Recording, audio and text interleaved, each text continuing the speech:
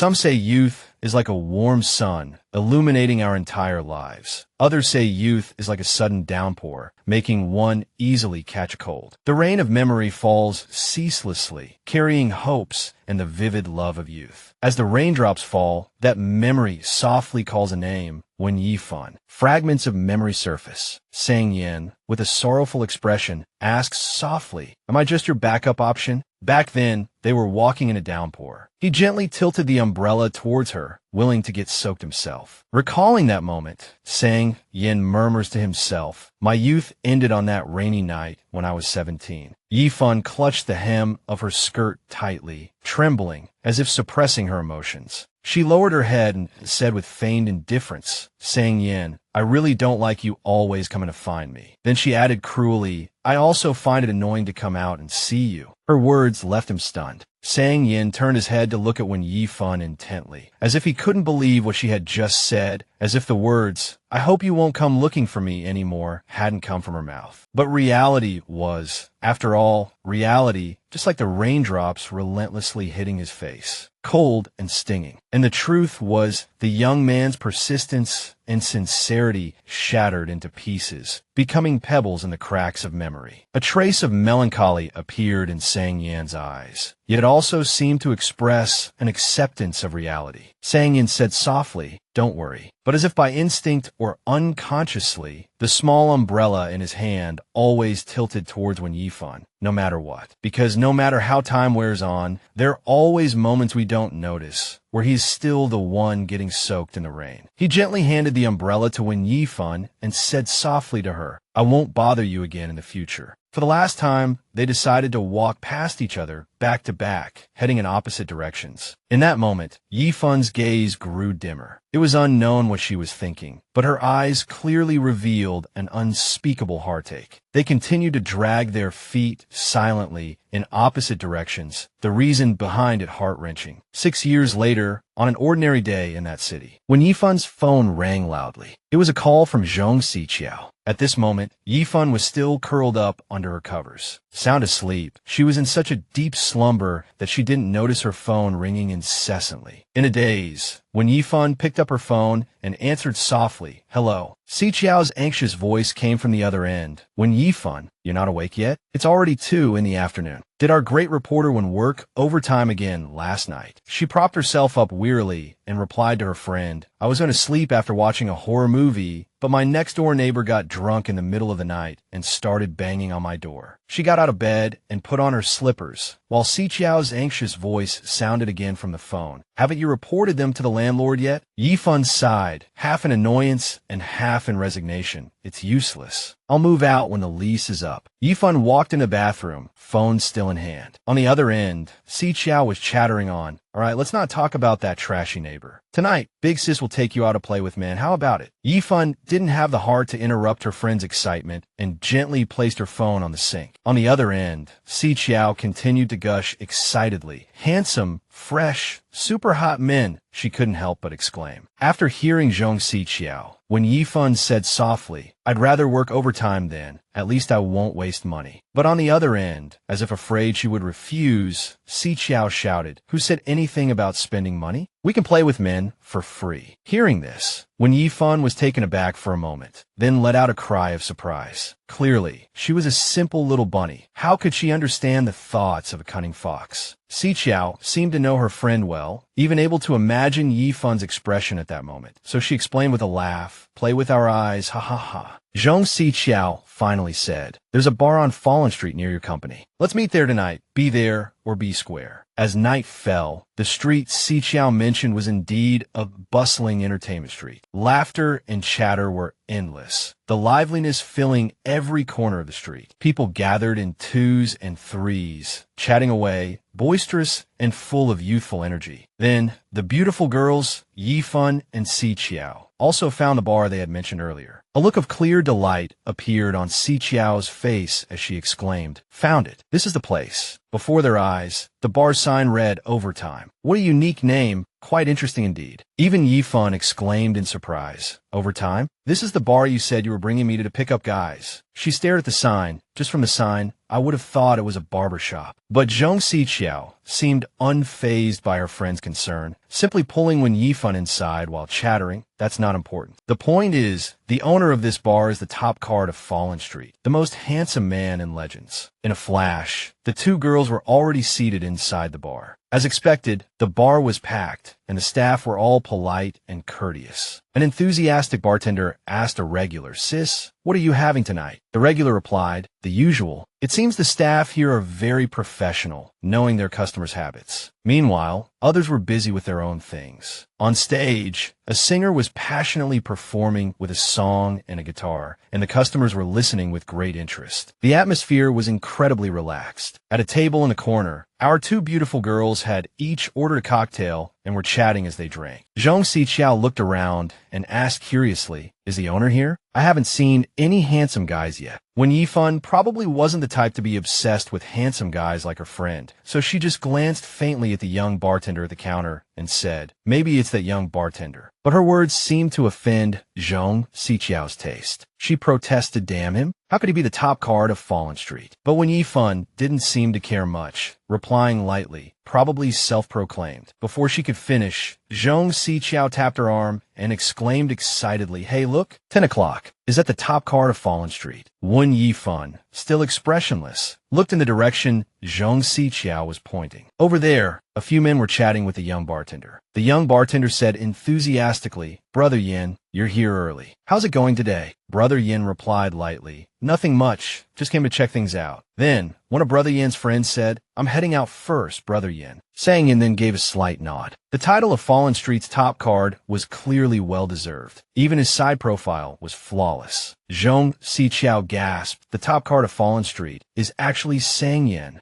As for Wen Yifun, her expression was one of utter shock. She was completely stunned, dumbfounded. She never dreamed she would run into him here. Her eyes took in his entire figure, and that scene replayed in her mind once again. That day, in the pouring rain, his melancholic voice echoed, "Wen Yifun, am I just your backup plan?" Then the image of him tilting the umbrella completely towards her, his reassuring voice sounding out. "Don't worry." The voice from the past seemed to echo into the present.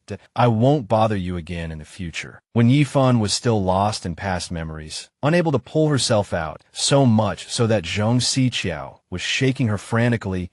Hey, Fan, do you remember?" Zhong Xiqiao's eyes were still fixed on Sang Yin as she exclaimed, "Your high school classmate from before you transferred." Sang Yin seemed completely unaware that he was the focus of the two girls' attention. Zhong Xiqiao's voice continued to ring in Wen Yifun's ear. "Didn't he used to pursue you?" Then suddenly, as if by some tacit understanding, Sang Yin turned his head and looked towards the seated Wen Yifun. Their eyes met, and Wen Yifun instinctively flinched. Unfortunately, as she recoiled, she bumped into a waiter carrying water for a customer. The waiter cried out, "Be careful." At the same time, there was the sound of a glass and tray falling. Even if they didn't want to, Wen Yifun and Zhong Xiqiao had clearly drawn the attention of everyone around them. The waiter who had been carrying the items said nervously, "Valued guest, I'm so sorry." Meanwhile, Zhong Xiqiao quickly added, "Oh no, it's all wet." Sang Yin glanced at Wen Yifun, who was bending down to deal with the spill, saying repeatedly, "It's okay, no need to apologize. I'll just go to the restroom to take care of it." After saying that, she left the table, walked past him, and headed for the restroom. She was now in the restroom, trying to wipe the water stain on her clothes with water and paper towels. But this only partially dealt with the stain. It wasn't enough. She threw the used paper towels into the trash and opened the door to leave. Just as when Yifun stepped out of the restroom, she immediately ran into the person she least wanted to see in this place. When Yifun was surprised to see him, she silently repeated his name in her mind, Sang Yin. She lowered her head in embarrassment, thinking to herself, how could he be here? There was only one way out of the restroom area, no way to avoid him. She had no choice but to stride past him, muttering to herself, it's been so many years. I hope he doesn't recognize me. Clinging to a sliver of hope, she deliberately tried to walk past him. So, she kept her head down and tried to pass by Sang Yin, hoping to avoid the kind of awkward eye contact scene you see in movies. But perhaps life wasn't going to go as she wished, because a second after she passed him, he called out to her, hey, She instinctively turned towards the sound, and at the same time, he tossed his jacket at her. She caught it reflexively. When she came to her senses, she was holding his jacket, and he was standing in front of her. Looking at him, Yifun thought he recognized me. After tossing the jacket to one Yifun, Sang-yin quickly stubbed out the cigarette he was smoking. With his usual indifferent expression, he slowly walked towards her and said, "Let's talk." The suggestion made her both surprised and worried. She muttered to herself with a face full of suspicion. Before she could agree, he spoke, "I'm the owner of this bar." Then he looked straight at her and continued, "My surname is Sang." This made her even more confused and worried, wondering, he's introducing himself. Did he not recognize me? Were you thinking, girl? It's only been a few years. How could you be so delusional as to think he wouldn't recognize you?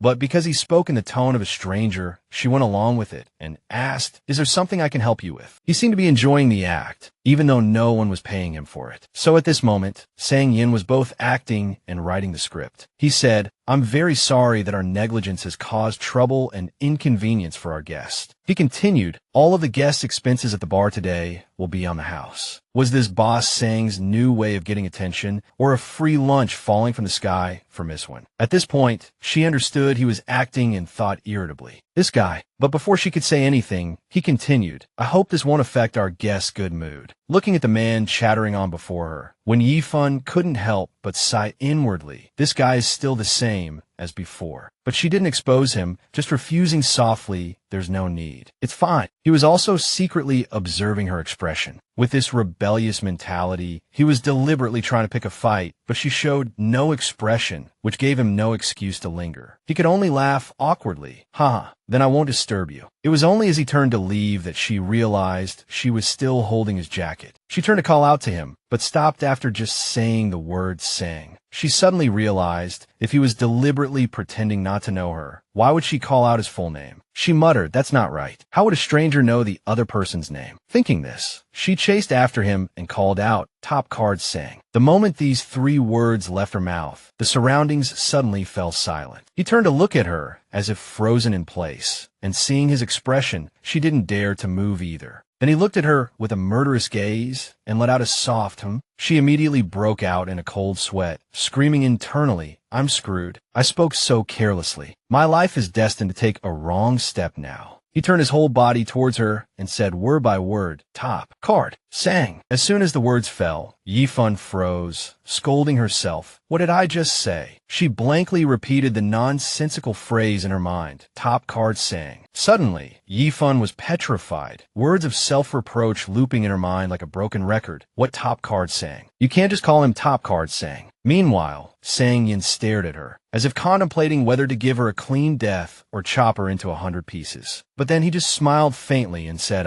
"So that's how it is." Yifun seemed surprised by his attitude and looked at him, puzzled. Sang-Yan's gaze was half mocking, half warning as he replied softly, "My apologies. This is a respectable establishment. Please conduct yourself with dignity." At this point, Yifun really wanted to swallow her words back because she felt so embarrassed, utterly mortified. Under Sang-Yan's teasing gaze, she could only keep her mouth shut, unable to say a word. But words spoken are not like text messages that can be recalled. Yifun clicked her tongue and thought, forget it. It's already been said. I won't see him again anyway. When Yifun forced a brilliant flower-like smile, struck her most charming pose, and feigned that Miss I'm doing just fine, blurting out, "Is that so?" What a pity. Now it was Sang-Yan's turn to be speechless. His sharp words couldn't counter her sweet talk, which seemed to leave him a bit bewildered. But before he could think of a comeback, when Yifun seemed to want to end the conversation, she handed his jacket back to him and said softly, "Your thing." A fleeting sadness flashed in his eyes, but he immediately regained his composure and retorted, "Aren't you happy to be wearing my clothes?" She looked blank, not understanding what he was getting at. Sang-Yin continued, "Although I'm not too sure, it seems I'm more famous than this bar." Sang-Yin tried to put on a bad boy face and said to her, "Take it home as a souvenir." When Yifun returned to the table and recounted what happened, Si Chiao immediately burst out laughing.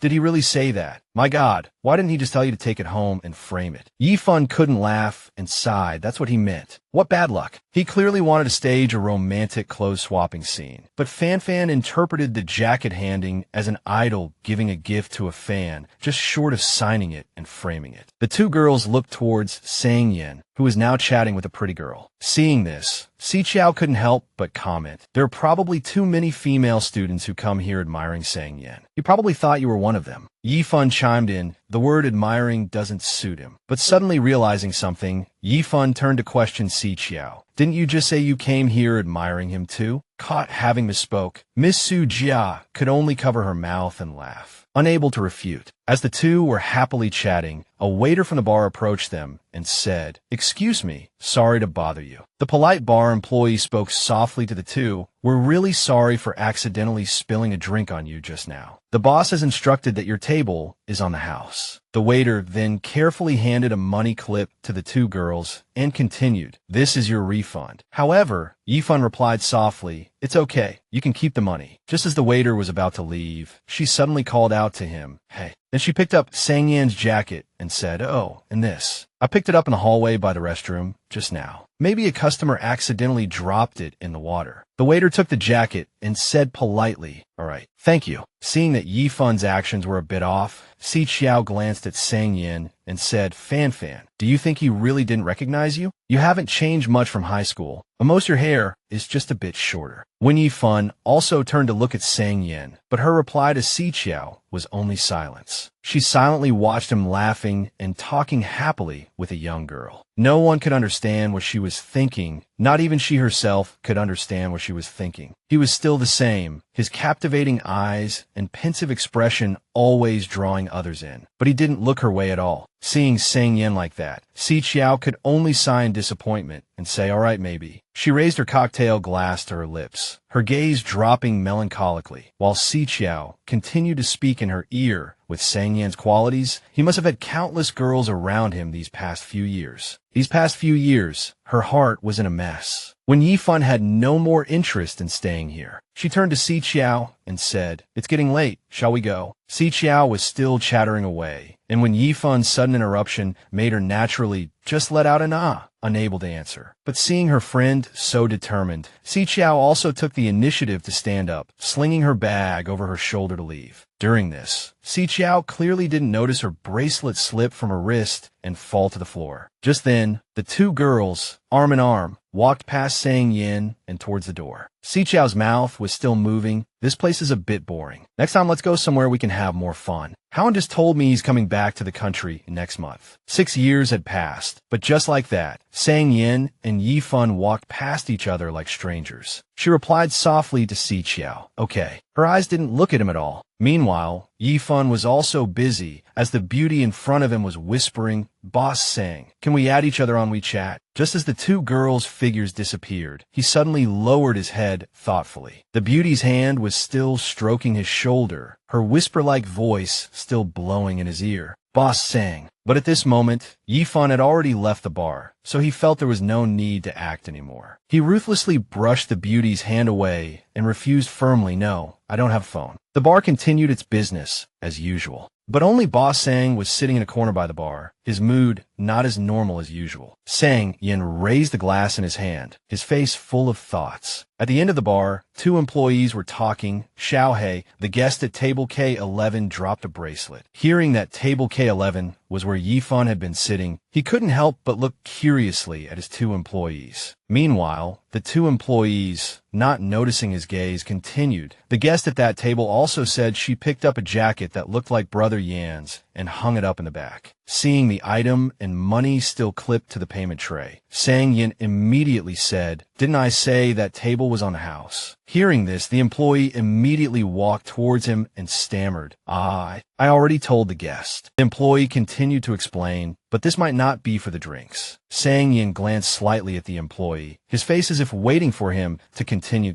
"Tea was too noisy just now. I might not have heard clearly." Sang Yin was still listening intently as the employee's words continued to explain. "The guest asked if her friend came here to see Brother Yin, and she said no. The last few words were the hardest to say, so the employee was clearly stuttering at this point. Then she said, It was to play. Sang-yin looked at his employee with an extremely puzzled expression, now completely focused on hearing the employee's retelling of the story. The employee lowered his head, his expression extremely awkward, and then continued to say to him a sentence that could shake the 3 realms and alter the 5 senses. So, this money might be for you. The fee for playing with a man. The sky was getting late and starting to darken, but it seemed to still retain the hustle and bustle of the day. At this moment, in Wen Yifun's office building, business was still ongoing, and it seemed everyone was trying to finish their work so they could leave. A colleague was handing a file to Wen Yifun, saying, Sister Yifun, I've organized the documents. If there's nothing else, I'll head out first. She replied happily, Okay, thanks for your hard work. At the same time, Yifun's phone on the desk was ringing nonstop. She was holding the file, about to open it, when she noticed her phone was still ringing. The moment she pressed the answer key and put it on speaker, Zhong Xiqiao's voice immediately burst out, as if she were going through the 81 tribulations. Fan, I'm dead. Xiqiao continued to wail on the phone. I'm really dead. The bracelet my dreamboat gave me is gone. Boo-hoo. I must have dropped it at Sang-Yan's bar last night. Then Xiqiao pleaded, Can you help me go back and ask after you get off work? The place I live is too far from Fallen Street. Yifun sighed and agreed, Okay, don't worry. I'll go check for you after work. Despite having sworn yesterday never to come back, when Yifun still returned to this crowded and noisy street today, the bar was as bustling and clamorous as ever. Upon entering, Wen Yifun headed straight for the bar to ask. A staff member quickly came over to greet her. Good afternoon. What would you like a drink, miss? But Wen Yifun was in no mood to sit and enjoy a drink. She got straight to the point. Hello, I was here with a friend last night and lost a bracelet. I was wondering if the bar found it. The staff member immediately replied, Yes, we did. Please wait a moment. With that, he turned to start looking. However, after rummaging through the drawer for a while without finding the bracelet, he asked his colleague Hizwa, who was standing nearby, Where's that bracelet you found last night? I can't seem to find it. The employee named Hizwa replied, Could Sang-Yin have taken it? The 2 staff members continued their discussion. What would Sang-Yin want with it? I don't know. Witnessing this, Wen Yifun couldn't help but feel puzzled, thinking to herself, Sang-Yin? After confirming the bracelet wasn't in its usual spot, the staff member turned back to Wen Yifun and said, I'm sorry, but lost items here are usually kept by our boss. He's not here right now. You can leave your contact information, and we can mail it to you. Or, if you'd like, I can give the boss a call right now. Seeing this, she quickly said, That's not necessary. I'll just leave my contact information. Clearly, she didn't want to get entangled with him, leading to future encounters. Hearing her say that, the staff member handed her a slip of paper and said, All right, please write it here. She immediately picked up the pen and quickly scribbled it down. Afterward, she handed the note with her contact information to the bartender, saying, I'll have to trouble you to help me find it then. She continued, If you find it, please call this number. But before she could finish her sentence, the note with her information was swiftly snatched away. Startled, Wen Yifun looked up. Sure enough, who else could it be on this turf but the boss, Sang-Yin? She looked at him in surprise as Sang-Yin read the information on the paper and said, Still haven't given up, huh? Then he stared at her meaningfully, his eyes full of insinuation. Wen Yifun, still surprised, continued to stare at him blankly. After reading the phone number, Sang-Yin slapped the note onto the bar. He leaned closer to her and said with a provocative gaze, Made a special trip just to give me your contact information? She remained silent, not answering. However, the closer he got, the more she shrank back, as if it were a purely instinctive reaction. Immediately after, Sang-Yin pulled out a chair next to her and sat down. He swiftly picked up a bottle of liquor from the bar, then tilted the bottle, pouring the amber liquid into a glass. The glass was filled with ice. He pushed the drink toward her, all of which left Wen Yifun feeling extremely bewildered. Sang-Yin picked up the glass, looked at her intently, and said in a mocking tone, How would you like me to entertain you? A sense of irritation began to well up inside her, and she cursed inwardly. This guy. She recalled the moment yesterday when he had looked at her with that half-mocking, half-joking expression. Excuse me, this is a respectable bar. Please have some self-respect. At the time, she wasn't one to back down either. She had revealed her beauty with a velvety, smooth smile and said, Is that so? What a shame. Recalling that embarrassing scene, Wen Yifun couldn't help but feel ashamed. She thought to herself, Does he think I'm some plaything he can flirt with whenever he wants? Wen Yifan strove to regain her usual composure and said to him, "No, thank you. I'm here to help find a bracelet. I heard that lost items are kept by the boss." It was as if she wanted to tell him, "I've already made myself clear, and leaving my contact information isn't some ploy to hit on you."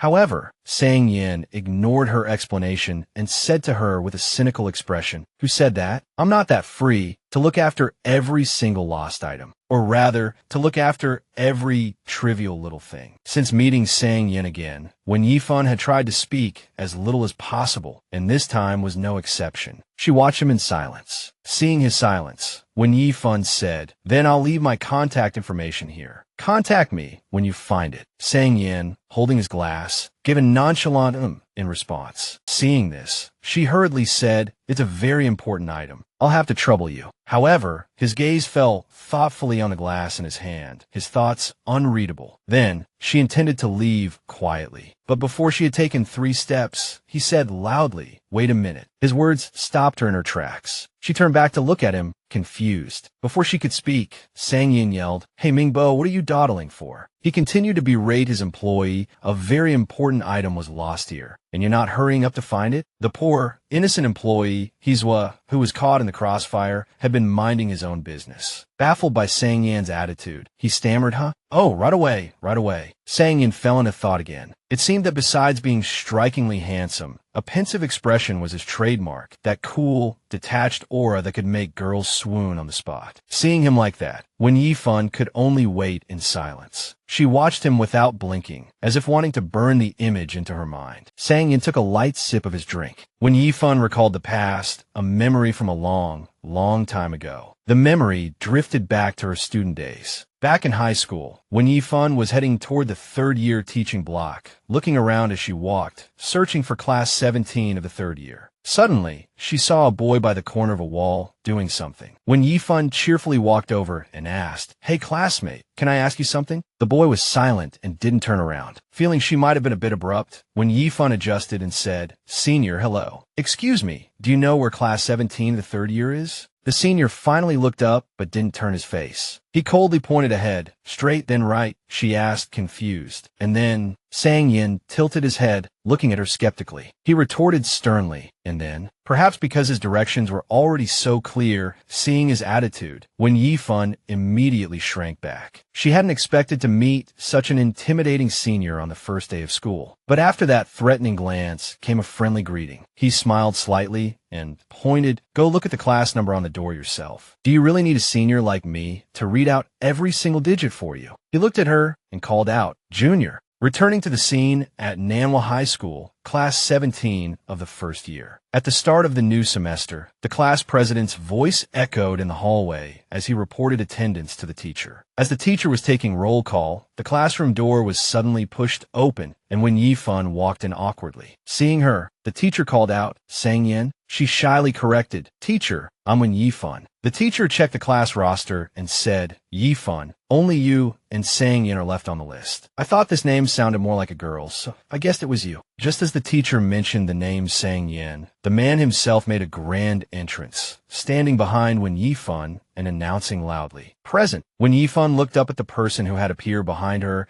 and was suddenly struck. Isn't this the person who just gave her directions? He was a new student, and coincidentally he was in her class. Sang Yin glanced at Wen Yifan, his expression cold and distant, showing no extra emotion, and he immediately turned to the teacher, saying, "I'm sorry, teacher. I'm late." Seeing that the last student on the list had finally arrived, the teacher confirmed, "So you're Sang Yin?" He nodded, "Yes, teacher." She looked at the two of them and asked, "Why are you late on the first day? Did you two come together?" Sang Yin nonchalantly rubbed his head and neck, replying in an extremely arrogant tone, "No. My dad didn't realize I'm in high school now and dropped me off at my middle school." Sang Yin's frank confession, coupled with his nonchalant tone, plunged the entire class into a stunned silence. Then, it triggered a burst of laughter from the whole class, and even the teacher couldn't maintain a serious expression and laughed along. Meanwhile, Sang Yin and Wen Yifan stood there like two clowns, questioning their existence. The teacher quickly regained her composure and said, "You two go on in and take the empty seats in the back." After Sang Yan's grand entrance, the class gradually quieted down. The teacher began her standard introduction. "Let me introduce myself again. I'm your homeroom teacher for this year. My name and phone number are on the blackboard. You can jot them down. Preview your textbooks for now. I'll be back in a bit." The moment the homeroom teacher stepped out the door, the classroom immediately became as noisy as a wet market. Su Haoan leaned back,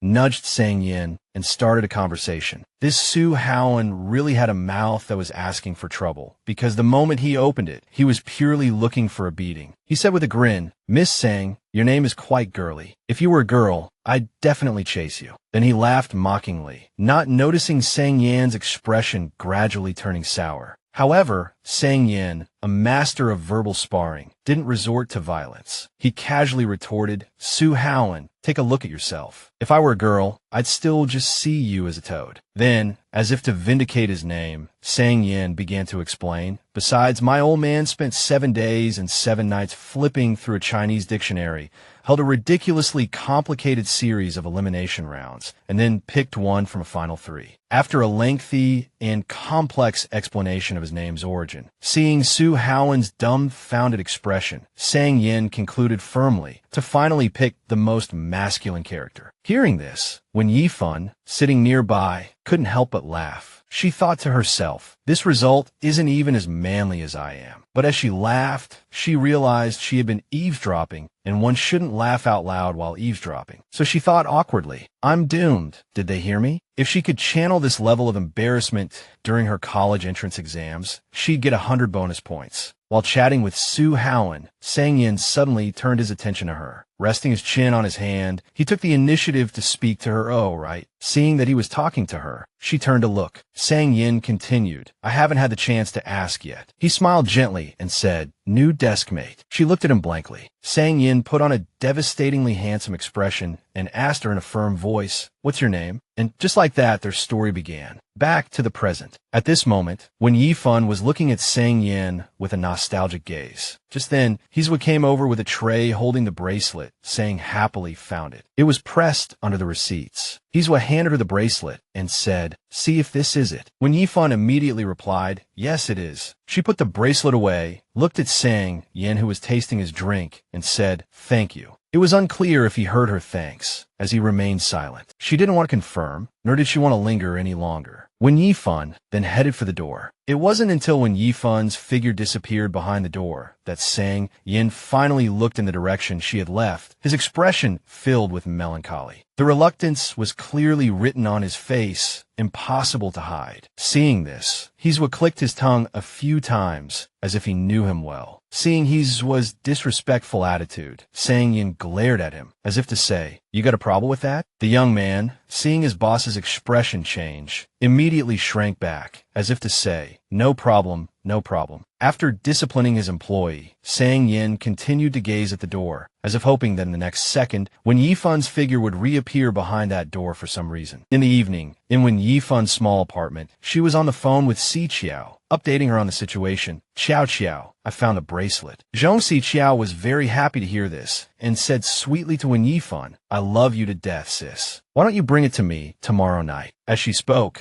she remembered something good and shared it with Wen Yifun. "I won tickets to the Huaibei District's New Year's Eve fireworks show tomorrow night. You should come too." Wen Yifun, while drying her hair, replied to Si Qiao, "I can't tomorrow night. I have to cover the live broadcast of the fireworks show for the TV station, but it's over at Dongju Plaza." On the other end of the line, Wen Yifun could hear Si Qiao sigh. "You have to work overtime again." "All right then, we'll meet up another day. Get some rest early today, okay? That's all for now, bye." Wen Yifun gave a soft as a farewell. Suddenly, there was a noise from outside Wen Yifun's apartment door. At this moment, a troublemaker was banging loudly on her door. Caught off guard, she immediately looked toward the door with alarm. The perverted drunkard was standing outside her door, pounding on it forcefully, his voice slurred with hiccups and drunken words. "Hey, beautiful, do me a favor. My toilet's broken. Can I borrow your shower?" This was perhaps not the first time this harassment had occurred. She pressed her lips together worriedly, thinking, it's him again. He probably knew she lived alone, so he said stubbornly, "I know you're in there." He was like a hyena that, once it has its eyes on its prey, will not stop its pursuit. The knocking continued to sound loudly and incessantly, with no one coming to her aid. When Yifun, standing by the door, instinctively backed away, her heart filled with anxiety. Then, quick as a flash, she ran to the table to grab her phone. The drunkard was still outside, pounding on the door like a madman, as if trying to break it down. She didn't hesitate to dial 110 for help. Someone answered quickly, and she said in a panic, "Hello, 110. The pounding on the door didn't stop. She said without hesitation, "I want to report crime." The next day, at Namwa TV station, in a thriving work environment, the clamor of voices was one of its defining features. Seeing her pale face, her colleague Su Tian came over and asked, "Yifun, you look so pale. Didn't you sleep well last night?" Hearing her colleague's concern, she gave a soft and then answered hesitantly,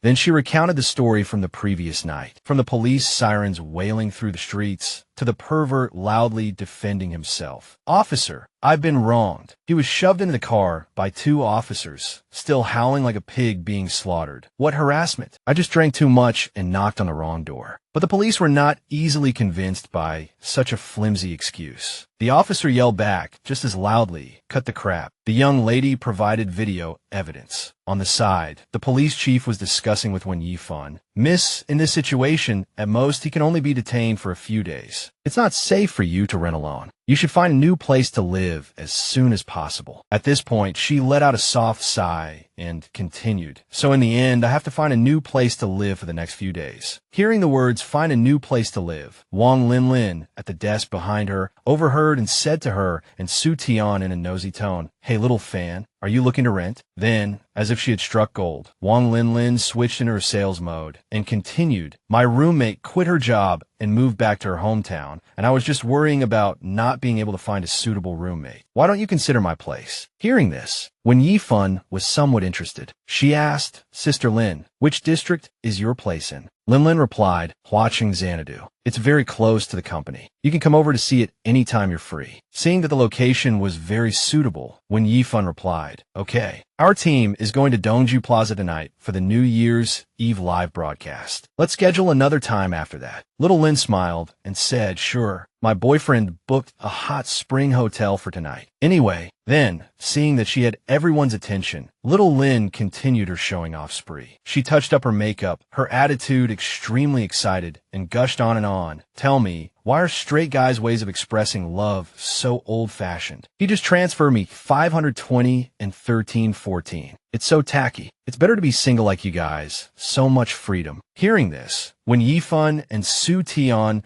probably both started to feel sick from this greasy and disgusting way of showing off. Su Tian whispered to her, "Here she goes again. Here she goes again." The scene switches to Dongju Plaza. It was the evening of the last day of the year, and the plaza was packed with people everywhere, with laughter and conversation filling the vast space. The place was decorated with twinkling lights, extremely eye-catching. The Nanwa TV station's broadcast van had arrived here early. When Yifun was in a group with Fu Zhuang, she handed him the walkie-talkie and said, "Fu Zhuang, I'm going to the restroom. Can you hold this for me?" He took the walkie-talkie from Wen Yifun and said, "Okay." The plaza was too crowded tonight, so the restrooms were also overloaded and a long line had already formed outside. Wen Yifun was also one of those waiting outside the restroom. While in line, she was texting on her phone. Suddenly, a message came in. Looking at her phone, she saw the sender was Qiao Qiao. The screen displayed Si Qiao's message. She texted, "I'm shocked. Sang Yin actually sent me a WeChat message, although it seems to be a mass text." Below was a screenshot from Si Qiao. The picture Si Qiao sent her showed the 4 words, "Happy New Year," that Sang Yin had sent to everyone. When Yifun's expression suddenly dimmed, she opened her contacts and started searching. When Yifun thought to herself, "Come to think of it, I think I have Sang Yin on WeChat too. It's just that we haven't spoken in years." She typed in Sang Yin's name. The chat window was empty. She thought, "I didn't even receive the mass text. He probably deleted me, right? Huh." Her fingers tapped as she prepared to write a message. She thought to herself,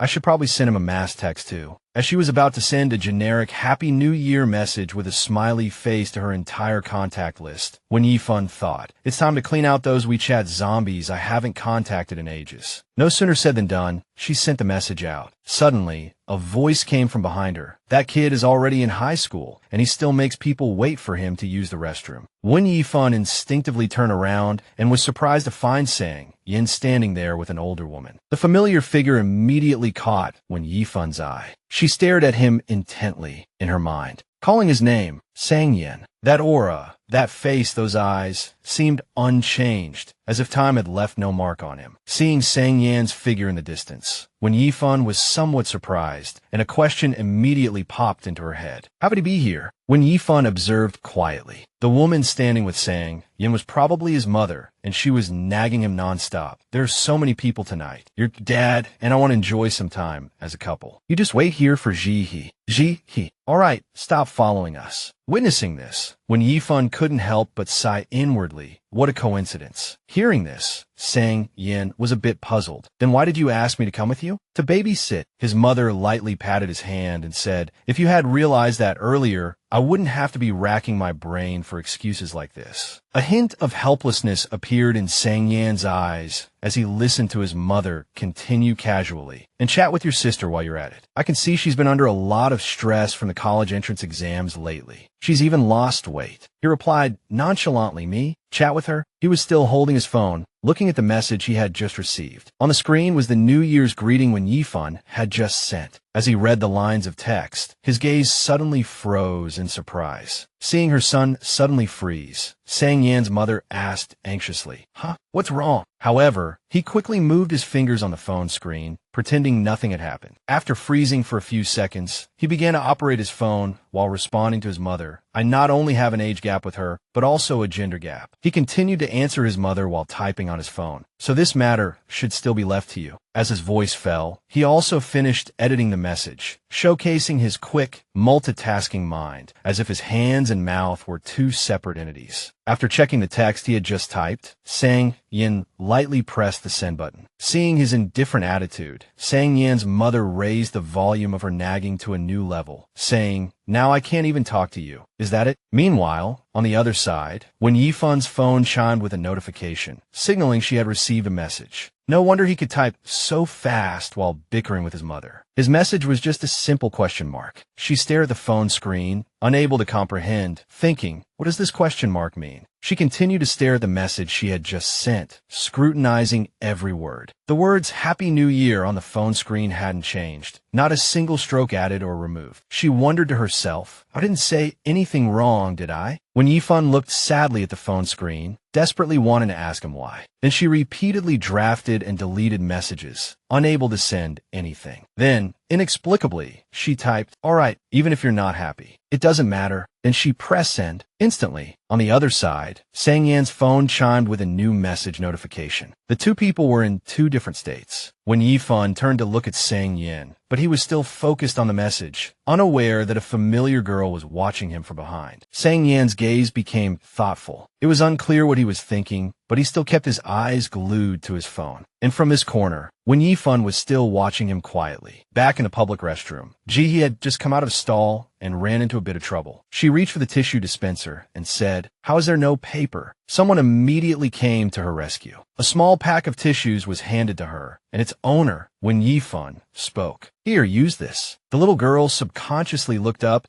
and said softly, thank you, sister. But when she raised her head, she froze for a moment, seemingly recognizing Wen Yifun. Wen Yifun replied politely, you're welcome. After speaking, Wen Yifun went into the restroom, while the little girl still curiously peeked at her. After washing her hands, Ji ran to Sang Yin, calling out, brother. Then she turned her head, pointed in the direction of the restroom, and told Sang Yin, I think I ran into someone I know. Sang Yin also looked in the direction his sister was pointing, but Wen Yifun was clearly no longer there. Meanwhile, back in Wen Yifun's world, she had just walked out of the restroom when Fu Zhuang waved and called out to her, Jia. Over here. As Wen Yifun approached, Fu Zhuang's voice trembled as he jokingly complained to her, if you'd been a step later, you would have only seen my frozen corpse. Hearing her young colleague complain about the cold, Wen Yifun immediately reached into her pocket and quickly took out a hand warmer, saying, here, put this in your pocket to warm your hands. I brought several. Fu Zhuang exclaimed happily, oh, thank you, beautiful. As he warmed himself, he asked, "Yeah, do you think making a wish on the fireworks works?" When Yifan immediately replied, without a second thought, "It's useless." Fu Zhuang sighed and continued, "I just want to wish for a girlfriend next year." When Yifan replied indifferently, "That's even more useless." Hearing this, Fu Zhuang felt his heart shatter. He couldn't hold it in anymore and cried out, "Wah, Sister Yifan, how could you say that? Then I'll make a smaller wish, like growing a tiny bit taller. That should be fine, right?" Then Fu Zhuang looked ahead and continued, "Just as tall as that guy over there would be enough." The square in front of Wen Yifan was still teeming with people, but the one who caught her eye was still Sang Yin, standing out exceptionally in the crowd. She stared at him intently, as if her entire world had shrunk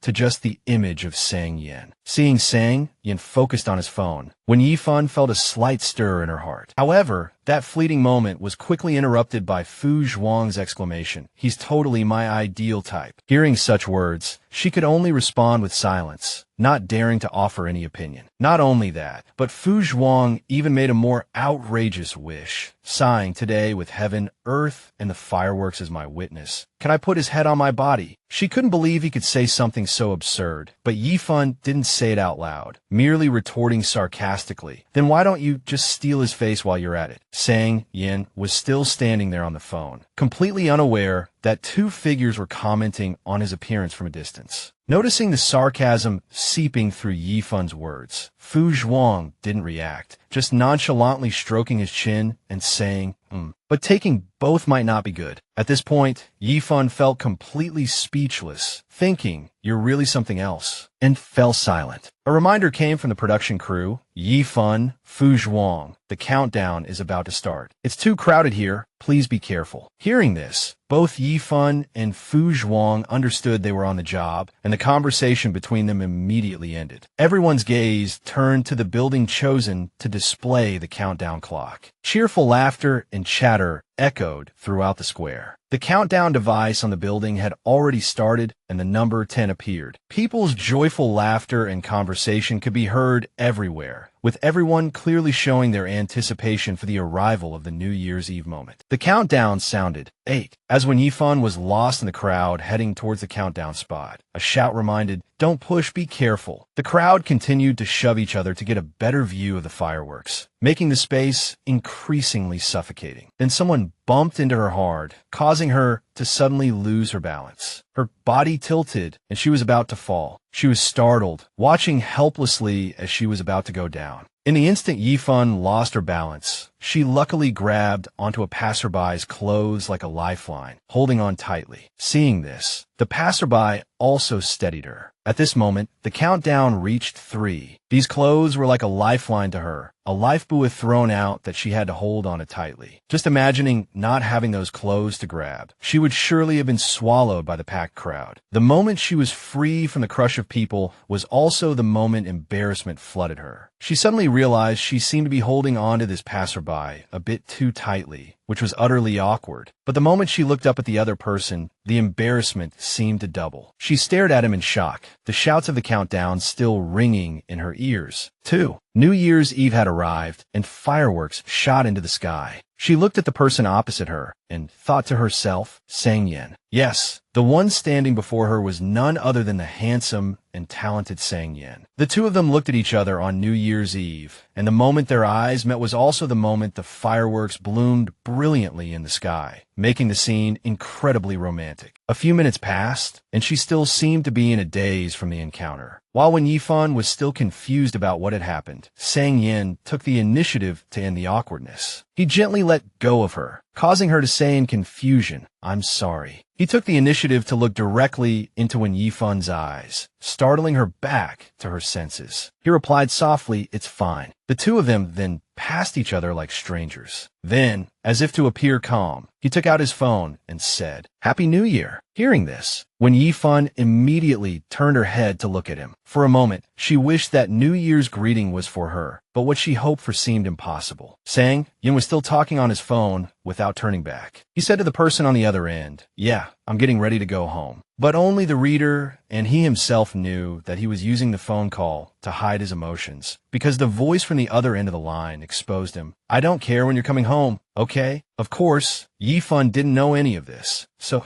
she could only watch as retreating back sadly. As when Yifan stood behind sadly, watching Sang, Yin seemed so preoccupied. She secretly comforted herself. I'm still wearing a mask like this. He definitely couldn't have recognized my face. So when Yifan had no choice but to turn and leave, the two walked off in different directions, as if there had never been any intersection between them at all. But apparently, nothing was unintentional or unnoticed. After taking a few more steps, Sang Yin slowed his pace, and then he stopped. The voice on the phone continued. Why are you talking so weirdly today? But thanks anyway, my brother. Happy New Year to you too. When Yifan's figure was already far in the distance, so far that she could no longer hear him speak, Sang Yin glanced back at her retreating figure, but continued talking to the person on the phone. Thanks for what? Immediately, the friend on the other end laughed jokingly. Isn't this your son giving his dad a blessing? Sang Yin replied coldly, don't flatter yourself. So it was obvious that the New Year's greeting was for someone else. This blessing was like something carried on the wind, sent to Yifan, yet pretended not to be sent. Such a contradictory emotion. Seemingly not wanting to chat anymore. Sang Yin abruptly ended the call, leaving his friend on the other end baffled. Not talking to you anymore. He hung up the phone and then put it in his pocket. He left silently, but a faint, almost imperceptible smile appeared on his face. Let's continue with Sang Yin and Wen Yifan's story. The next morning, in Huaqing Xanadu, amidst rows of beautiful high-rise apartment buildings, Wen Yifan and a female colleague went to see a new apartment. A voice introduced the apartment. This apartment has 3 rooms, but the landlord is only renting out 2. One is a storage room and will be permanently locked. As Wen Yifan looked around the apartment, her colleague continued, kitchen, dining room, balcony, all the necessary facilities are here. Let's check out the rooms first. She glanced around. The space was indeed nice. Her colleague continued the introduction. This apartment is 2,000 yuan a month and will split the utilities. Do you think that's okay? After looking at the whole apartment, Wen Yifan thought for a moment and said, I think it's a bit expensive, but the apartment's condition is very good. Seeing the hesitation on Wen Yifan's face, her colleague understood the issue. However, she wasn't the least bit uncomfortable. Instead, she cheerfully put an arm around Wen Yifan's shoulder to comfort her. It's okay. Think it over carefully. Moving is a big deal, after all. After speaking, she said to Wen Yifan, time flies. It's already dinner time. Let's go grab some dinner. I'm starving. Wen Yifan naturally agreed to go along. On the way to eat, her colleague turned and asked Wen Yifan one of those questions only women care about. Hey Xiao fan, what shade of lipstick are you wearing today? It looks so good. Wen Yifan was taken aback for a moment, then replied, I'm not wearing lipstick today, but I usually use. Before Wen Yifan could finish, her colleague quickly cut in. Not wearing any? We're both girls. Can you be a little more honest? After saying this, her colleague's phone, whether intentionally or not, suddenly rang. Seeing the caller ID was her boyfriend,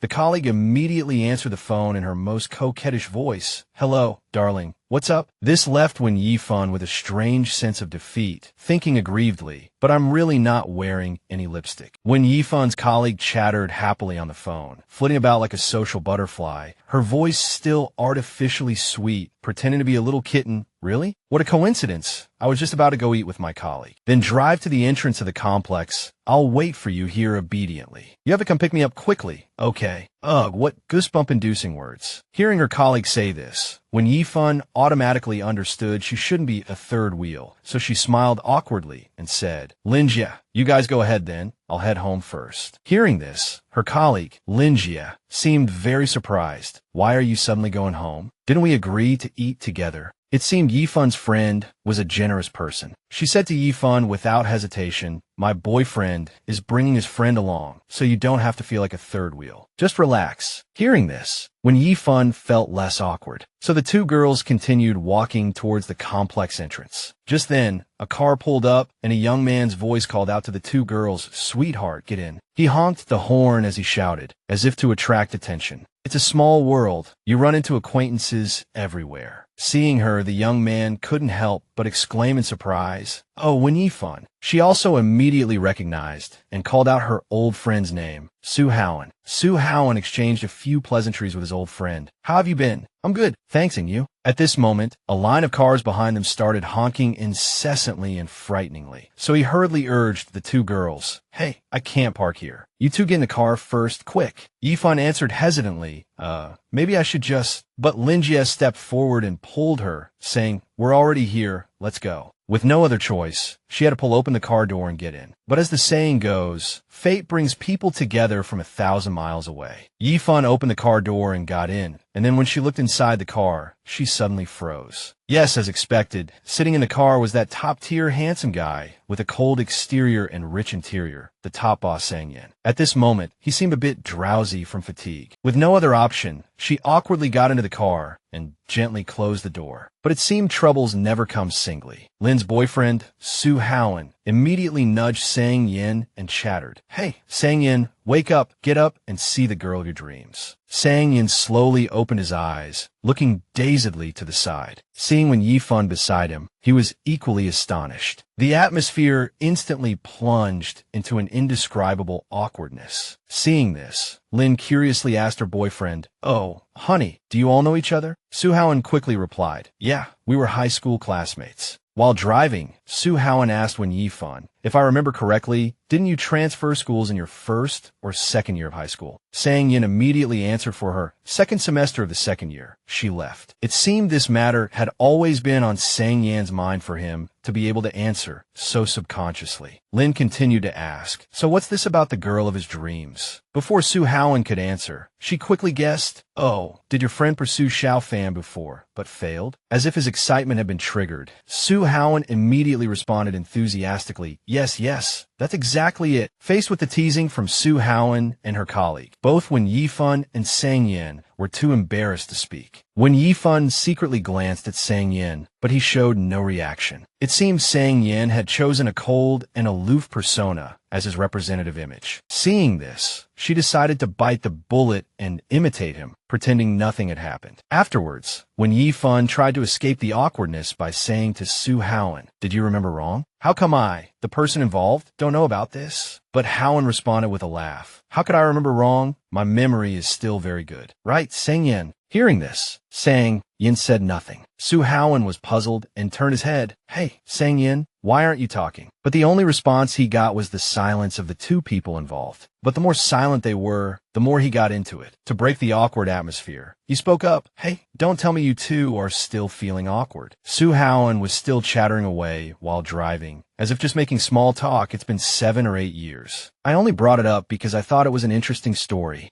Howen's voice continued steadily. Sang Yin, don't tell me you're still not over it. But Yifan didn't seem to be paying much attention. She was silently lost in thought. Sang Yin was the same. Both he and she were immersed in their own thoughts. After several of my not-so-funny jokes received no response from Sang Yin, Howen knew he was being snubbed. He said quietly, All right then, not knowing what else to say to break the icy atmosphere. Seeing that Sang Yin still wasn't reacting, he turned to Wen Yifan and said, Wen Yifan, don't mind Sang Yin too much. Then, glancing at the wooden Sang Yin, Howen continued, You know what he's like, always looking down on everyone. As if belittling his best friend wasn't enough, Howen exaggeratedly continued, He's probably thinking in his heart right now that you were blind not to choose him back then. The small talk drifted by blandly, leaving only the sound of the engine in the wind. Soon, they arrived at the restaurant where everyone had arranged to have dinner tonight. A noisy clamor filled the restaurant lobby. It was indeed a reunion of old friends, and the atmosphere was extremely crowded and lively, with many people that made Wen Yifan a little shy. Friends who hadn't seen each other in a long time greeted each other happily, shook hands, and then quickly took their seats. But only Wen Yifan hadn't chosen a seat yet. By the time she came to her senses, there was only one empty seat left, right next to Sang Yin. Although she didn't want it all, she had no choice but to walk over to Sang Yin and sit in that chair. But before Wen Yifan could even sit down properly, a friend next to them immediately spoke up. Sang Yin, you're not being a good friend. How did you suddenly get a girlfriend? This friend's words left both of them stunned. Wen Yifan, who was already shy, was now even more embarrassed. She seemed truly flustered by the teasing. Luckily for Wen Yifan, Howen, who was sitting opposite her, spoke up to clear the air. Qian Fei, what nonsense are you spouting? Does a fool like Sang Yin deserve Wen Yifan? They don't match at all. You probably don't know, but she was a famous beauty in high school. Didn't you also study in Nanwu? But Qian Fei now looked at Wen Yifan carefully and then exclaimed, "Oh, so it's Wen Yifan." Qian Fei continued to display his extremely low EQ, saying, "I saw your picture on Zhang Xiqiao's Moments. We were classmates before." Being recognized, Wen Yifan was extremely embarrassed and didn't know what to do besides nodding and greeting repeatedly. But perhaps in that moment of everyone's merriment, no one noticed Sang Yan's face growing darker and darker. The close old friends immediately turned the place into a wet market. One person shouted, "Oh my God, Fatty is blushing. How strange." Another said, "That's just how he is. He can't speak whenever he sees a beautiful woman." Another friend quickly chimed in, "Hey, Fatty, aren't you afraid your girlfriend will kill you?" After that, everyone burst into laughter, creating a boisterous scene. After a while, Wen Yifan and Linjia went to the restroom together to wash their hands. As they were tidying their clothes and touching up their makeup, Linjia said to her, "Hey, Wen Yifan, that's saying Yin has such good qualifications, and you still rejected him back then. Your standards are too high." Then Linjia continued obliviously, "But looking at him just now, I can easily guess that he has no feelings for you anymore." Suddenly, Wen Yifan, who was drying her hands, interrupted her. "Linjia." She tried to sound nonchalant, saying, "I still have a draft to write. Could you please tell my friends for me that I'm leaving first?" Linjia called out, somewhat surprised, "It's just a meal. It won't take much time." Wen Yifan smiled awkwardly and replied, "It's very urgent, Jia. I'm still in my internship period. I don't dare to delay." Hearing Wen Yifan say this, Linjia didn't pay much more attention. She said while powdering her face, "All right then, be careful on your way." After announcing her departure, Wen Yifan walked into the hallway, preparing to leave. Unexpectedly, at that very moment, the door to the men's restroom suddenly opened. A tall figure walked out, startling her. It seemed Sang Yin had also recognized her. At this moment, it was truly a case of enemies on a narrow road. Even a trip to the restroom led to a run-in. Yifan felt she could no longer hide. Standing before him, she spoke hesitantly, "Long time no see." To her, it was just a classic polite greeting, but to Sang Yin, it might have been a deeply meaningful taunt. He repeated coldly, "Long time no see." His dangerous tone left Yifan confused, wondering if her words had offended 18 generations of his ancestors. Sang Yin approached her with an oppressive aura and said coldly, "We haven't seen each other since New Year's Eve, which was only a few days ago. Is that so long for you?" He kept staring at her with a mocking gaze, a deadly smile playing on his lips as he continued, "A few days apart doesn't need to feel like an eternity, does it?" When Yifan was a bit surprised at this moment, thinking that New Year's Eve he recognized me, but as soon as she thought this, she felt wronged. Indeed, she unconsciously pouted, thinking he recognized me, but pretended not to. What a grudge holder. But looking at his smug, punchable face again, Yifan grew even angrier, continuing to curse him in her head. "And now he's putting on this act of not knowing me again. How interesting." But despite her inner fury, on the surface, Yifan was still trying to present the gentlest side of a well-bred lady. She said, "No, I just thought you didn't recognize me." With a smile as light as an autumn breeze, Yifan continued, "After all, I was wearing a mask that covered almost my entire face. I didn't expect you to have such sharp eyes." Sang Yin repeated her words expressionlessly. Sharp eyes? Meanwhile, Yifan felt she had been quite eloquent, smiling happily like a kitten showing off its victory. But life wasn't easy for her. Just as Yifan was happy about thinking she had the upper hand, Sang Yin sighed heavily and said to her, "Ah, sorry to let you misunderstand." She looked at him, confused, as he continued, "I didn't see you. It was my sister who recognized you." Seeing Yifan stunned, Sang Yin launched his next attack. "She said you were staring at me the whole time." At this moment, Yifan's triumphant face instantly fell. But how could she admit defeat? After thinking for about 2 seconds, she immediately counterattacked. Yifan continued to wear a brilliant smile and replied to Sang Yin, "Oh, that must be it, because everyone around was talking about you." Hearing her say this, Sang Yin felt a bit confused. Seeing that expression on Sang Yin, the beauty decided to deliver the final blow, saying, "They were saying your zipper was down. Game over." As a result, Sang Yin's health bar was depleted with no strength left to resist. But when Yifan Fun seemed to know when to quit while she was ahead. After knocking Sang Yin down, she ended the battle to prevent him from having a chance to counterattack. So she made an excuse to retreat. Yi Fun said with a fake smile, "Let's talk later. I still have some work to do, so I'll head back first." As Yi Fun spoke, her feet were already moving, trying to escape the scene quickly. But the heartthrob Sang Yin didn't let her get her way. The moment she left, he suddenly called out, "Hey!" A loud and unexpected shout. Yi Fun turned back, bewildered. Sang Yin coldly asked her a question that seemed completely unrelated. "Do you remember where Su Haoen's car was parked just now?" Stunned by his cold aura. Seeing when Yi Fun nod subconsciously, Sang Yin didn't think much of it and said, "All right, you lead the way." Then, the two of them headed to the parking lot together. When Yi Fun was in luck and quickly found Su Haoen's car parked in a corner. Sang Yin took out the remote key and pressed the unlock button. When Sang Yin saw Su Haoen's car, he immediately said to Wen Yifan, "Thanks, goodbye," then opened the car door, sat inside with a cold expression, and left a bewildered Wen Yifan standing there. However, the Gossip Squad's luck was just too bad today. It was as if Wen Yifan hadn't checked the almanac before leaving the house this morning, as a string of misfortunes followed her all day. For instance, right now, the ride-hailing app on her phone showed that there were no cars available nearby.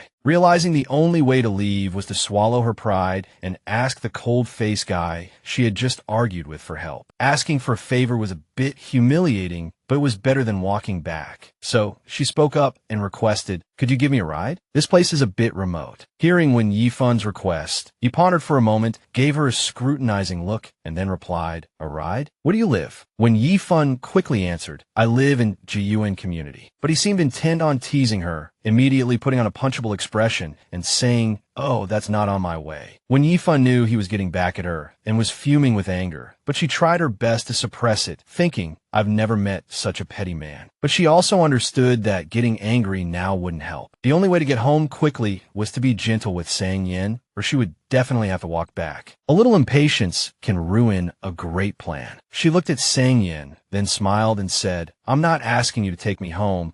Just drop me off at the nearest subway station. When you're under someone else's roof, you have to bow your head." Seeing her humble herself like this, Sang Yin looked straight at her, sizing her up covertly. When Yifan put on a cute, kitten-like look and continued to curry favor with him. "This is such a bother for you." He sighed, then said to Wen Yifan, "All right, get in." The two of them set off together. Outside the car window were streets bustling with traffic and the harsh sound of horns. But inside the car, neither of them said a word. The traffic was congested, with rows of cars lined up bumper to bumper. Both he and she ignored the honking outside the window. As if by tacit agreement, neither of them spoke. Although the atmosphere in the car was not very comfortable, but she had no other choice. Wen Yifan sat there with nothing to do, feeling quite awkward, so she looked out the car window to ease the awkwardness between them, a thoughtful look on her face. Then, she secretly turned her head to look at Sang Yin. He was the same as always, his expression so cold it could freeze one's gaze. She lowered her eyes, sadly, thinking of the past. Vague thoughts pulled her back in time, back to a school day at Nanwa No. 1 High School, when the bell rang for the end of class, and students poured out of the classrooms like a disturbed swarm of bees. The Su Haoen of the past wasn't as handsome as he was now. From top to bottom, left to right, he looked like a devil-may-care slacker. At this moment, Su Haoen was resting his chin on one hand, saying as if telling a joke, "You two are really something else, both late on the first day of school, and both at the bottom of the class in the monthly exam." Su Haoen sat opposite Wen Yifan and Sang Yin. With a knowing look, come to think of it, Wen Yifan is an art student who got in through an interview, and Sang Yin is bad at liberal arts. So how could he have gotten into Nanwa No. 1 High School so easily? Feeling unfairly criticized, Sang Yin's face flushed with anger, but he held back his temper and explained gently, "Su Haoen, didn't you see I got full marks in math, physics, and chemistry?" After speaking, Sang Yin glanced at Wen Yifan's test paper. Noticing this, Wen Yifan immediately covered her paper. She put on the air of a top student and said to him, "Looking at my test paper is useless. You have to find your own mistakes to improve." Sang Yin laughed mockingly and said, "Find my mistakes? My test paper doesn't have that many red X's." So strict with others, yet so lenient with himself. Looking at her own test paper covered in red ink, Wen Yifan felt helpless. She reorganized the stack of papers, but it seemed useless, as being a poor student was already her label. Sang Yin glanced at Wen Yifan's scores, paused, and then continued. Our scores aren't that far apart. He hesitated for a moment, then said, how about we apply to the same university? He looked at her and asked, okay. The Sang-yin of that time had eyes full of warmth and anticipation, a stark contrast to his current indifference. She looked back at him, confused. That year, when Yifun never answered Sang-yin's question, the car continued to move forward in silence. Reality pulled her back from the scenes of the past. She glanced out the window and exclaimed, I think I missed my stop. Can you let me out up ahead? But his stubborn temper flared up again, and Sang-yin replied coldly, am I your chauffeur? When Yifun asked reluctantly, then where are you planning to drive to? With the same cold attitude, he answered curtly, you're home. He clearly cared so much about her, yet he had to pretend to be indifferent. Wasn't this stubborn guy tired? Soon, Sang-yin's car stopped in front of Wen Yifun's apartment building. Wen Yifun got out of the car immediately, not forgetting to thank Sang-yin politely. Thank you so much. I'll treat you to a meal some other day when I'm free, as a thank you. Sitting in the car, a smirk played on Sang-yin's lips, and his argumentative mouth started to itch again. Treat me to a meal? Are you in such a hurry to see me again? When Yifun was truly speechless, she thought to herself, my God, he must have been very popular when he was a top student back then, able to read so much into a single sentence. But did what I said at the bar a few days ago make him misunderstand? I need to explain it seriously. The moment I take a step back, he pushes his luck. Fine, my name is Yifun, and I suppose I should value peace in all things. So she smiled and said gently, I misspoke at the bar the other day. Please don't misunderstand my meaning. Sang-yin immediately asked, which part? He looked at her teasingly and said, oh, so you're disappointed? At this point,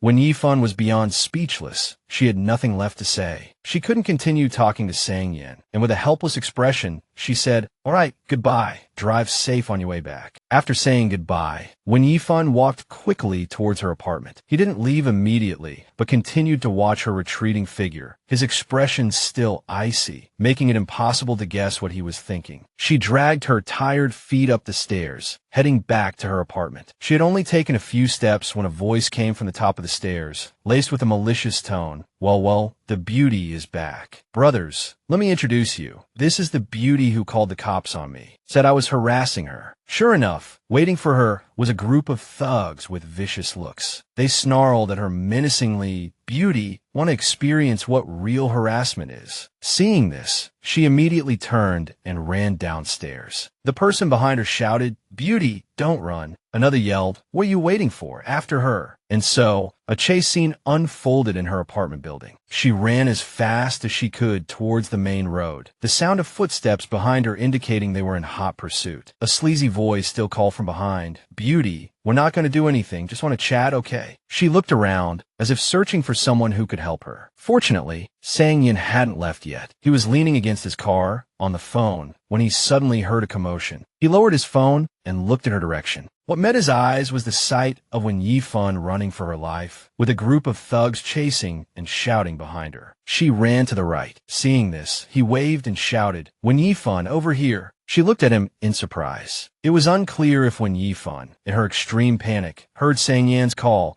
but she couldn't see anything around her clearly anymore, only focusing on running forward, even running past Sang-yin. Sang-yin was surprised that Wen Yifun hadn't heard his call and was still running frantically. Seeing this, he took off after her with his long legs. Long legs have their advantages. He caught her hand in just 2 strides. When her hand was grabbed, she looked back in panic to see who had caught her. She cried out in surprise, Sang-yin. He didn't have time to explain, only saying curtly, get in the car, before pulling her directly towards the open car door. After pushing Wen Yifun into the car, he instructed, stay here, don't come out. Then he quickly shut the car door and simultaneously took out the remote key, rapidly pressing the lock button. The thugs who had come down from the building saw Sang-yin pull Wen Yifun into the car. They complained angrily and approached Sang-yin, asking, hey handsome, is this your girl? She's pretty, but not very cooperative, caused us a lot of trouble. Sang-yin looked at these ignorant thugs with contempt and said, so what if she's my girlfriend? What's it to you? Provoked by Sang-yin, the thugs went crazy. The one who often harassed Wen Yifun spoke up, oh, so you're not going to be reasonable, are you? One of them slurred, I'm not an unreasonable person. Hand over that bitch, apologize to me, and we'll call it even. But before he could finish, Sang-yin sent a kick flying. He roared, looks like you all need to be taught a lesson. The thug flew several meters, and his underlings cried out in alarm, "Boss!"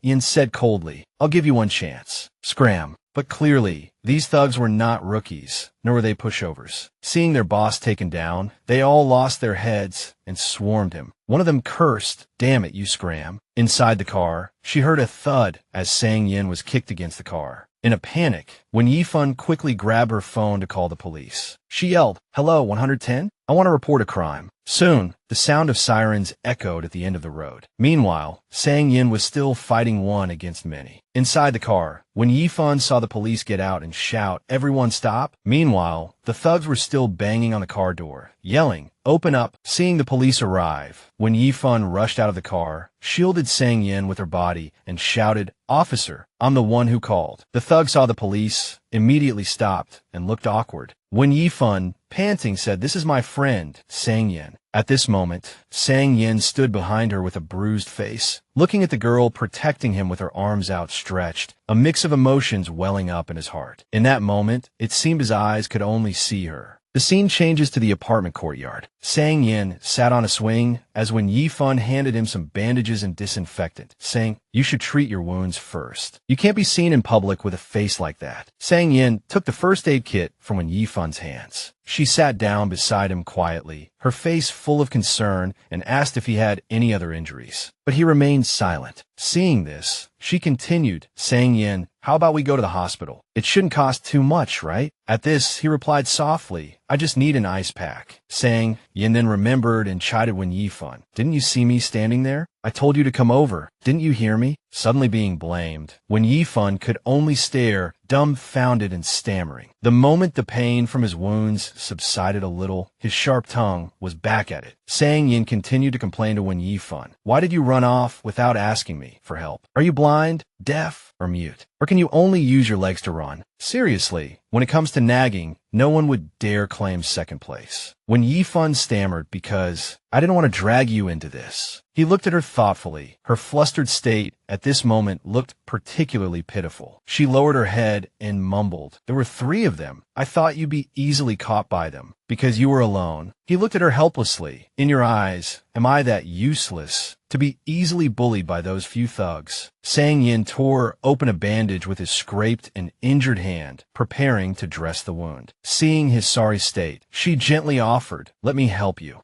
Yin looked at her, hesitating whether to move forward or stop. The line that had separated him from her at 17 seemed to still be a barrier in his heart. After a moment's hesitation, he decided not to refuse her anymore and handed her the disinfectant swab. Yifun took the swab and then carefully, as gently as possible, dabbed at the wounds on Yin's face, avoiding being too rough and worsening his injuries. While Yifun was 100% focused on disinfecting Yin was also gazing at Yifun. His teasing mouth started to work again. He said, "Hey, don't take this chance to take advantage of me." Hearing Yin's words, Yifun was taken aback, but she didn't want to argue or overthink it, simply saying softly, "Okay, I'll be careful." Seeing her tense expression, with all her attention focused on his wound, Yin's heart suddenly softened, and he no longer felt like teasing her. The cotton swab dipped in disinfectant was dabbed on his wound by Yifun, but for some reason, at this moment, his heart was pounding. Perhaps Yifun didn't know that a wave of emotion was surging in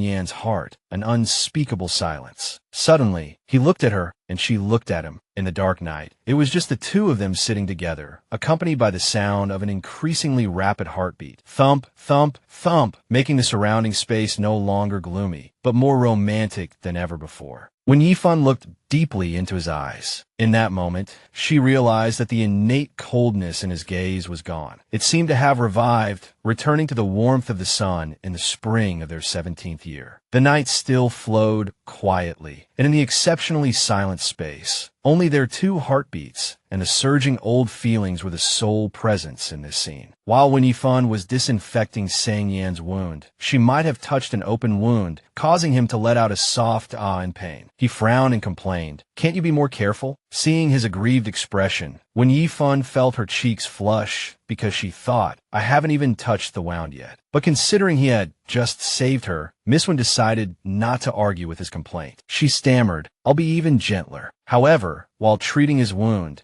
she unconsciously moved closer to him. She didn't realize it, but he was overjoyed. Sang Yan's heart was beating like a drum. She focused on the wound while he focused on her. His heart continued to race, but at that moment, he didn't care if his heart was beating sideways or vertically. His entire world was now focused in his eyes, and that was her. But old habits die hard. His mouth complained while his body was honest. His mouth started to itch again, wanting to start his verbal sparring. He stared at her and said, "You're just applying medicine." Sang Yin glanced down at the thigh when Yifan was leaning against and continued, "Do you need to be this close?" Hearing this, when Yifan froze, unsure of Sang Yan's intention, she was stunned for 5 seconds, and by the 6th, she understood his implication. She turned away in embarrassment, fumbling to pack up the medical supplies, and said repeatedly, "Sorry, the lighting here is bad. I couldn't see very well." After when Yifan hastily packed up, she and Sang Yin sat on the swing together, sharing what had just happened and when Yifan's troubles. Sang Yin asked, "What was with those guys just now?" When Yifan sighed helplessly and then explained everything to Sang Yin in detail, "One of them lives next door to me. This person often comes to knock on my door for no reason. One day, I couldn't take it anymore and called the police, which led to him being detained for 5 days. He probably held a grudge against me for that." After hearing Wen Yifan's story, Sang Yin felt extremely annoyed. He said in a very displeased tone, "And you're still living in a dump like this?" Faced with Sang Yan's questioning, Wen Yifan felt even more dejected. "I've already found a new place. This happened before I had a chance to move." Sang Yin suddenly stood up abruptly and said coldly, "Let's go." His sudden actions startled Wen Yifan, who was sitting beside him, and she didn't understand what was happening. Seeing Wen Yifan's slow reaction, Sang Yin could only sigh, turn around, and say to her, "Go pack your things. We're moving. Are you planning to go back to that dump?" Wen Yifan was stunned and didn't argue, but she was confused in her heart. Is he saying he's going to help me pack my things? Despite her internal questions, Wen Yifan didn't dare to argue or object, just softly said, "Thank you," then stood up and trotted to follow him. The night deepened, and the eastern sky began to whiten. The leaves rustled as if waking from a dream. This was Wen Yifan's new home, the Huacheng Xanadu community.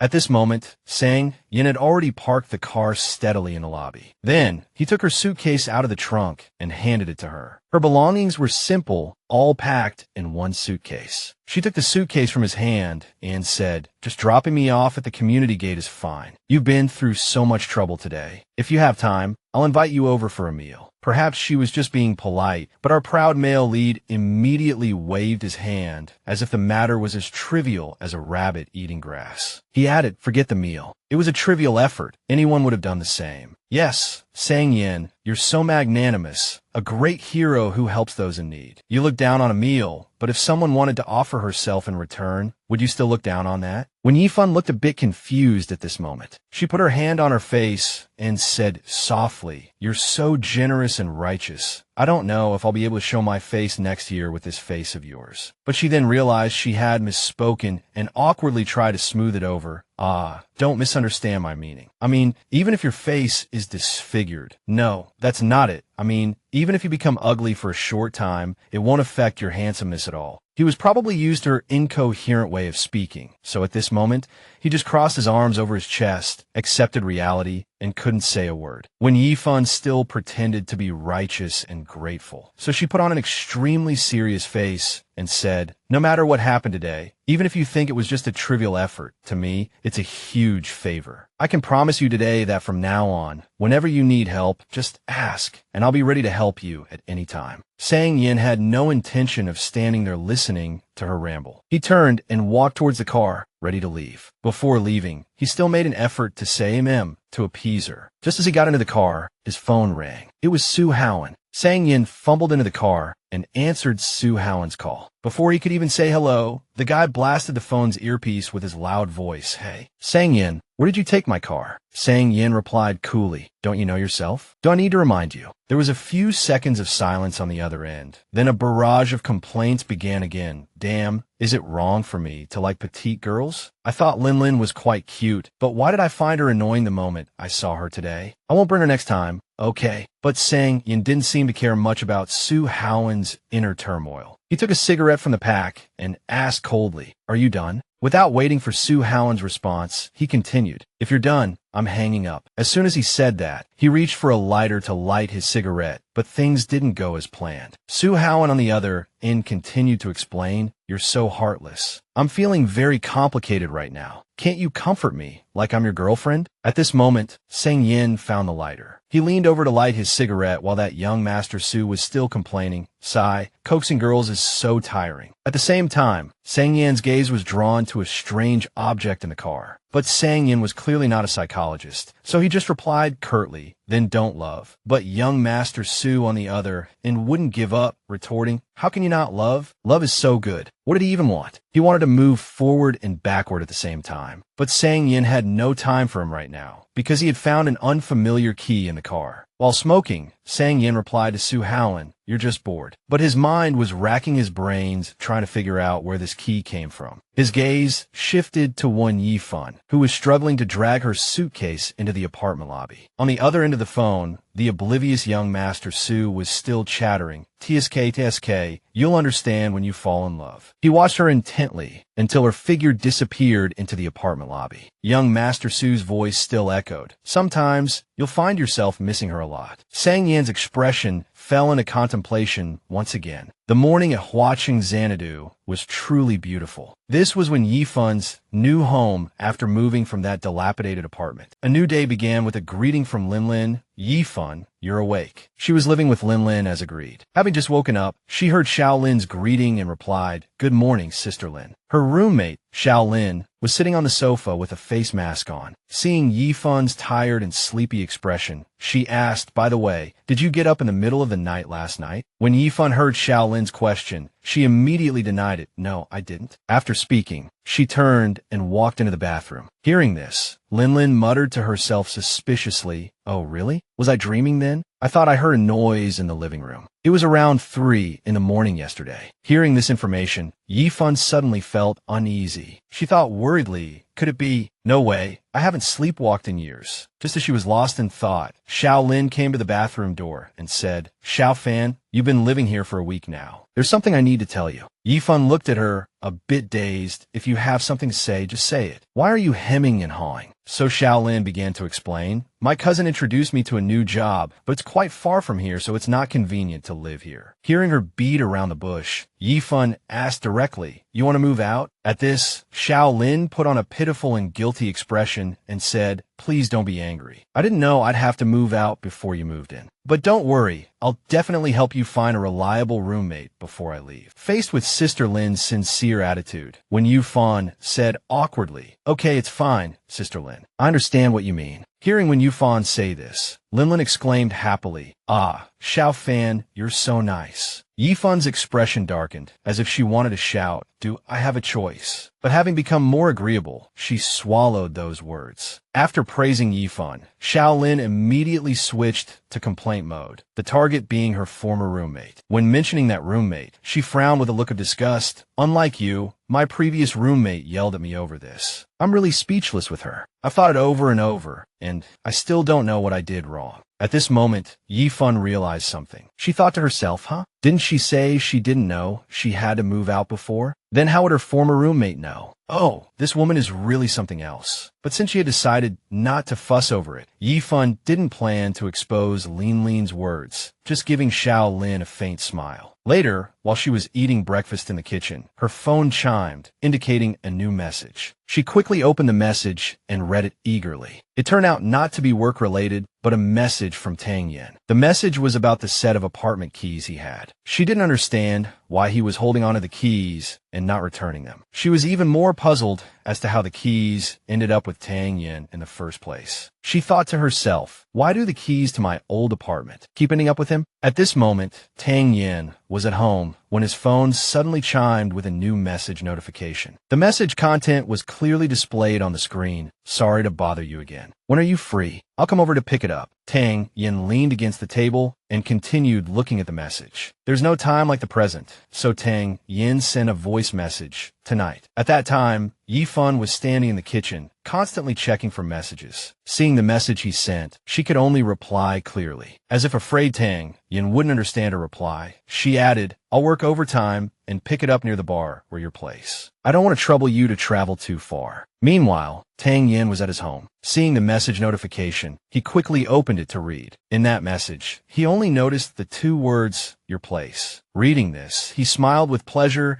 and immediately sent back a voice message, repeating the 2 words, my place, as if tacitly confirming with Yifan on the other end. Yifan received Tang Yan's voice message. Listening to his voice, she thought to herself, what's with this tone? It's as if I have some ulterior motive. But before she could reply, another voice message arrived. Tang Yan's tone was like that of a proud cat, both smug about being noticed and too haughty to be petted. His crisp voice came from the phone, 8 o'clock. Come directly to the bar entrance to get it. Following that, the only message Tang Yin received was a single word, accompanied by a smiling emoji, as if to say, okay, whatever you say, dear. Tang Yin casually reached into his pocket and took out the set of keys. He gazed at the keys in his palm. Tang Yin unconsciously smiled faintly, a warm sense of happiness spreading through him, a feeling he hadn't experienced in a long time. Seeing Yifan standing in the corner, fiddling with her phone, Linlin asked, Yifan, are you texting that Tang Yin? She replied softly, MHM, yes. Then, as if suddenly remembering something, Linlin covered her mouth and said, wasn't he the one who drove you home after the gathering last week? Yifan quickly explained, oh, he was going the same way, so I just hitched a ride. Xiao Lin acted as if she had heard some earth-shattering news. She gasped in shock and said with a worried expression, you asked him for a ride? He couldn't get you before, and now you're pestering him. Yifan was momentarily stunned, not understanding Xiao Lin's logic. How did hitching one ride count as pestering? Unlike Yifan's simplicity, Xiao Lin's way of thinking was extremely twisted. As if given a tiny detail, she could conjure up a cosmic drama in her head. At this moment, Xiao Lin was rambling on to Yifan, who knows how he's laughing at you with his friends behind your back. He's definitely planning to dump you after he gets tired of you. These young masters are all the same, rotten to the core. Yifan couldn't comprehend these thoughts and could only listen, dumbfounded. But for some reason, Xiao Lin's words kept lingering in her mind. As she stood at the place she had arranged to meet Tang Yin, she kept thinking, I'm not pestering him. Nor am I. Suddenly, she heard a voice call out, when Yifan. The voice interrupted her thoughts. Yifan looked up, and a handsome young man appeared before her. Tang Yin continued, why are you late? Looking at him like this, she couldn't help but think, Tang Yin isn't that kind of person, is he? Is that so? He held out his hand and tossed the keys towards her. Yifan quickly caught them. She lowered her head and said, thank you. Then she continued, I've been troubling you a lot lately. As if saying this had become a habit, she added, let me treat you to a meal when you're free, okay? In her heart, she took it for granted that he wouldn't agree anyway. But life didn't go as she thought, because that cold guy was acting up today. Tang Yin immediately said, sure, how about today? This sentence left Yifan dumbfounded and utterly confused. What the hell? This isn't in the script. Tang Yin looked at her and continued, you've said that several times already. What? You won't give up until I agree. What the hell? Did this guy think Yifan was chasing after him just to treat him to a meal, just to get a date with him? Yifan herself felt something was off. She thought to herself, no way, the plot isn't supposed to go like this. But since she had already made the offer, she couldn't take back her words. So Yifan asked, what do you want to eat? Tang Yin said with a look of helplessness, whatever. If anyone else had seen his provocative expression, they probably would have asked, how about a knuckles sandwich? But the gentle Yifan just smiled softly and continued to ask, do you have any dietary restrictions? Tang Yin continued to make things difficult for her. He said nonchalantly, quite a few. I avoid everything that can be swallowed. Seeming to realize he was being deliberately difficult, Yifan tentatively suggested, then, how about hot pot? Tang Yin immediately retorted curtly, no. Yifan generously suggested again, what about barbecue then? The old fellow immediately gave a reason. The smell is too strong. She continued to lower her stance. Sichuan cuisine. Tang Yin sighed as if he were the victim. It's too spicy. Yifan's face fell, still trying to make one last suggestion. Clay pot kanji? Tang Yin stubbornly blurted out, don't eat it. According to the script of short video, this would be the time to say, I've had enough of you. Indeed, at this moment, she had to take a deep breath to stay calm. Thunder rumbled in her mind as she thought angrily, why is he so hard to please? As expected, Yifan's patience had reached a high level, bordering on enlightenment. Even so, she still managed to squeeze out a smile and say, Then you pick something you like to eat. I'm fine with anything. I'm not a picky eater. Just then, Tang Yan's phone rang. He had just said, hello, when the person on the other end started screaming as if their house was on fire. Oh, but it really was on fire. The person shouted, Tang Yan, your house exploded. The scream was so loud that even without speakerphone, both Tang Yan and Yifan were startled. Tang Yan seemed annoyed, but he still tried to speak calmly to the person on the phone. Speak human, damn it. Is this how the top host of a top bar, Tang Yan, usually communicates? Then, the person on the other end went full throttle. The floor below you exploded. The fire has spread to your place. It's about to burn down. Get home quickly. This earth-shattering news also startled Yifan, her face turning pale with fright. But Tang Yan's expression didn't seem overly disturbed by the news. People often use the phrase fire burning one's eyebrows to describe something very urgent. Normally, upon hearing this news, Tang Yan would immediately rush home to check the situation. But perhaps he wasn't an ordinary person, so he didn't act according to common sense, but calmly replied to the phone, oh, then help me call 119. After saying that, he quickly hung up the phone. Witnessing this, Yifan was completely bewildered, with hundreds of questions in her mind, including some existential ones. Where is this? Who am I? As she looked at him with a puzzled face, that otherworldly creature Tang Yan strode away, saying, let's go. Seeing this, she couldn't help but call out to him, Tang Yan. He turned around, waiting for her to continue. Not knowing how to express her confusion, she just said, your house is on fire. Don't you need to go home? Her question was obviously normal, but he replied with an indifferent expression, am I a firefighter?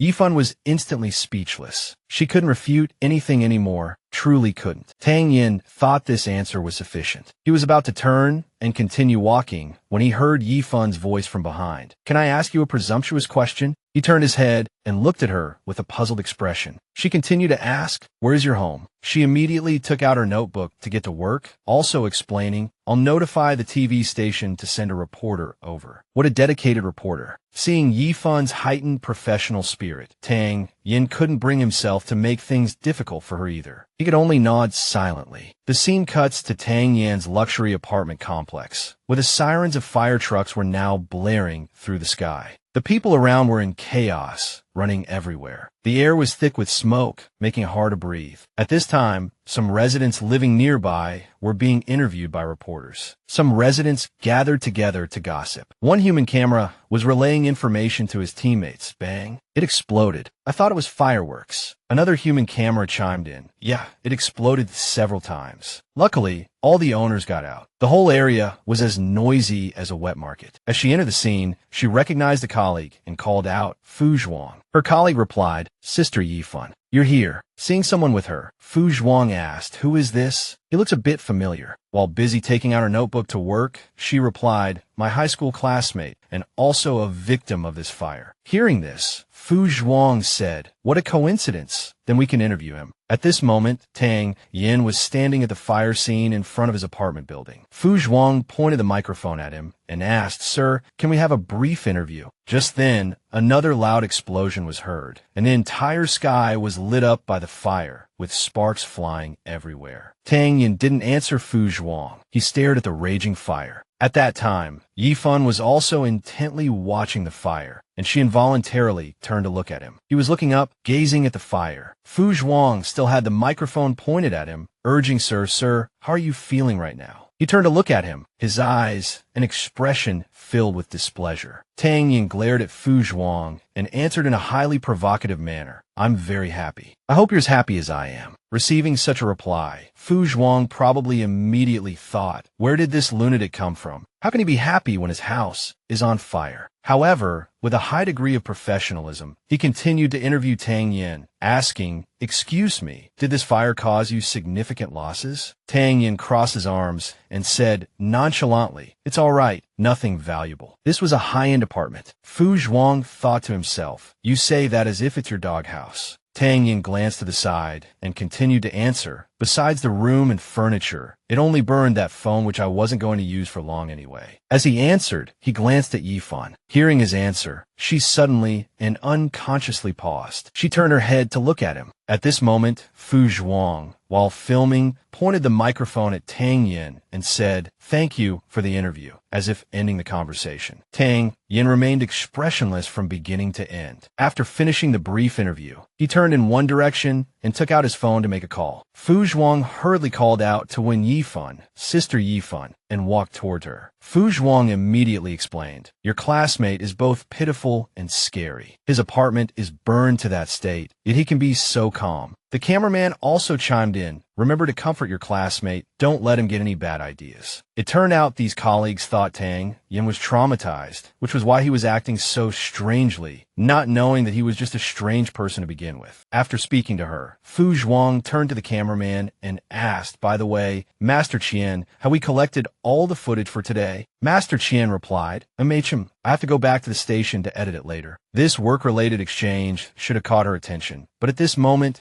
she didn't hear any of it because her gaze was fixed on Tang Yin. She looked at him with eyes full of sympathy, thinking to herself, his expression is so grim, he must be in a lot of pain. But she didn't know that his grim expression was because he was on the phone with that rebellious friend, Howen. On the other end of the line, Howen was laughing as if he had won the lottery, constantly ha-ing and repeating, "It exploded," then continuing to ha-ha endlessly. Seeing this, Tang Yin, extremely annoyed, said, "Howen, have you laughed enough? If you're done laughing, rent an apartment for me near the overtime bar. I'll just stay for a few months and move out after my house is renovated." Hearing Tang Yin announce that he was temporarily homeless, Howen immediately said, "Are you crazy? Am I a real estate agent? Can't you just go back to your own family's home?" But Tang Yin gave his friend no choice, making the decision for him. "Then I'll come stay at your place." Then he hung up. Hearing this, Howen was truly terrified. If old Tang came to stay at his place, he'd probably have to build a shrine for him. So he shouted, "Wait, wait, wait." Seeing that Tang Yin was still on the phone, he spoke rapidly, as if Tang Yin would immediately fly to his place to freeload. "You pick a complex, I'll find it for you, okay?" Howen was still asking, "Have you chosen a complex?" while Yifan and her colleagues were still standing nearby, discussing work. Without hesitation or thought, Tang Yin said decisively and affirmatively, "Huacheng Xanadu." TSK, TSK. The narrator thought, now it's unclear who is going to be freeloading off whom at the Huacheng Xanadu complex. Back at Howen's apartment, Howen had just finished his call with Tang Yin, his expression extremely grim. He muttered, "Do I look that much like a real estate agent?" Behind him, Shaolin was gently kissing the back of his neck, her hands ready for action. Howen still had an oppressed look on his face, frowning as he complained to his girlfriend, "You asked me to find a roommate. He asks me to find an apartment." Shaolin's hands were still roaming, checking the quality of Howen's chest muscles, and she replied vaguely, "What? Can't he really find one?" Suddenly, a ding went off in his head, and the switch of wisdom was flipped. Howen sorted through the information. "Wait, one person asked me to find a roommate. One person asked me to find an apartment." And so, a conspiracy gradually took shape. Beside him, Shaolin looked at her boyfriend with a puzzled face as he thought blankly. And then when the script was complete, joy was clearly visible on Howen's face. It seemed he knew what he had to do. His laughter began to sound less innocent for a moment. A few days passed. At this time, when Yifan had just gotten off work for the day, she was heading home with her colleague from the same company, Su Tian. Su Tian linked her arm with Wen Yifan's and said, "Oh, a break-in and the owner was stabbed twice. This robbery case is going to be on the news tomorrow. Society is really chaotic these days." Then Su Tian continued, "Working in news is so miserable. They always suddenly call us back for overtime. Like this, I'd rather just quit like Wang Linlin." Just as the pedestrian light turned green, Su Tian and Wen Yifan started walking. As they walked, Su Tian said, "Speaking of which, has she moved out?" Wen Yifan replied, "MHM, she moved out the day she quit." Mentioning Shaolin, Su Tian recalled, "She's really strange. She used to show off her rich second-generation boyfriend all the time, but on the day she quit, I saw another man pick her up in a Ferrari." But Yifan immediately defended Lin Lin. It was probably her cousin. But Su Tian didn't think Shaolin was innocent, pouting her lips as if to illustrate what she was about to say. Who would act like that with their cousin in a car? Before long, the two walked back to Yifan's apartment complex. Su Tian said, "We're at your place. Go back and rest early." Yifan also said goodbye to Su Tian. "Okay, be careful on your way." Yifun quickly went upstairs, entered the apartment, and closed the door. But when she turned on the light, she was greatly startled because a man had appeared in her apartment. The man was also startled to see her. To put it nicely, it was fate. To put it bluntly, they were adversaries. The man who had just appeared in Yifun's apartment was none other than Tang Yen. Both were surprised to see each other. He looked at her in astonishment. She also looked at him in disbelief. The two said in unison, "What are you doing here?" Tang Yen continued to stare at her intently, while Yifun was still in shock. She stared at him with wide eyes, as if not understanding what was happening at all. She said, "I live here. How did you get in?" Without a word, he took out a key, which was clearly Shaolin's key. He twirled the key on his finger and announced, "Just moved in tonight." That very night, at Wang Linlin's place, her phone was ringing nonstop. Shaolin groggily got up and answered the phone impatiently. "When Yifun, are you crazy? Calling nonstop. Can't it wait until tomorrow? What's so urgent?" On the other end of the line came Yifun's flustered and pained voice. "Sister Lin, I don't want to disturb you, but I just want to ask you one thing." Yifun seemed determined to get to the bottom of it that night, asking Shaolin directly, "Did you give the key to someone else?" "There's someone else living in this room now." Lin shouted in panic. "Ah, don't tell me it's my boyfriend. Don't you dare secretly seduce my boyfriend." Yifun quickly replied, "It's not him, it's Tang Yen." Hearing this, Shaolin breathed a sigh of relief, then searched her memory and asked, "Oh, I remember now. I asked my boyfriend to help you find a roommate before, but he didn't tell me he had already done it. He probably wanted to give me a surprise." This girl just couldn't help but add drama. But then, feeling that her responsibility of finding a new roommate for Yifun was settled, she said casually, "Oh, then just live with him. Tang Yen, he's tall, handsome, and rich. Just think of it as a bonus. You've hit the jackpot." Hearing this, Yifun couldn't process Wang Linlin's way of thinking. She said sharply, "A jackpot? Why didn't you tell me before?" Wang Linlin started to show her annoying, spoiled side. Hearing Yifun speak to her so sharply, her princess syndrome flared up, and she retorted, "Why are you being so fierce? It's not like I knew. Why are you blaming me?" Realizing her voice was a bit loud, Yifun tried to suppress her anger and lowered her voice. "You just have to tell me what you told me before." That simple-minded Linlin suddenly thought of something strange and shouted into the phone, "Oh, I get it. Are you afraid he still likes you?" Yifun still patiently listened to her continue her nonsense.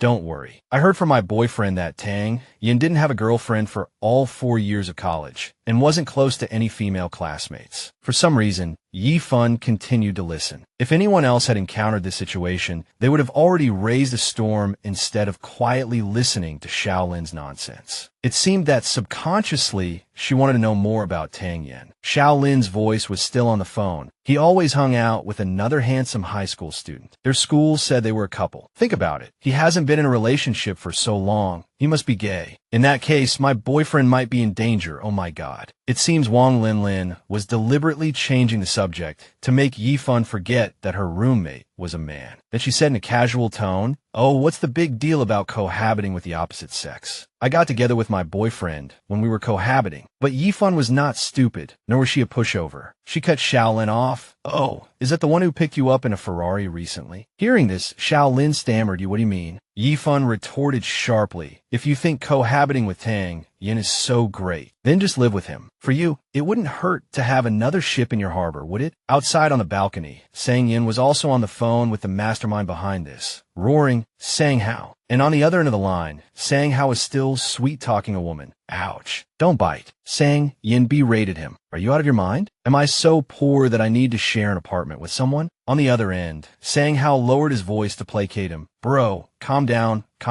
all right?" Then he said in a flippant tone, "You're sharing with our goddess one. For all our years of brotherhood, you don't have to thank me." Sang Yin couldn't comprehend Sang Hao's way of thinking and said, "I can't be bothered to waste my breath on you. I'm coming to your place right now." But Sang Yan's brother immediately changed his tune. "Get lost, I'm busy tonight. Don't come bothering me." But Sang Yin seemed determined not to compromise, saying, "I'm a grown man living with a woman. Do you think that's appropriate?" Sang Hao, seemingly not wanting to drag this out, blurted out, "What the hell? I can't believe you'd say something like that." Then, Sang-Hao said bluntly without beating around the bush, "Then why didn't you think about this when you asked me about watching Xanadu before? Don't think I don't know what happened to that face of yours that looks like it was chewed by a dog." It seemed Crown Prince Su had hit young Master Sang's sore spot, so for now, he could only shut his mouth, no longer as arrogant as before. Sang-Hao was indeed a guy who knew when to be firm and when to yield, using both carrot and stick. Now he was coaxing in a gentle tone, "All right, stop pretending with me. You know what you're thinking. Besides, isn't our goddess one so beautiful? Be her knight in shining armor. Maybe one day her wires will get crossed and she'll fall for you." Sang-Yin didn't want to listen to his friend's nonsense anymore and hung up in frustration. At this moment, when Yi-Fun had probably finished talking to Wang Linlin, she walked out to the balcony and called him, Sang-Yin. Her expression was extremely serious as she said, "We need to talk." They went inside to talk things out frankly. When Yi-Fun spoke first, "This is a colossal blunder. I'll book a hotel for you nearby for tonight, and then you can find a suitable room. What do you think?" Sang-Yin replied coldly, "Nicely arranged." She ignored his sarcasm and continued, "Besides, I believe you're not used to living with others either. There's no need for us to make this mistake bigger." He raised an eyebrow, thinking, a mistake? Sang-Yin seemed determined to go against her. Whatever she wanted, he would do the opposite. He had originally wanted to move out too, but now that when Yi-Fun had said it, he immediately wanted to do the reverse. Sang-Yin stared at her and said, "You know I'm not used to sharing an apartment?" When Yi-Fun, trying to solve the problem as sincerely as possible, said, "With your financial situation, there's no need to put yourself out by sharing an apartment with someone, right?" He immediately found an excuse. "Didn't my room catch fire? All the money went into rebuilding it." When Yi-Fun said, "Didn't you open a bar?" Sang-Yin sighed. "It's not very profitable." When Yi-Fun continued to list the inconveniences, "I'm a journalist. I often work overtime and have an irregular schedule, which might disturb your rest." But he didn't seem to care, replying, "Then just be quiet when you come home." Despite all the excuses she made, he wouldn't budge. It seemed she was truly at her wit's end. When Yi-Fun lowered her head, looking dejected, seeing her look like a bullied puppy, an indescribable feeling welled up in Sang-Yan's heart. He then tried to comfort her, saying he would only stay for a while, 3 months at most, and would move out as soon as the room was rebuilt. "I've already moved my luggage over. I can't be bothered to go through the hassle again." The word luggage sounded heavy, but when Yi-Fun glanced at his belongings, he only had one suitcase. She said, "You only have one suitcase." He remained silent, tacitly agreeing with her. She continued to look at him, trying to persuade him. "Sang-Yin, there's a difference between men and women. It will be very inconvenient for us to live together, and you don't want to always have to be careful at home, do you?" But he didn't seem to want to compromise. He looked at her with a hint of mockery and said, "When Yi-Fun, your attitude is quite interesting." Then his tone shifted, and he stared at her intently, saying, "Do you think I'm still hung up on you, afraid that I'll pester you like before?" When Yi-Fun lowered her head in embarrassment and said, "That's not what I meant," he continued to provoke her with his sharp words. "On the contrary, I didn't expect you to think I'm the type to hold a torch for someone for so long." He stared straight at her, as if hypnotizing her, and continued, "Or could it be that I've got it backwards?" When Yi-Fun looked up in confusion, subconsciously asking, "What?" he looked at her with a sharp gaze and said, "You're the one who can't forget." Having said what was on her mind, Sang-Yin looked at when Yi-Fun thoughtfully, but this time she was no longer controlled by his gaze. She told him frankly, "What are you talking about? Don't worry. How would I dare to be interested in you?"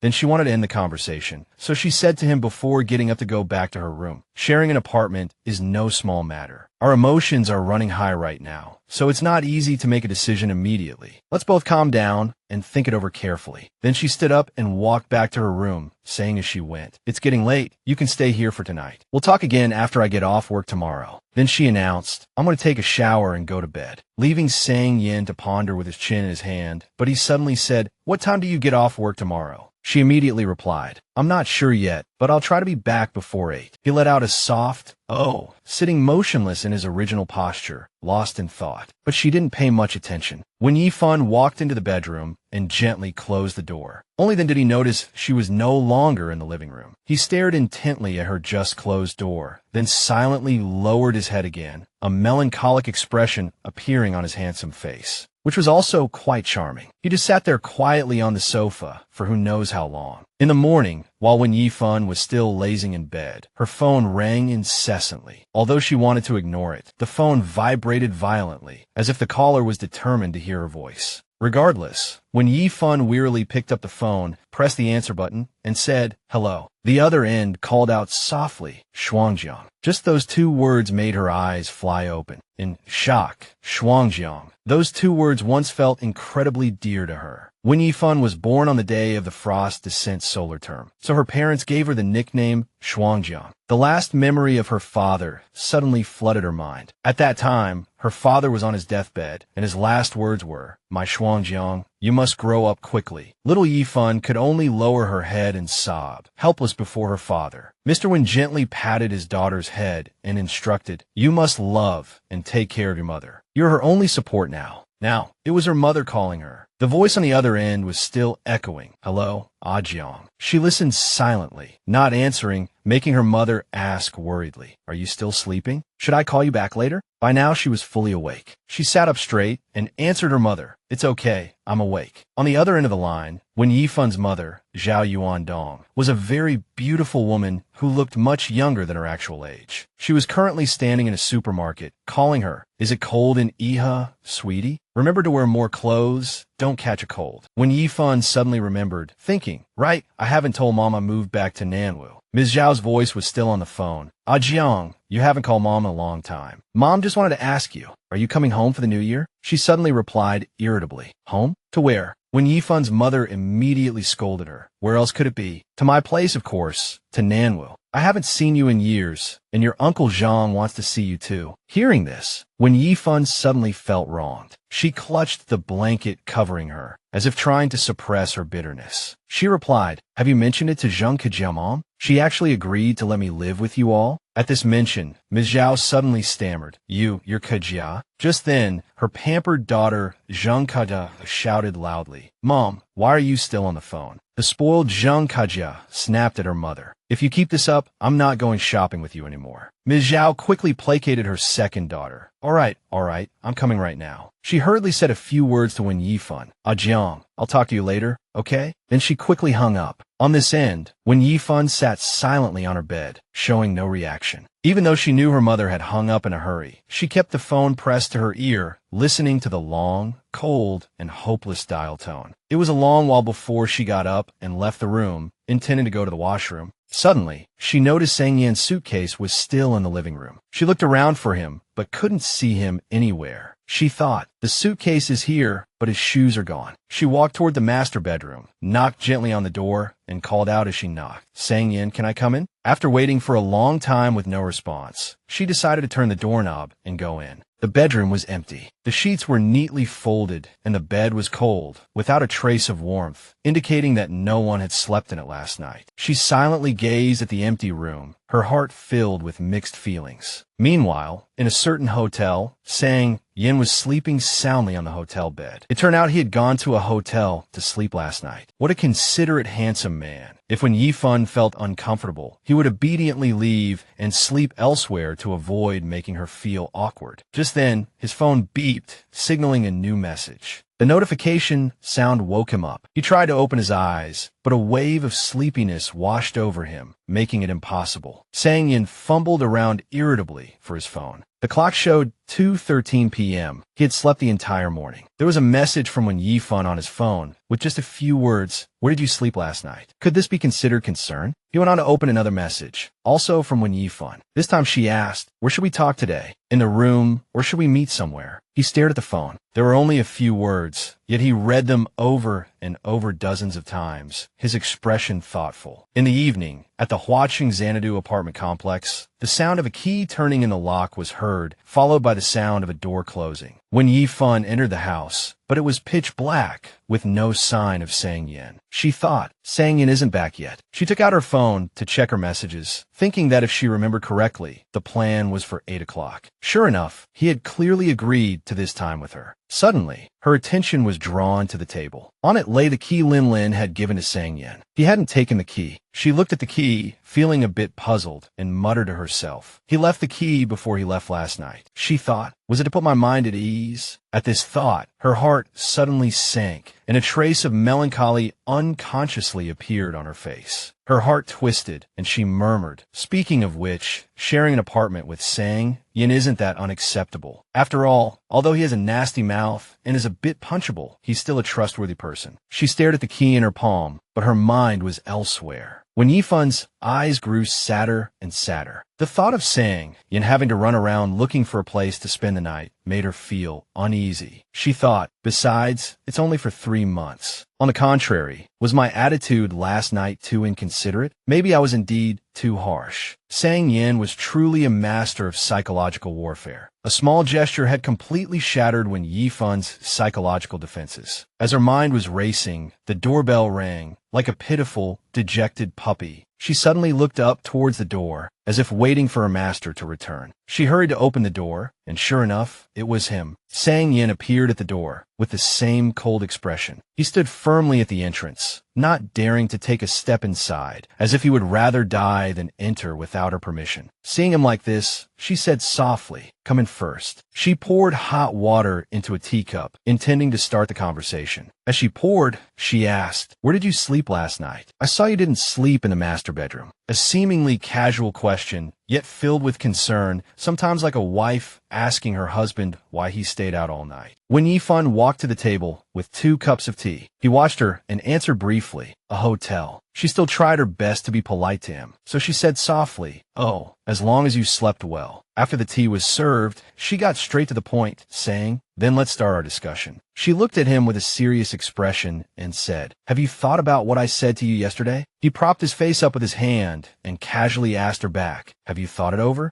She also looked back at him intently. Then both of them lowered their heads, not daring to meet each other's eyes. She let out a soft hum in affirmation. As she started laying out the terms, he probably thought he was about to be kicked out. But unexpectedly, the rigid and stubborn Miss One from yesterday had softened overnight. She continued, "I don't have many requirements for a roommate. As long as you have good character and we don't disturb each other, it's fine. Besides, you're only staying for 3 months, which isn't long at all." As she said this, a flicker of suspicion crossed his eyes, and he asked back, "You trust me that much?" She smiled and replied lightly, "There's nothing to distrust." But his mouth was just asking for a punch. Hearing her words, he replied arrogantly, "But I don't trust you that much." So annoying. She frowned, thinking, "Then don't live here." That was her inner thought, but in reality, she still appeared polite and sincere. "I basically won't have any interaction with my roommate. If you're still worried, you can lock your door when you're in the room." She grumbled in her heart, "You'd better use 8,000 locks." Reaching what seemed to be the final part, she said, "If you agree to all of this, we can talk about the contract terms." He found this reasonable and replied, "Go on." So she began to explain. "The lease for the room has 6 months left. The rent is paid monthly, and I've already paid 1 month's rent as a deposit. If you move in now, we can split the deposit." Sang Yin replied briefly, "Fine." She continued, "I'm in a smaller room, and you'll be in the master bedroom, so your rent will be a bit more than mine, 3,000 a month." While she was focused on her little notebook, he watched her intently as she continued to rattle on. "The utilities are paid from a passbook. I want to get the bill a while ago, and there's still over 800 left." She was still staring at the notebook in front of her. "In that case, you just need to transfer 5,900 to me." His gaze never left her. He listened silently, but it was clear he wasn't paying attention to the detail she was mentioning. Yet he remained quiet, letting her continue. "Also, since we're living together, many things can't be clearly divided. I'll make a list of daily miscellaneous expenses for you tomorrow." After listening for a while, he started to get bored, his eyelids drooping. But she kept chattering on, "But if you don't want to split with me, we can also use our own things separately." At this point, he clearly had no more patience to listen. So he interrupted her, "Just calculate it and give me a total." But meticulous person like when Yifun wasn't finished. She continued, "Then let's settle the financial matters first, and then we can talk about our personal requirements." He replied, "You continue." When Yifun continued to recite from her notebook, she went on, "I'm a very light sleeper, so the first condition is that you can't make any loud noises during normal resting hours." Sang Yin said breezily, "Fine." When Yifun continued like a machine, "The second condition is you can't be too scantily clad in the common areas." Hearing this, Sang Yin suddenly burst out laughing. Seeing his reaction, she stopped and looked at him, puzzled. Sang Yin laughed and repeated the two words she had just said, scantily clad. He looked at her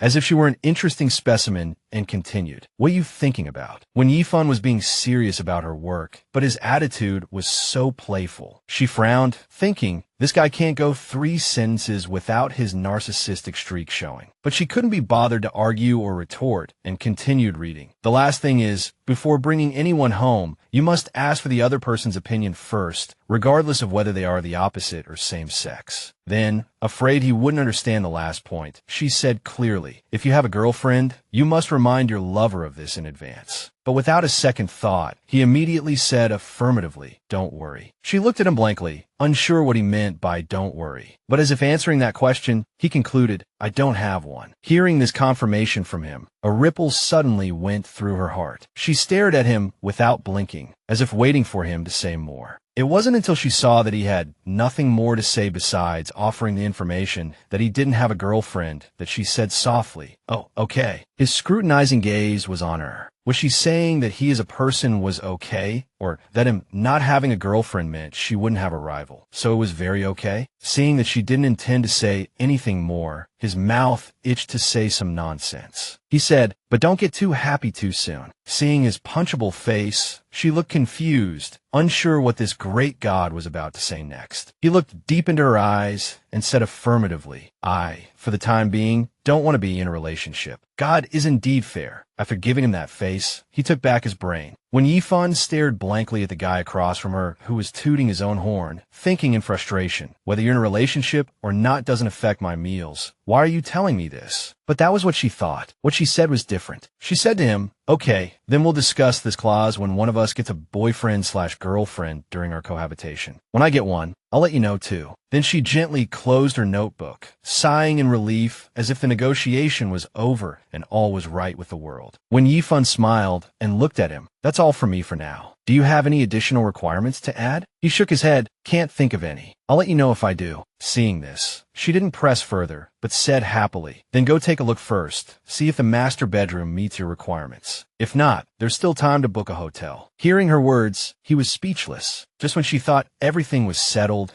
and they would each go back to their own rooms, a few minutes later saying, Yin knocked on her door. She opened the door, poked her head out, and asked, what's wrong? Is it not suitable? He leaned against the door frame and said, you move over. When Yifan was very confused, you want to live in my secondary bedroom? Afraid that he would occupy her room and force her to pay more rent, she explained, doesn't the master bedroom meet your requirements? But the conditions of the secondary bedroom are definitely not as good as the master's. She talked for a long time, but Sang Yin still insisted, you move over. At this point, she surrendered and confessed. The rent for the 2 rooms is different. I'm still in my probation period, and a rent of $2,000 is my limit. But he immediately said, I didn't ask you to pay more. But she seemed to be a person of principle, not intending to take what wasn't hers. So when Yifan continued to explain, it's not a matter of you asking me to pay more or not, but that whoever pays more should live in the better place. That's only fair. But he didn't care and said it again. Which room is better is for me to decide, not the room, understand? Then seeing how stubborn she seemed, he decided to use money to pressure her. He said to her, be reasonable. I pay more rent, so I should have a right to choose which room I want first, right? Hearing this, she was rendered speechless. After laying out his condition, he turned to go back to his room, urging her, hurry up and move, I'm dead tired. She still seemed to find his wish unreasonable and pressed on, but why don't you choose the master bedroom? At this point, he couldn't be bothered to talk to her, so he activated his venomous tongue mode and said, no reason, just bored and wanted to find something for you to do. Seeing Sang Yan's attitude, when Yifan suddenly felt uneasy. Although she was still hesitant, she didn't dare to ask anymore. Fine, you're the best, you're the best. Seeing that she was no longer pestering him, he turned back to his room, reminding her as he left, that room smells bad. The clock ticked. It was almost 12 midnight. People elsewhere were already fast asleep, but when Yifan's room was brightly lit as she was still struggling with a pile of things that needed to be sorted, she flopped onto the bed, rubbing her sore back and shoulders from being ordered around like a servant all night. She groaned as she massaged them, thinking, so tired. The cleaning is finally done. I'll deal with the rest tomorrow. Then she collapsed onto the mattress and smelled the scent that Tang Yin had found unpleasant. She thought to herself, the room does have a bit of a smell, but it's just the scent of the perfume Wang Linlin used to wear. At this thought, she muttered to herself, this young master is so hard to please. Just as she was about to fall asleep, her phone chimed with a ding, and she opened it to check. 13,000 yuan had been transferred into her account, sent by the generous Tang Yin. Looking at the number, she thought, even for 3 months' rent plus the utility deposit, 12,000 yuan should have been enough, right? This is too much money. The extra 1,000 yuan made her hesitate. She calculated in her head, could it include the small living expenses he mentioned earlier? But even so, it wouldn't cost this much. So, she opened her computer to calculate a breakdown of the 13,000 yuan.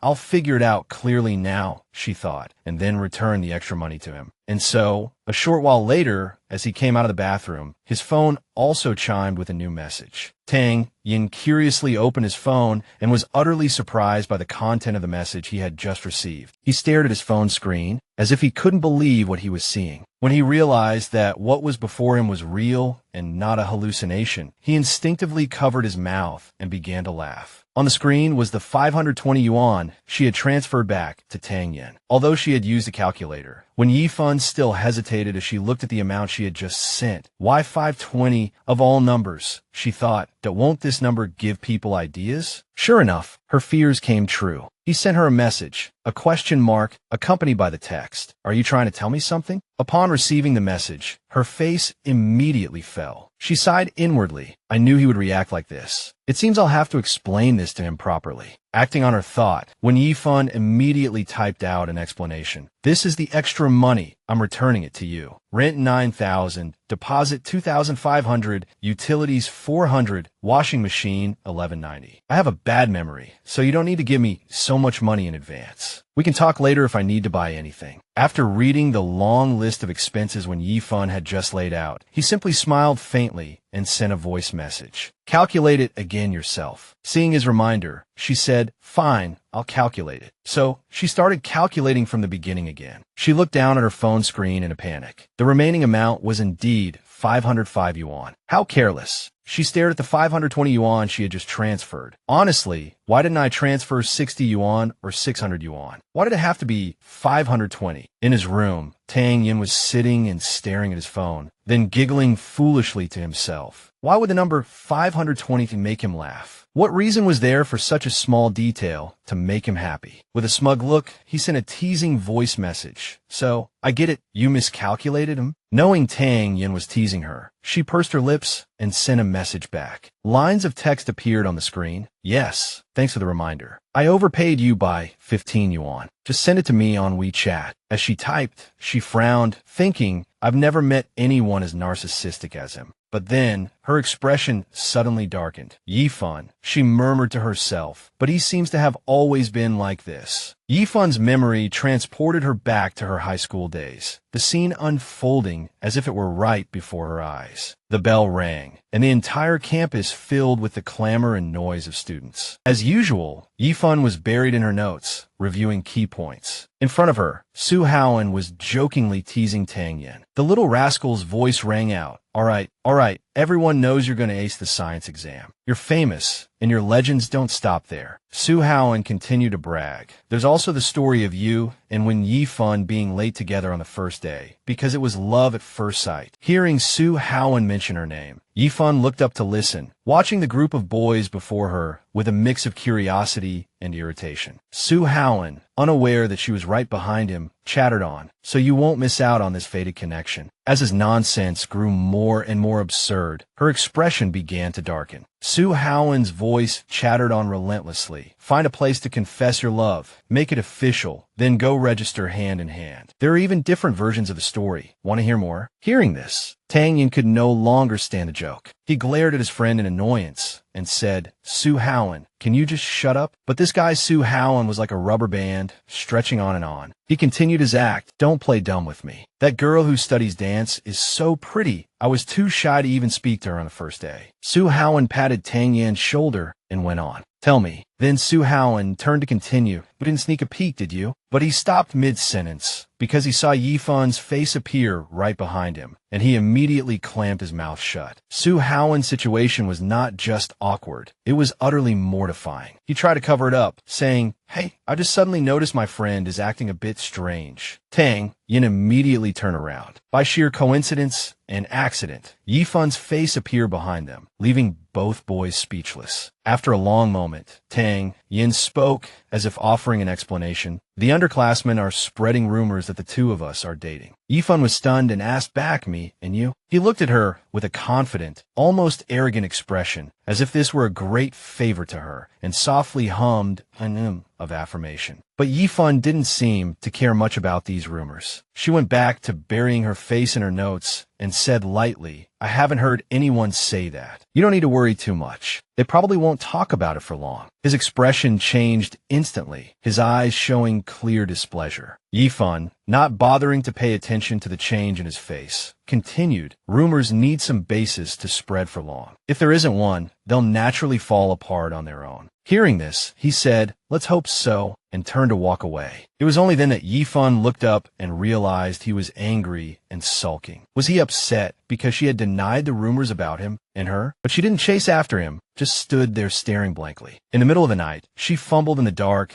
to get some water. She gently set down her glass, trying not to make a sound. But at that very moment, Tang Yan's bedroom door opened. He had probably just taken a shower, as a towel was draped around his neck. His freshly washed hair was still damp, falling across his handsome face. But even so, his features still radiated an extraordinary handsomeness and charm. For a moment, Yifun was captivated by Tang Yin, staring at him blankly without blinking. The damp hair falling over his forehead, his clear eyes, his soft, full lips, and the water droplets lingering on his skin. All of it was enough to make any girl swoon, and Yifun was no exception. His strong, masculine presence made her stare involuntarily. She swallowed dryly. This was not good. If she didn't leave now, she was afraid she would be mesmerized to death by his beauty. So she hurriedly walked past him, rushed into her own room, and quickly shut the door, leaving Tang Yin standing alone in the middle of the room, watching Yifun's retreating figure. He stood there for a long time, wondering why she was avoiding him as if he were the plague. Dawn broke, and a new day began. In the high-end Huachin apartment, the clock struck 9 in the morning, as usual, when Yifun walked out of her room, starting her new day on a phone call. Meanwhile, Tang Yin sat sideways with an air of indifference, pretending to be invisible as he immersed himself in his game. Just as she reached the door, she stopped, seeing him, and seemed not yet used to his presence in her apartment. Tang Yin remained aloof, his fingers flying across his game, completely oblivious to her emerging from her bedroom, as if she were thin air. Seeing his attitude, Yifun paid him no mind. She started a video call, speaking to her best friend, Hey Qiao Qiao. Hearing her voice, Si Qiao shouted excitedly, as if showing off an achievement. "Listen up, ladies." Si Qiao continued, "I found you a roommate. Guess who's back in the country? A handsome guy, who also happens to be the CEO of a bar." Tang Yin, who had been engrossed in his game, perked up his ears, as if his chance to be a roommate was about to be snatched away. Through the video call, Yifun seemed to see someone and exclaimed excitedly, "Jiang Ling." At that moment, Tang Yin turned to her in a panic, listening intently and muttering to himself, "What's going on? I'm doomed. I'm doomed." On the screen, a handsome, scholarly-looking young man with glasses appeared next to Zhong Siqiao. His name was Jiang Ling. Jiang Ling smiled at her and said, "That's right, it's me." Seeing her long-lost friend, Yifun was undeniably happy. She smiled at Jiang Ling and said, "When did you get back? It's been so long since you went abroad, right? I haven't seen you since high school." Hearing the sound of the pretty girls chatting happily, Tang Yin was clearly displeased, but he played the role of the invisible man perfectly. The invisible man glared with unease. On the other end of the call, Xiao Ling's voice continued, "I went abroad right after high school graduation." She smiled, listening intently to Xiao Ling. "Ever since you transferred to Baidu in our second year of high school. We haven't seen each other." Tang Yin turned his head away nonchalantly. At this point, Tang Yin had truly evolved into thin air. No, not even oxygen, but carbon dioxide that humans couldn't absorb. Because even though he was sitting right at the table, she was chatting happily with her friend without even glancing at him. After chatting for a bit, Si Qiao interrupted, "Yifun, weren't you looking for a roommate? Jiang Ling is back at just the right time." Hearing this, Yifun suddenly remembered this was the main thing Si Qiao wanted to tell her. Yifun stammered, "A room? roommate. At that moment, she shot a tentative glance at Tang Yen. He had successfully turned his phone sideways again, feigning, "I don't hear anything, I don't see anything, I don't know, I don't care." Yifan said softly to Si Qiao, "I'm sorry, Qiao Qiao. I've already found a roommate." Hearing this, a smug smile crept onto Tang Yan's lips, his expression seeming to say, "Trying to take my spot? Not a chance." In the dining room, the scene of one person being silent and the other talkative continued. Si Qiao's voice came through the phone, inviting her. "Oh, really? Then let's hang out." But Yifan claimed she was busy and rescheduled. "I have an interview this afternoon. Let's do it in a couple of days. I'm off on Wednesday." Si Qiao agreed excitedly. "Okay, I'll create a group chat, and we can decide where to go when you're free." Yifan also replied her goodbyes.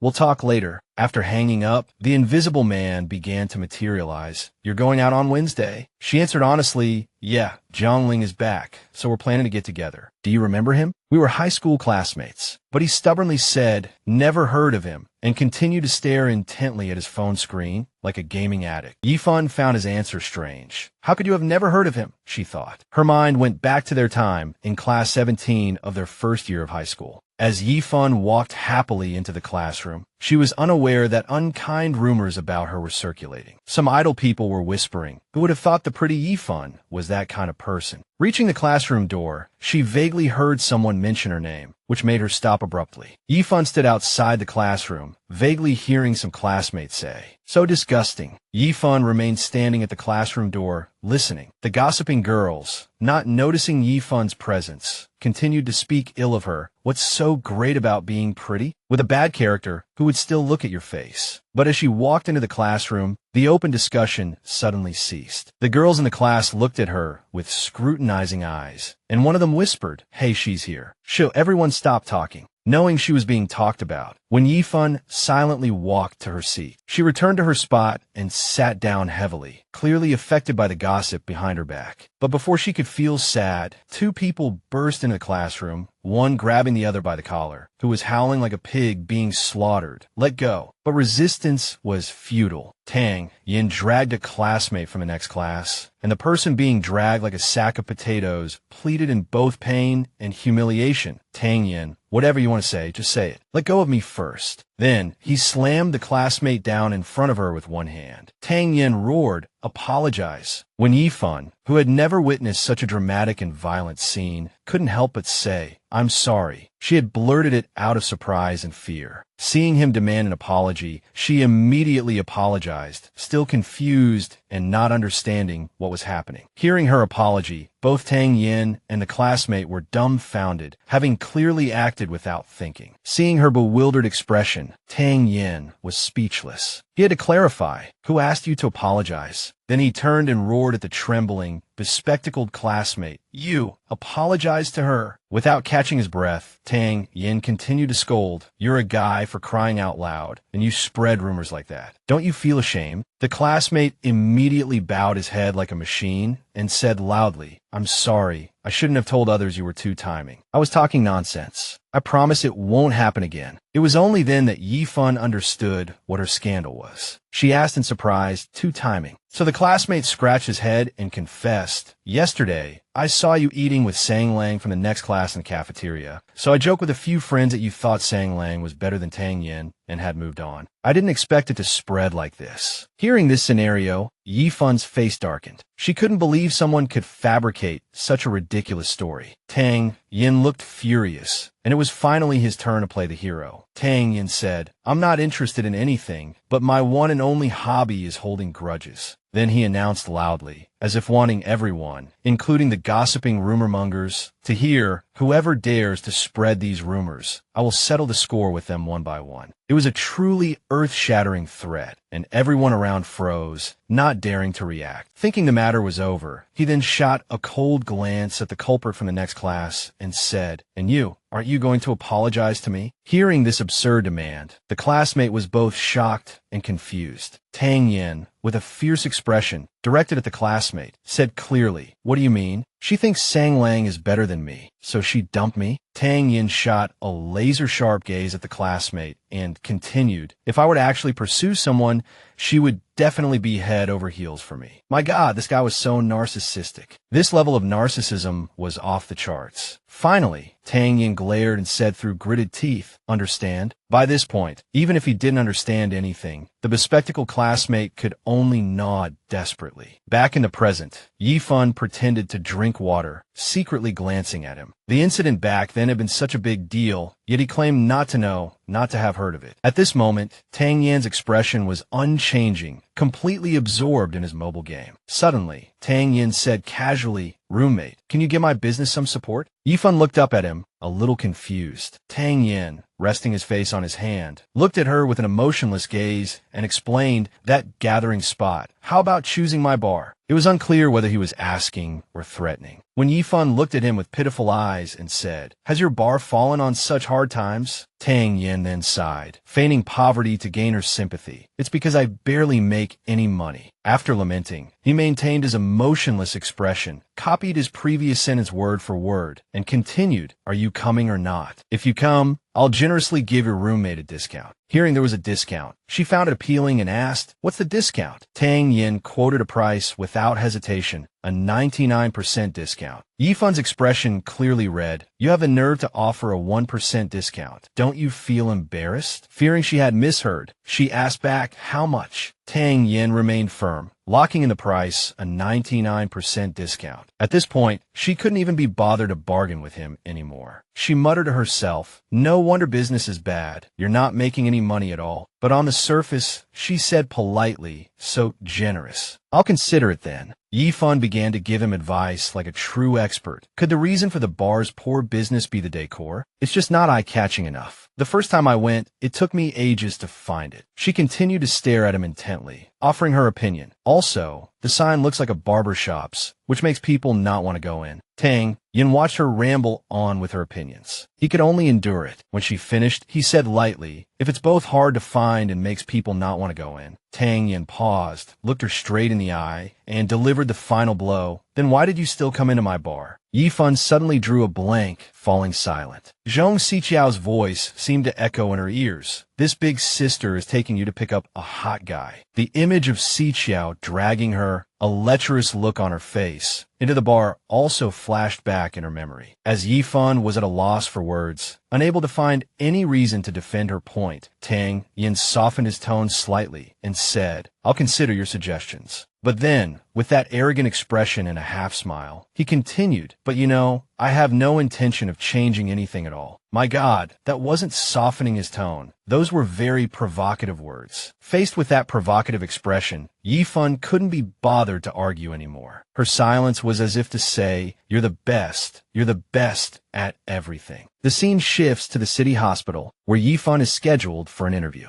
In a hospital room, a man's voice calmly recounts the incident. That person wanted to drag the female student into an alley. I didn't think much of it and just rushed in. Yifan then asked the witness, who was injured at the time. The attacker had a knife in his hand at that time, right? The man hummed a soft as if in confirmation. The interview concluded, and Yifan stood up and said politely, "Thank you for the interview. I hope you get well soon." The man also replied, "You're welcome," as she walked out and gently closed the hospital room door. In a corner of the hallway, a young girl seemed to recognize her and said, "Huh." When Yifan heard her name being called, she turned around and looked in the direction of the voice. In that corner of the hallway was Jiang Kajia, a half-sister, the daughter of Yifan's stepfather. Kajia then approached her and said, "How come I didn't hear Mom say you were back in Nanwu? Are you here on a business trip?" Yifan replied with a completely unenthusiastic expression, "I've moved back. But you don't have to worry, me coming back to Nanwu doesn't mean I'll be moving back home." Seeing Yifan's cold attitude, Kajia couldn't help but snap. "Why do you have to be so nasty? You're still holding on to things I said when I was a kid and didn't know any better." Yifan had no intention of arguing. She tried to walk past her to leave and said, as if to end the conversation, "I have something to do. You should go see your patient. It must be tiring carrying all that fruit." Watching when Yifan's back, Kajia tried to call out, "Are you coming home for the holidays?" "Sister, you never care about your brother." Is that so? When Yifun didn't turn back at all, saying as she walked, no, I'm too busy with work. I barely have any holidays. Kajia didn't give up and still called out loudly. Then let's add each other on WeChat. I'll treat you to dinner tonight. I was wrong back then. Hearing this, when Yifun suddenly stopped in her tracks. She seemed to want to make things clear with this sister once and for all. Still without turning back, when Yifun said, Jiang Kajia, the reason I don't go home is not because of you, and I didn't come back to Nanwu for anyone. Only then did she turn around, look directly at Jiang Kajia, and say sharply, I just want to live my own life. In that instant, looking directly into Kajia's eyes, coupled with her sharpness, it seemed the distance between the two sisters was not just a few steps, but a chasm between two souls. Wen Yifun continued to walk straight ahead, leaving Jiang Kajia standing there blankly, staring at her retreating back. She walked aimlessly, fragments of memories flashing through her mind. There was the image of her father on his deathbed, gently stroking his young daughter's head and saying, our Yifun can do whatever she wants. Then another memory fragment appeared, her mother sitting on the sofa, choking back sobs. And, I know your father just passed away 3 months ago, but during his long illness, if it weren't for your uncle Zhang, always. She was disappointed by those words, the excuse bigger than the purpose. In the end, after just 3 months, she was the only one who still remembered her father. Then Jiang Kejia's loud voice echoed, I don't want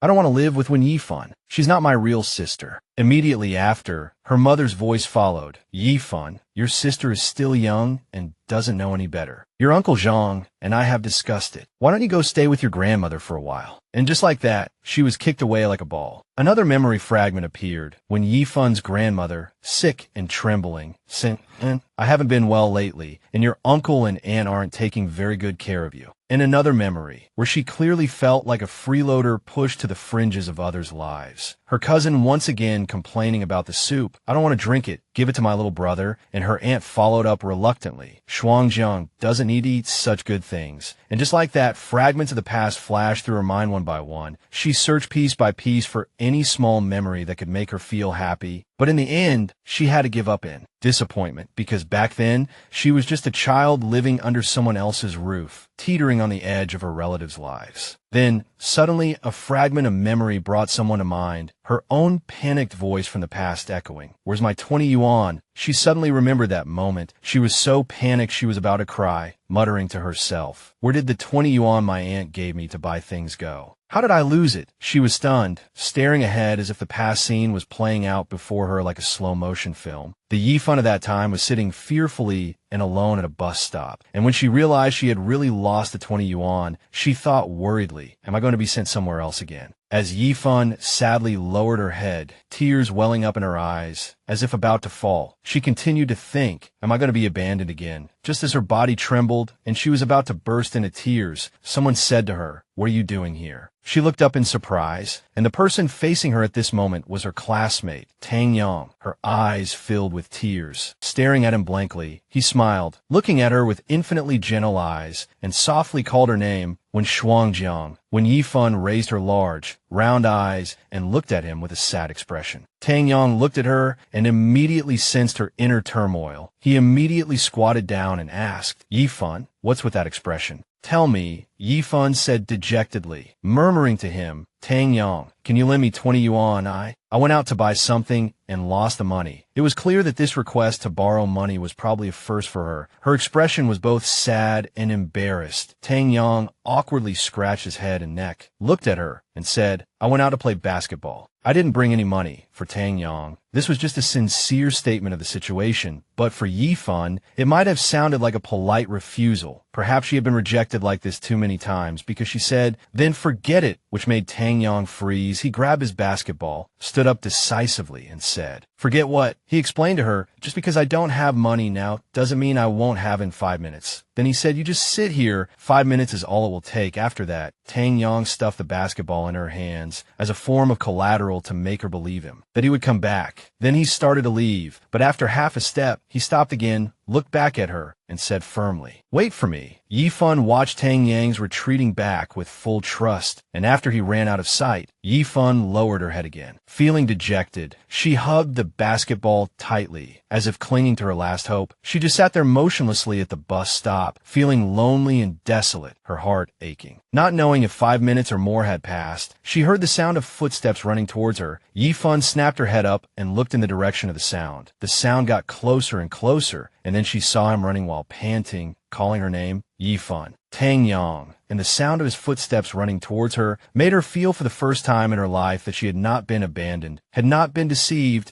Yifan immediately stood up. At this moment, Tang Yang was bent over, gasping for air, clearly having run with all his might, so as not to keep her waiting too long. Then he handed her a 20 yuan bill and said, "Here, take it," and so that she could accept it without feeling embarrassed, he smiled at her and said, "Remember to pay me back." She took the money from his hand with a tremor, her head still lowered due to embarrassment and sadness, as Yifan softly said, "Thank you." Perhaps it had been a long time since she had felt a trace of warmth. Tang Yang looked at her gently and said, "Why do you look like you're about to cry? You're not that moved, are you?" But all she could do now was lower her head, control her emotions, and say softly, "Tang Yang, thank you." Perhaps Tang Yang didn't understand her inner thoughts at the time, so he was a little puzzled by her expression. He scratched his head awkwardly and said, "It's no big deal, it's just 20 yuan. Looking at the small girl in front of him, a feeling of wanting to protect her, support her, and be her backer welled up in his heart. Tang Yang instructed Yifan, "Next time you lose money, call me, okay?" He looked at her warmly and said firmly, "I'll lend you however much you need," as if confirming to her that he would solve any problem she encountered. At this point,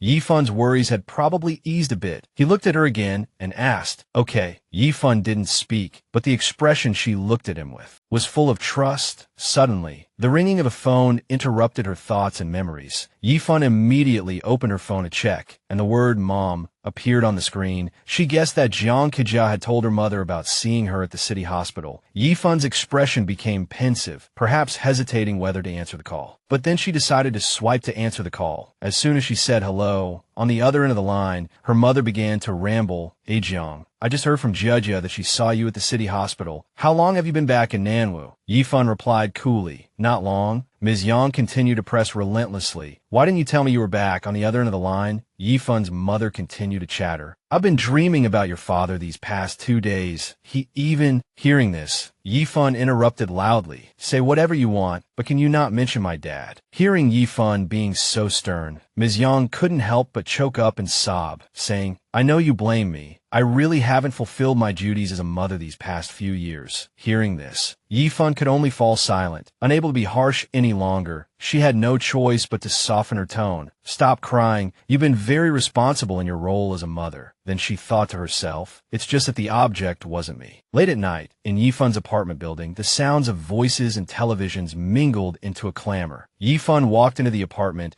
and saw Tang Yang still in the living room playing video games. Yifan paused for a moment, thinking it's already 11:30. Isn't he going to sleep? Seeing her come in, he still stared at his phone, but called out to her, "Hey," he said while playing his game nonchalantly, "I have a little habit." Hearing this, she grumbled in her heart. Just one, although she thought this, she didn't say it out loud. He was still engrossed in his unfinished game and said nonchalantly, "I have a strong sense of security.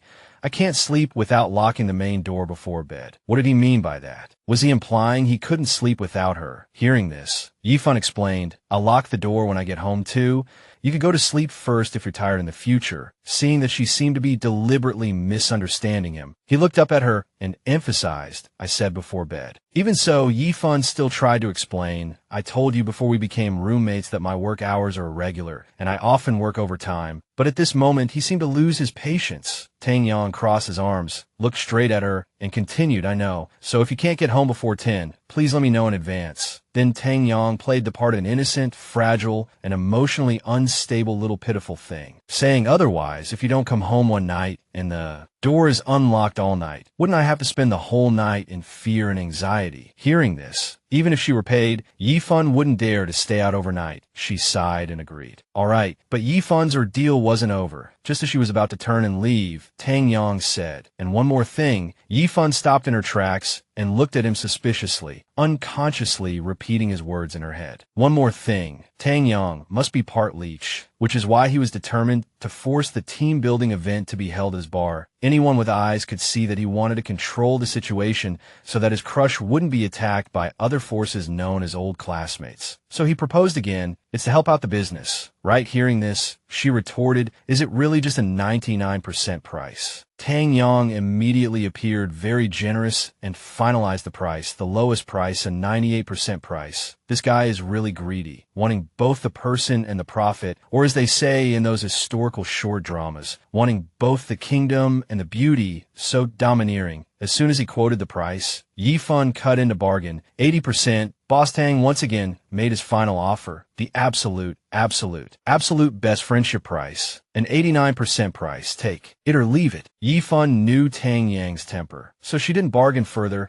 She showed a helpless expression and said, "All right." The next day, Yifun was getting ready to go out, talking to Zhang Xiqiao on the phone. Xiqiao's crisp voice came from the phone. "Yifun, my car is at the entrance of the complex, but they won't let me in. Can you come out yourself?" She hurriedly said, "Okay, I'll be right there." Then came Xiang Lang's voice, indicating he was sitting next to Xiqiao. "It's okay, no rush." But Chow Chow immediately retorted, "No rush my ass, Xiang Lang. When Yifun, hurry up, I'm starving to death." Hearing her friend's complaint, Yifun hurriedly grabbed her bag, put on her shoes, and replied, "Okay, Chow Chow, hang in there. I'm coming to save you right now." At the same time, Tang Yang pretended to be coincidentally going out as well. He opened his door, seemingly ready to leave. She turned around and saw that he was also dressed and ready to go out. Yifun looked at him and said, "Are you going out too?" Tang Yang, with a straight face, gave a soft as if in confirmation. With a soft ding, the elevator arrived at their floor, and both of them stepped into the elevator. She said to him, as if making an announcement, "We're going to your bar after we eat. You saved a spot for me, right?" Her eyes didn't leave her phone. Tang Yang replied nonchalantly, "Just mention my name when you get there." She said softly, "Okay, thanks." Just then, the elevator announced its arrival on the first floor. As soon as she walked out of the lobby, she immediately saw her friends waiting there. Xiao Lang even waved enthusiastically, shouting loudly, "Here, here." Seeing her, Xiao Lang smiled happily and said to her, "Yifun, come over here." She approached the group of friends and said, "You're all here." But it seemed no one noticed what she said, because everyone's attention was on the figure in black walking towards them from the 12 o'clock direction. Seeing her friends' confused expressions, Yifun also turned her head to look in the direction her friends were staring, and immediately she also realized the problem, as everyone recognized Tang Yang. And immediately she understood what her friends were thinking. They had an attitude of having caught her doing something shady. According to the script in the story, it should be, "Let me explain, it's not what you think." But at this moment, she quickly said, "Let me tell you something simply, concisely, and clearly." She said directly, "The roommate I mentioned before, that's Tang Yang." The information had just been delivered, but the way it was processed was completely different. Xiang Lang lowered his head in silence. Su Haoan knew the situation, so he could only sigh, while Chow Chow was inputting the information into her brain's processor and running the program. After digesting the information for a moment, Chow Chow suddenly screamed, "You two are living together. What's going on?" Seeing this scene, Yifun hurriedly said, "Keep your voice down. We'll talk about this later. Tonight's reservation is at his bar. He said he'd give us a friendship discount." Hearing this, Xiqiao also found it quite appealing. She said, "That's not bad. What's the discount?" Yifun sighed and said, "Still an 89% price." Hearing this, Xiqiao and Xiang Lang suddenly fell silent. Perhaps at this moment they felt they had been fleeced by a profiteer, and their innocent friend was a true lamb. However, the profiteer who was taking advantage of them was walking towards them, saying, "Although I know this is something worth showing off," he continued to look at her with his usual expressionless face and said, "But you don't have to tell everyone we live together, alas, young Master Tang. If your pride could be sold by the slice, you'd be rich by now, getting what you want and still playing the victim." After Tang Yang said this, everyone stood frozen in place, stunned for 5 seconds. They couldn't comprehend how Tang Yang could say such a thing with such confidence. Su Haoan looked at him with a scrutinizing gaze and said, "Bro, I know you don't care about face, but don't be so shameless." After saying that, he smiled and turned to Wen Yifun, saying, "Wen Yifun, Don't mind him. This guy just says whatever comes to his mind. He was like this in high school, when Yifun knew this all too well. So she was speechless, seeing Howen being so enthusiastic towards Wen Yifun. Tang Yang felt extremely uncomfortable. He glared at Su Howen with a death stare and said, Su Howen, you seem to be in a good mood today, being stared at by Tang Yang's fatal gaze. Even another Howen wouldn't dare to talk back. He immediately tried to defend himself. What are you talking about? I'm this happy every day. Then he immediately changed the subject. Right, Tang Yang and I were about to go out to eat. Since everyone's here, why don't we go together? Zhang Xiqiao immediately chimed in. Sure, let's go together. It's almost time to eat anyway. Seeing that everyone agreed, Howen turned to Xiang Lang and said, Then you guys take your car? Okay, I didn't drive today because I plan to drink a little. Hearing this, Xiang Lang immediately said, Sure. Then everyone quickly walked towards Xiang Lang's car to go eat together. They chose a very famous hot pot restaurant, which was bustling with customers and had a very lively atmosphere. It was difficult for Wen Yifun's group to move around inside, and they waited for a long time. Before they could order, Howen exclaimed while eating, Wow, it's so crowded here. I've seen this restaurant online, but I didn't expect it to be this popular. Zhang Xiqiao replied, I know, right? Luckily, I made a reservation in advance. Otherwise, we wouldn't even have gotten a table. The food here is famous, so I really wanted to try it, besides the happily chatting Yang Xiqiao. When Yifun shyly spoke up, Xiang Lang, Let me do it. It was clear he was carefully taking care of her. Xiang Lang shook his head and replied, It's fine. It's almost done. After scalding Wen Yifun's bowl and chopsticks with hot water, Xiang Lang handed them to Wen Yifun and said, Here are your bowl and chopsticks.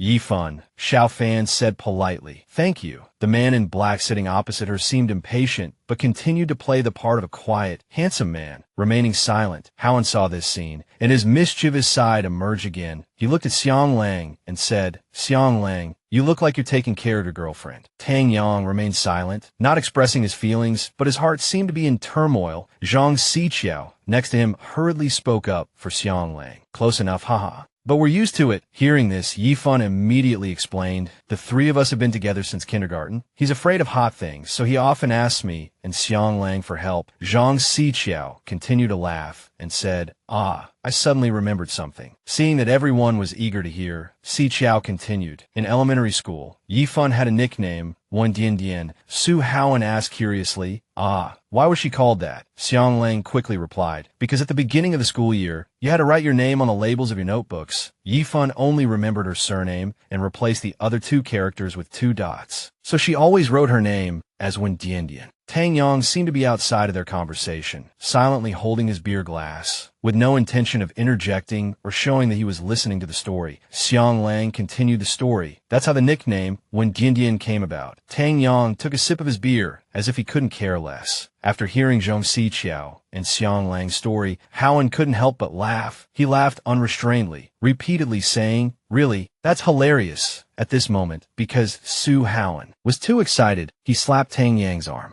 When Tang Yang saw that annoying hand reaching too far, his temper flared. He frowned and roared, Are you crazy? Which made Howen's wandering hand suddenly freeze. Howen, who had been laughing so happily just a moment ago, was suddenly yelled at by Tang Yang for no reason, causing him to play the part of a wronged, silent little pitiful thing, a little white rabbit. But why are you yelling at me, bro? This act really drove Tang Yang crazy. As if possessed by the god of drama, he immediately teared up, lamenting his misfortune, and sang a sad drama of meeting a scumbag like Tang Yang and being ravaged like a flower. Howen began to speak. See, I'm so envious of you guys. My only best friend is this dog Tang Yang. If I asked him to wash my dishes, he'd probably scald me to death instead of helping. Then Howen sighed heavily and lamented dramatically, Why am I so miserable? Tang Yang next to him continued to drink his beer with a straight face. But his inner thoughts were, Damn it, I've been putting up with you for a long time. While they were happily chatting and laughing, Howen suddenly asked, By the way, Zhang Xiqiao, are you guys going anywhere else after the hot pot? Hearing this, Yifun glanced guiltily at Tang Yang. Xiqiao immediately replied, To your overtime bar. Hearing his friend's discussion, Tang Yang remained silent, as if he was outside of everyone's conversation. Seeing this, Xiang Lang asked, Where is it? Xiqiao added playfully, Yifun knows where it is. As soon as Xiqiao's words fell, Tang Yang couldn't help but unconsciously looked up at her, and at the same moment, Yifun was also looking up at him. Their gazes met briefly, and in their eyes, coincidentally and simultaneously, the other's figure appeared. This suddenly flustered Yifan extremely, and she had to pick up her glass and drink water to try to hide her embarrassment. So, as planned, after the hot pot, everyone headed to Tang Yang's overtime bar to hang out, and it didn't take them long to arrive. The overtime bar appeared before them. Inside the bar, an employee approached him and handed him some documents, saying, "Young E, here's what you asked for."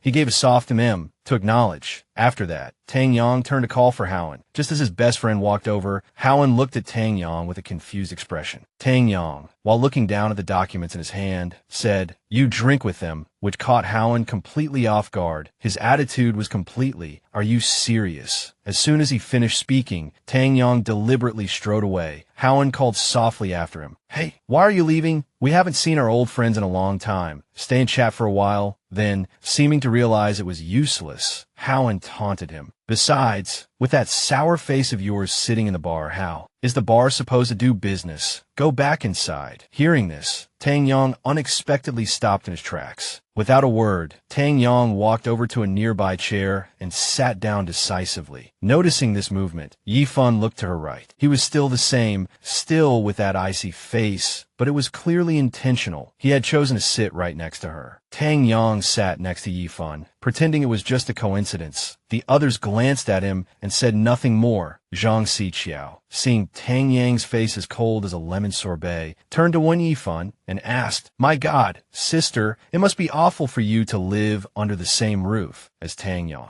Xiqiao added, "I was staring at him the whole time during dinner, and I didn't see him smile once. It's like someone owes him 8 million. Why is he like that? What happened?" When Yifan had a nonchalant expression, as if this was as normal as sugar and milk, and replied, "Don't be surprised, he's always been like this." Zhang Xiqiao listened with a speechless expression, thinking to herself, where did he fall from? After everyone had settled in, Su Howen began to state his case about the roommate arrangement. Howen began, "All right, when Yifan, I have to apologize to you." Yifan turned to look at him with a confused expression. Howen began his report. Howen didn't keep everyone waiting long. He quickly continued to explain the situation. "I previously thought that everyone had already signed the contract." Everyone was silent. Howen continued, "As long as one person moved out, another person could move in besides. I was just thinking simply at the time. I really had no other intentions. That's why I gave the apartment key to Tang Yang." At this moment, according to the script, the camera would pan to the victim, Tang Yang. Howen continued to ramble. "Then I heard that someone scared you half to death. I'm really sorry. I apologize to you." When Yifan heard something was off and repeated Su Howen's words, "Someone." Su Howen replied with an embarrassed look,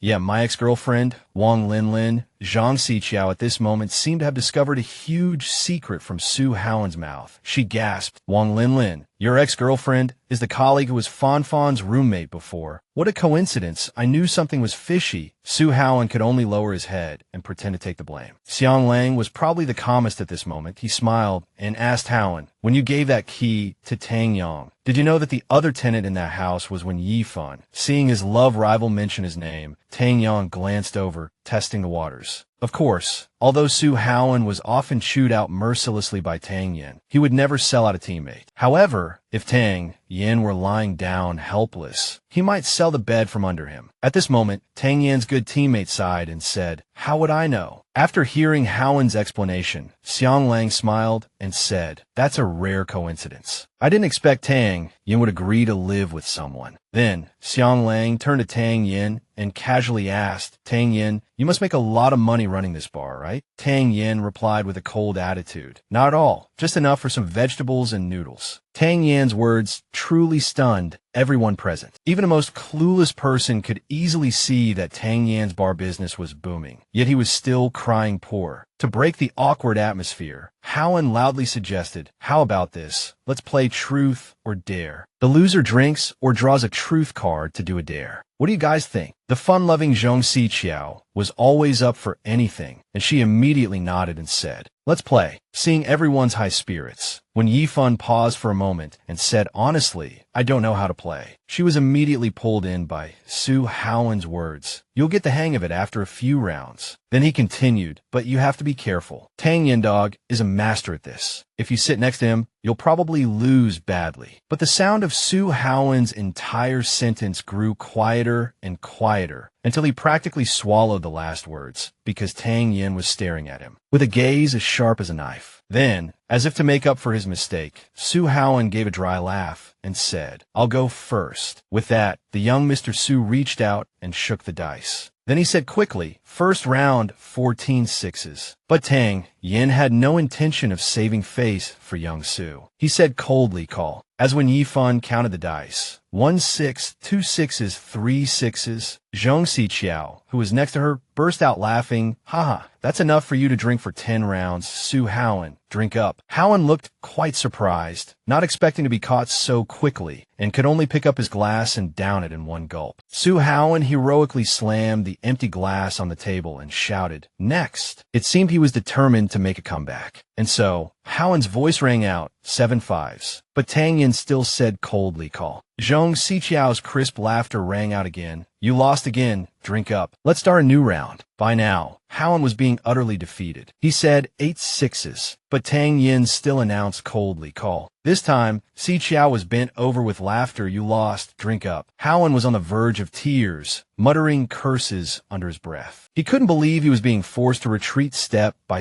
his own comrade in arms. After about 7 or 8 rounds, the table was scattered with empty glasses, but they had all been finished by Su Howen alone. It was just as Howen had said. Tang Yin was extremely good at this game, but the one who suffered was not Wen Yifan, but Howen himself. At this moment, Su Howen rested his head on Tang Yin's shoulder, wailing, "Tang dog, don't you know to keep the good stuff for ourselves? You keep making me drink my own bar's alcohol. What did I do wrong?" "I was wrong, okay, wah." Sitting next to them, Wen Yifan, who hadn't touched a drop of alcohol, looked at Howen with sympathy. Seeing Su Howen's pitiful state, Tang Yin had no choice but to show some mercy. Tang Yin said, not calling, 10 fours. Hearing this, Howen's eyes filled with gratitude. Wen Yifan, with a puzzled look, immediately asked, "So, I'm at 11 fours?" Zhong Xiqiao immediately shouted with an eager face, "Call." This drinking game was a true test of human nature. Those who usually called each other brothers and were as close as sisters continued to ruthlessly turn on each other. Naturally, for a complete novice like Wen Yifan, it was normal to lose. After playing the victim for a while, Howen regained his spirits and said, when Yifan lost, "Do you want to drink or draw a card?" She, of course, chose to draw a card. As soon as she said it, when Yifan reached out and drew a card from the deck Xiqiao was holding. She drew a lucky card. The card she drew had a very special task written on it. Zhong Xiqiao read out loud, "Let me see, list the good qualities of the members of the opposite sex present." Xiqiao's words made Tang Yin suddenly freeze. She looked at Xiang Lang and said, "Xiang Lang, you're very considerate." Being praised by his classmate, Xiang Lang smiled with satisfaction. She continued in one breath, "Su Howen, enthusiastic." Tang Yin listened to her words with a calm expression. Then, when it was his turn, she suddenly hesitated. She called his name softly, Tang Yin. He turned his head and looked at her intently, waiting with unusual seriousness for her opinion of him. She also looked at him intently. Perhaps in that moment, she was searching her mind, trying to find what good qualities this man she lived with actually had. But then, it seemed that in Wen Yifan's eyes, he didn't have a single praiseworthy quality, so she only said a short phrase. After playing for a long time, it was finally Xiang Lang's turn to be the target. Zhong Xiqiao shouted as if she'd struck gold. Xiang Lang lost. "Drink or draw a card?" He quickly said, "Draw a card." The atmosphere became more heated than ever. Xiqiao and Xiang Lang huddled together to look at the card's content. "Say one thing you regret the most." Xiang Lang immediately fell into thought and said slowly, "It would have to be," he continued, "not being able to go to the same university as Yifan." This sentence truly stunned Tang Yin. Xiang Lang's voice was still echoing slowly. "Originally, we had agreed to get into Ihe University together." When Yifan was also stunned at this moment, perhaps she never expected that she would be someone else's regret. She immediately turned to Xiang Lang with a puzzled expression, while he continued to tell his story.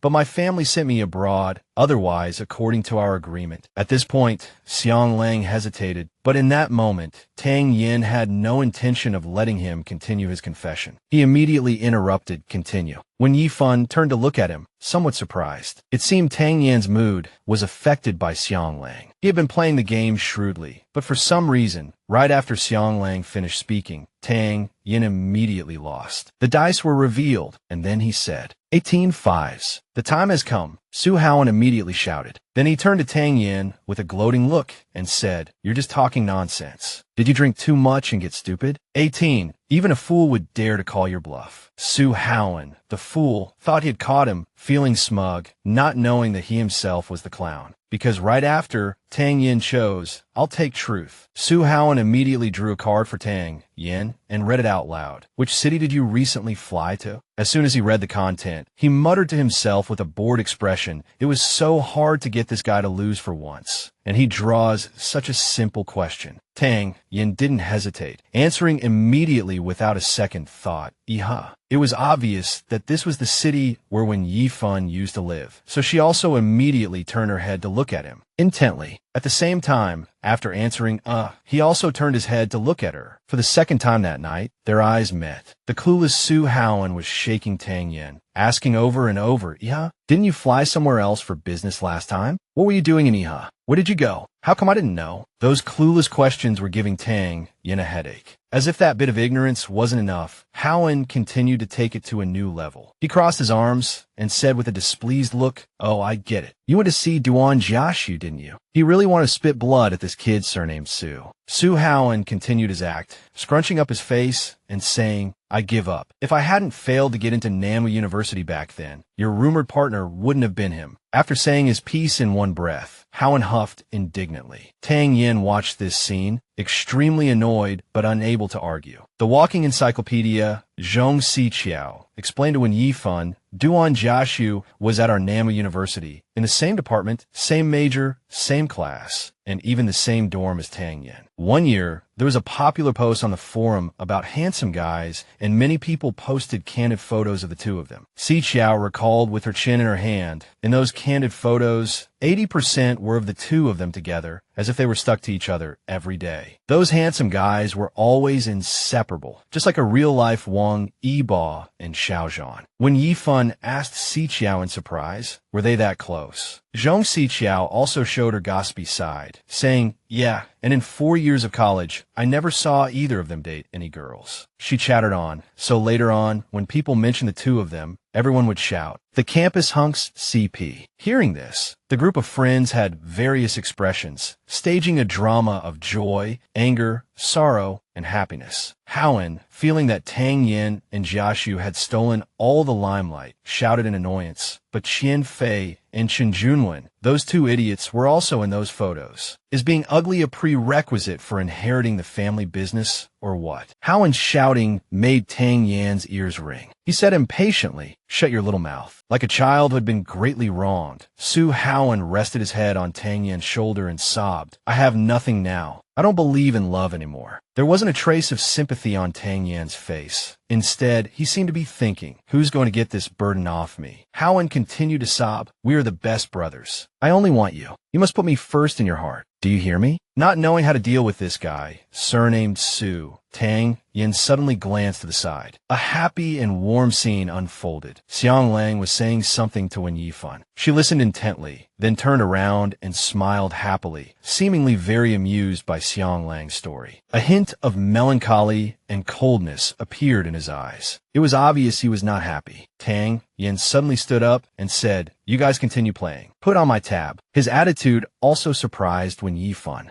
Haoan asked in surprise, where are you going? Tang Yin walked towards the door and said casually, tired, going back to sleep. His actions dampened everyone's enthusiasm. When Yifan looked at him with a gaze that was half sad, half confused. The night was deep, but the dazzling, bustling streets of the entertainment district outside were still bright and prosperous. Tang Yin was smoking with a heavy heart. Just as he blew out a smoke ring, a voice came from the side. Weren't you going back? How did you end up on the second floor? Tang Yin immediately turned to look. Sure enough, the person who knew him best was still Haoan. At this moment, his good brother had found him on the second floor balcony. Suddenly seeing the strange expression on Tang Yan's face, Haoan guessed, are you in a bad mood because of Xiang Lang? With a cigarette in his mouth, Tang Yin lowered his face grimly and said nothing. Seeing this, Haoan continued to probe, Tang Yin, do you like Wen Yifan? At the mention of her name, a flicker of emotion crossed his eyes. just as Tang Yin and Howen were talking on the second floor, when Yifan and the other two were still sitting on the first floor, continuing their chat. Suddenly, when Yifan turned to Zhong Xiqiao and asked, "Oh, Xiqiao, you mentioned earlier that Duan Jiaxu is an Iha. How did you know?" Xiqiao smiled brightly and replied, "I think so. According to the intel I got, he's from Iha and went straight back there to work after graduation. So he's an Iha now. Why are you asking me this? Did you two meet before in Iha?" When Yifan blushed slightly and said, "No, I was just curious. No other reason." Then, as if she suddenly remembered something, she immediately turned to Wen Yifan and asked, "Oh, Wen Yifan, are you okay living with Tang Yin? If not, just tell Xiang Lang and have a move in with Tang Yin instead." Wen Yifan rejected Zhong Xiqiao's suggestion, saying, "It's fine, Zhong Xiqiao. Although we live under the same roof, we're like strangers. We're just roommates. You don't have to worry." Xiang Lang, sitting next to her, chimed in, "Yifan, if you ever want to move out, just let me know." On the second floor balcony, Tang Yin and Howen were chatting while smoking. Howen sighed and began, "Tang Yin, do you really need to make yourself so miserable? Xiang Lang and Yifan have known each other for so long. If they were going to get together, they would have done so long ago." Tang Yin took a deep drag from his cigarette. Howen, beside him, continued, "And you too. I originally thought you still liked Wen Yifan, which is why I specifically created the opportunity for you two to live together." Tang Yan's gaze grew distant, as if filled with many unspoken thoughts. Howen was still talking beside him, "But your attitude towards her is like that, so I thought I had guessed wrong." Then, like two comrades in arms, Howen put his arm around Tang Yan's shoulder and said, "Come on, tell me about it. I've been a lady killer for so many years. I'm definitely not like you guys who fall outright after saying a word." Listening to Howen sharing, Tang Yin gave a mocking smile and patted his good friend's face. "I'd be crazy to tell you. You think you're a lady killer." When his sore spot and pride were touched, Howen suddenly went berserk. He shouted, "How was I supposed to know that Wang Linlin would cheat? When I asked her before, she always told me sweetly that the guy was her cousin." Tang Yin could only cover his ears at this point. Howen continued to vent, but in the end, what greeted my eyes was the scene of the two of them passionately kissing. God, I'll never forget that scene in my life. I almost threw up my midnight snack. I'm trying so hard to forget. How could you be so cruel as to bring it up again and hurt me? You're so cruel. After saying that, he huffed and turned away angrily. Now it was Tang Yan's turn to console him. He gently poked Howen's back. Like a child who had been wronged for 100 years, the more he was coaxed, the more he cried. Tang Yin, exhausted, could only say a few comforting words like, "All right, it's all in the past." The consoled Howen, instead of stopping his tears, shouted like a madman, "The most infuriating thing is I can't even get revenge. I'm so rich and handsome, and she still dared to cheat on me. It's just too much." At this point, Tang Yin didn't know how to clean up this weepy mess and could only wait blankly for him to finish crying and calm down. A few days later, at Nanhua TV station, Wen Yifan's workplace, she was at her desk checking and finishing her work. Fu Zhuang glanced at her and said, "Sister Wen Yifan, let me tell you something. Do you remember your friend who was interviewed during the fire a few days ago? After the news was broadcast on TV, it immediately became a phenomenon. Many edited pictures of him appeared online, which were then edited into a brand new clip. It's very popular online now, and everyone is discussing it heatedly." When Yifan looked up at Fu Zhuang, puzzled, and asked, "Is the impact that big?" Fu Zhuang replied, "It's not super popular, just moderately hot because we censored his eyes when we uploaded it." Hearing this, Wen Yifan breathed a sigh of relief and said, "That's good." She continued, "Fu Zhuang, I have a favor to ask. There's not much going on at the station today, so I'm going home to write the outline. Please remember to give the documents to Teacher Qian while I'm gone." Fu Zhuang, of course, agreed. He replied happily, "Okay, I'll remember, Sister Wen Yifan. Be safe on your way home." The scene changes to Wen Yifan's apartment building. It was dusk by now. She walked into the house quietly and turned on the lights. She took some food she had just bought to the kitchen and was very surprised because many things in the house had been replaced. First, the faucet had been repaired and replaced with a new one. Next, the gas stove was replaced with a more convenient and safer type. Then, a series of new home appliances were bought, all high-end and modern. She looked around in surprise, thinking, why are there so many new things? Is Tang Yin back? Also, regarding the situation of this pair of housemate frenemies, Tang Yin had not been back since the gathering at the bar. During those days, Tang Yin's text messages were only notifications that he wouldn't be home and reminders to lock the door,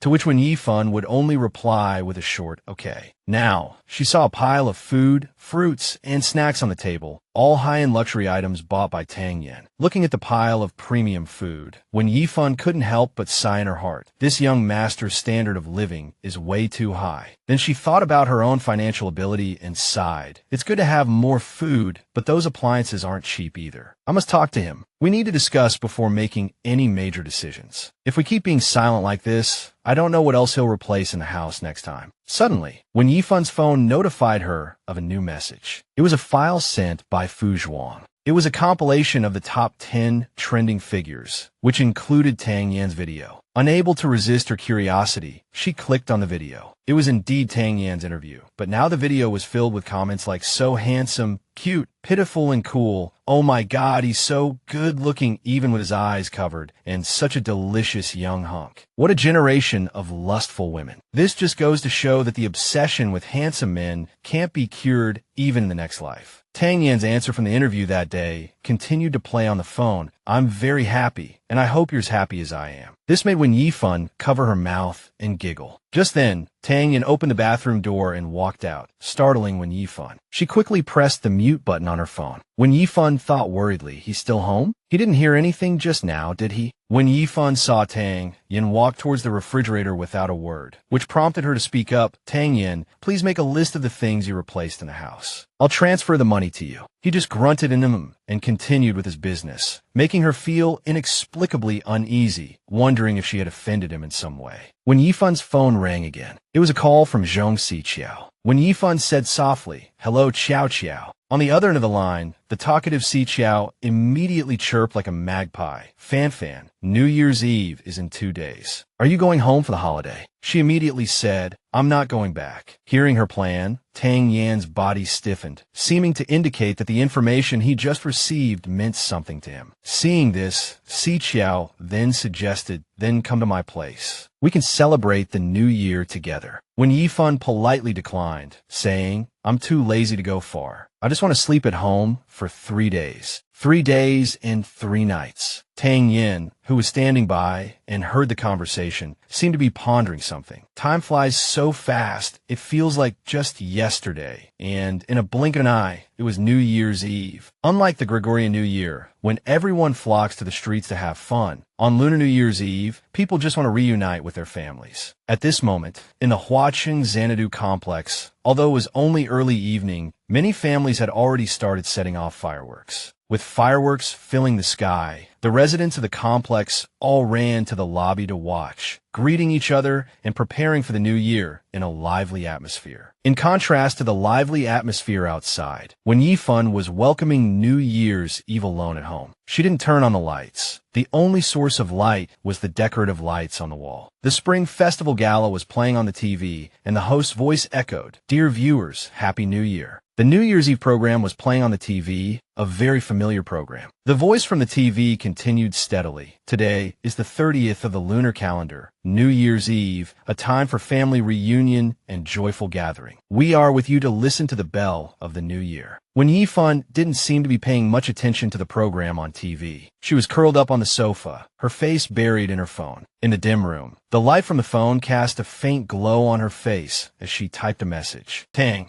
Yin had sent her a few simple lines. Won't be back before the 8th day of the new year. Lock the door. Please clear out the things in the fridge. Thanks. She replied with a short, okay. It seemed the only connection between them was just these daily trifles. A hint of sadness flashed across when Yifan's face. She was welcoming the new year alone once again. Although she was used to it, she couldn't say it wasn't sad. Just as when Yifan was lost in thought, the notification bell rang again. Another message had arrived. She opened the message again, a look of surprise on her face. This time, it was a message from her mother. Her mother had written a long message to greet her. Are you really not coming home to have New Year's Eve dinner with Mom? Uncle Zhang mentioned you too. He said it's been a long time since he saw you come home for a visit. When Yifan read the message for a while, not knowing how to reply, after thinking for a moment, she composed a message. Lines of text appear on the phone. I have to work overtime tonight, so I can't make it back. Happy New Year. Then she gently pressed the send button. But after sending the message, she inexplicably fell into a strange sense of emptiness. She curled up, hugging her knees, sitting there pitifully. This was her own choice, but she knew better than anyone that if there had been any other option, she would never have chosen to be so alone on New Year's Eve. Suddenly, just as when Yifan was feeling extremely sad, the doorbell rang, ringing repeatedly. She hurried to the door, her heart filled with curiosity, wondering who it could be at this hour. When she looked out through the peephole, she froze. She quickly opened the door, and there he was, standing right in front of her. Unable to hide her surprise, she exclaimed, "Sang Yen." She was so stunned she couldn't speak, wanting to ask him something, but just as she uttered the word "you," Sang Yen coldly walked past her and into the house before her question could even leave her lips. She turned to him and continued to ask, "Why are you back?" As he walked into the house, he said, "Too many relatives came over to the house. There's no space to stay, so I came back here to rest." His cold attitude made her feel uneasy, but on the bright side, she no longer had to spend New Year's Eve alone. The two of them watched the Spring Festival Gala on TV together. A song was playing on the TV. This is the most wonderful night, probably a popular love song full of passionate devotion. The sincere lyrics made when Yifan and Sang Yen, who were sitting side by side, feel incredibly awkward. The singer's voice seemed to embrace and share his joy, elevating her sense of happiness. The lyrics continued, "The lights are on. Baby, go, go, go. Now I'm just waiting for you to take my hand." Yifan lowered her head slightly, a little crestfallen. The singer on TV continued to perform. "It's not that I don't know what's on your mind. If you're still waiting for something, tell me. We've already reached our dream. It's just a little incomplete." Sang Yan's mind was probably not on the TV show at all. His soul was wandering elsewhere. The atmosphere grew increasingly awkward, both staring at the TV as if they were devoted art lovers. But in reality, their minds were preoccupied with their own thoughts, unrelated to the program. The male and female singers continued their duet, rhythmic and affectionate. "Just want you to say it. This is the most wonderful night." Suddenly, Sang Yin stood up abruptly, causing Yifan to look at him in confusion. Sang Yin walked straight to the kitchen, and Yifan watched him, wondering, is he going to make some late-night snack? Just cooking a little something? He shouldn't need the gas stove, right? Don't mess up the kitchen. Just use the induction cooker. Sang Yin simply turned on the stove, giving no hint as to what he intended to do. From behind, Yifan could only see his back as he stirred and cooked, with no idea what he was making. She focused all her attention on his back, her heart fluttering with uncertainty. Suddenly, he called her name, Wen Yifan, and she stood up immediately, as if by reflex. She hurried over to him and asked, "What's wrong?" As she got closer, he said, "Wen Yifan, here's the thing. I cooked a bit too much. Can you help me eat some? It's too wasteful to throw it away." What met her eyes was a pot of noodles piled high. He glanced at her and said simply, "Help me eat some," and she couldn't say a word. So when Yifan stood beside Sang Yin to help him with the noodles, and she asked, "Should some of this be put in the fridge?" He turned his head to remind her, "Don't add the scallions." Seeing her put almost all the food in the fridge, he asked her, not eating the meatballs. Seeing her reply faintly, "If you want to eat them, add some," he continued to probe her tastes. "What about the dumplings?" Yifan replied nonchalantly, "Just a few is fine." Seeing that the bowl of noodles still lacked ingredients, he told Yifan, "Get me 2 eggs." Hearing this, she couldn't help but sigh and remind him, "Sang Yin, you've already put in a whole pack of noodles." After a flurry of cooking, the late-night snack was finally ready, and the final product was very eye-catching, nothing short of marvelous. The two decided to bring it to the table in the living room to enjoy. As soon as the noodles were served in the bowl, Wen Yifan couldn't wait to scoop up a spoonful of broth to taste. She gently brought the spoon to her lips. He secretly watched her, anticipating her reaction. When a satisfied expression appeared on Wen Yifan's face, and she praised, "Oh, it tastes good," Sang Yin suddenly breathed a sigh of relief. She turned to him and complimented, "Your cooking is actually pretty good." He immediately switched to his arrogant mode, retorting smugly, "Of course, the way you were looking at me just now, it was as if I was going to poison you." Yifan immediately explained, "I just didn't expect you to know how to cook." He said conceitedly, "Is there anything I can't do?" Hearing those arrogant words, she suddenly wanted to take back her compliment. Yifan glared at him and said sarcastically, aren't there many? For example, cooking noodles for one person. Seeing her like this, he could only remain silent, although the truth was not that he didn't know how to manage the portion size,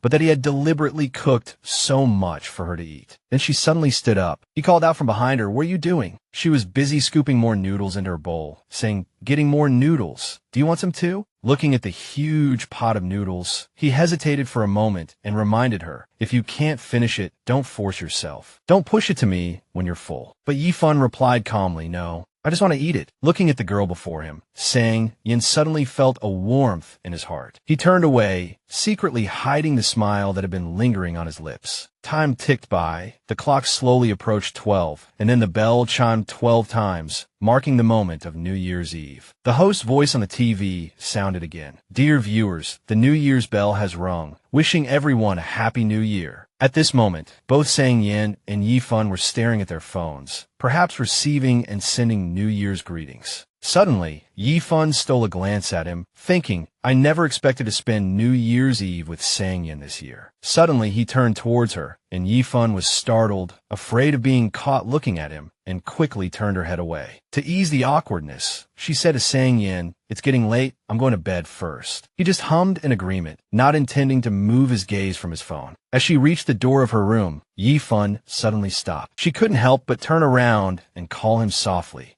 Yin. At that moment, he was holding his phone horizontally, playing a game, when Yifan's voice reached his ears. "Happy New Year." He then replied to her, "Yeah, Happy New Year." He said it as if the greeting was a matter of course. He didn't look up at her, still focused on his game. Then she went into her room and closed the door, leaving him alone on the sofa. Once she was settled in her room, Yin put down his phone, no longer playing the part of the cool boy. No longer a cold expression. His gaze towards her room was filled with warmth, and a gentle sense of happiness crept into his soul. At this moment, when Yifan was curled up in her quilt, tossing and turning, unable to sleep, a happy expression graced her face as she thought, "This is the first time we've eaten together since we made up. It feels so warm." When Yifan recalled a memory from 7 years ago. Back then, in the academic affairs office, her homeroom teacher was talking to her. "Yifan, your grades this month aren't very good. Is it because you're still not used to it after transferring for Namwu?" Then the teacher handed her the report card, saying, "Take this home for your parents to sign, and go home early after school." Yifan said softly, "Thank you, teacher." She walked out of the academic affairs office with a worried look on her face. Suddenly, her phone chimed with a message notification. Yifan took out her phone to see who had sent the message. Suddenly, her steps halted. She stared intently at the phone in her hand, her expression turning serious. The sender was Yin, and the message read, "Are you free? It's my first time in Bayou, and I don't know the way. It's okay if you're busy. A handsome and considerate guy like me is a rare find." She stared at the words in the message, her eyes filled with confusion. The scene changes to a bustling street in Bayou. Sure enough, Yin had arrived. Footsteps approached him, and someone called his name, Yin. Hearing Yifan's voice, he looked up at her, his eyes full of anticipation. Not walking but running. Yifan was running towards him at a brisk pace, beads of sweat on her face, making her seem to shine even more. He looked at her and said with a warm smile, "You got here so fast." She had no energy to reply, bending over to catch her breath, exhausted. She had truly done her best to get to him as quickly as possible. He immediately bent down, looked at Yifan, who was bent over from exhaustion, and said gently, "Want to go eat?" It was dusk, and the sun was gradually setting.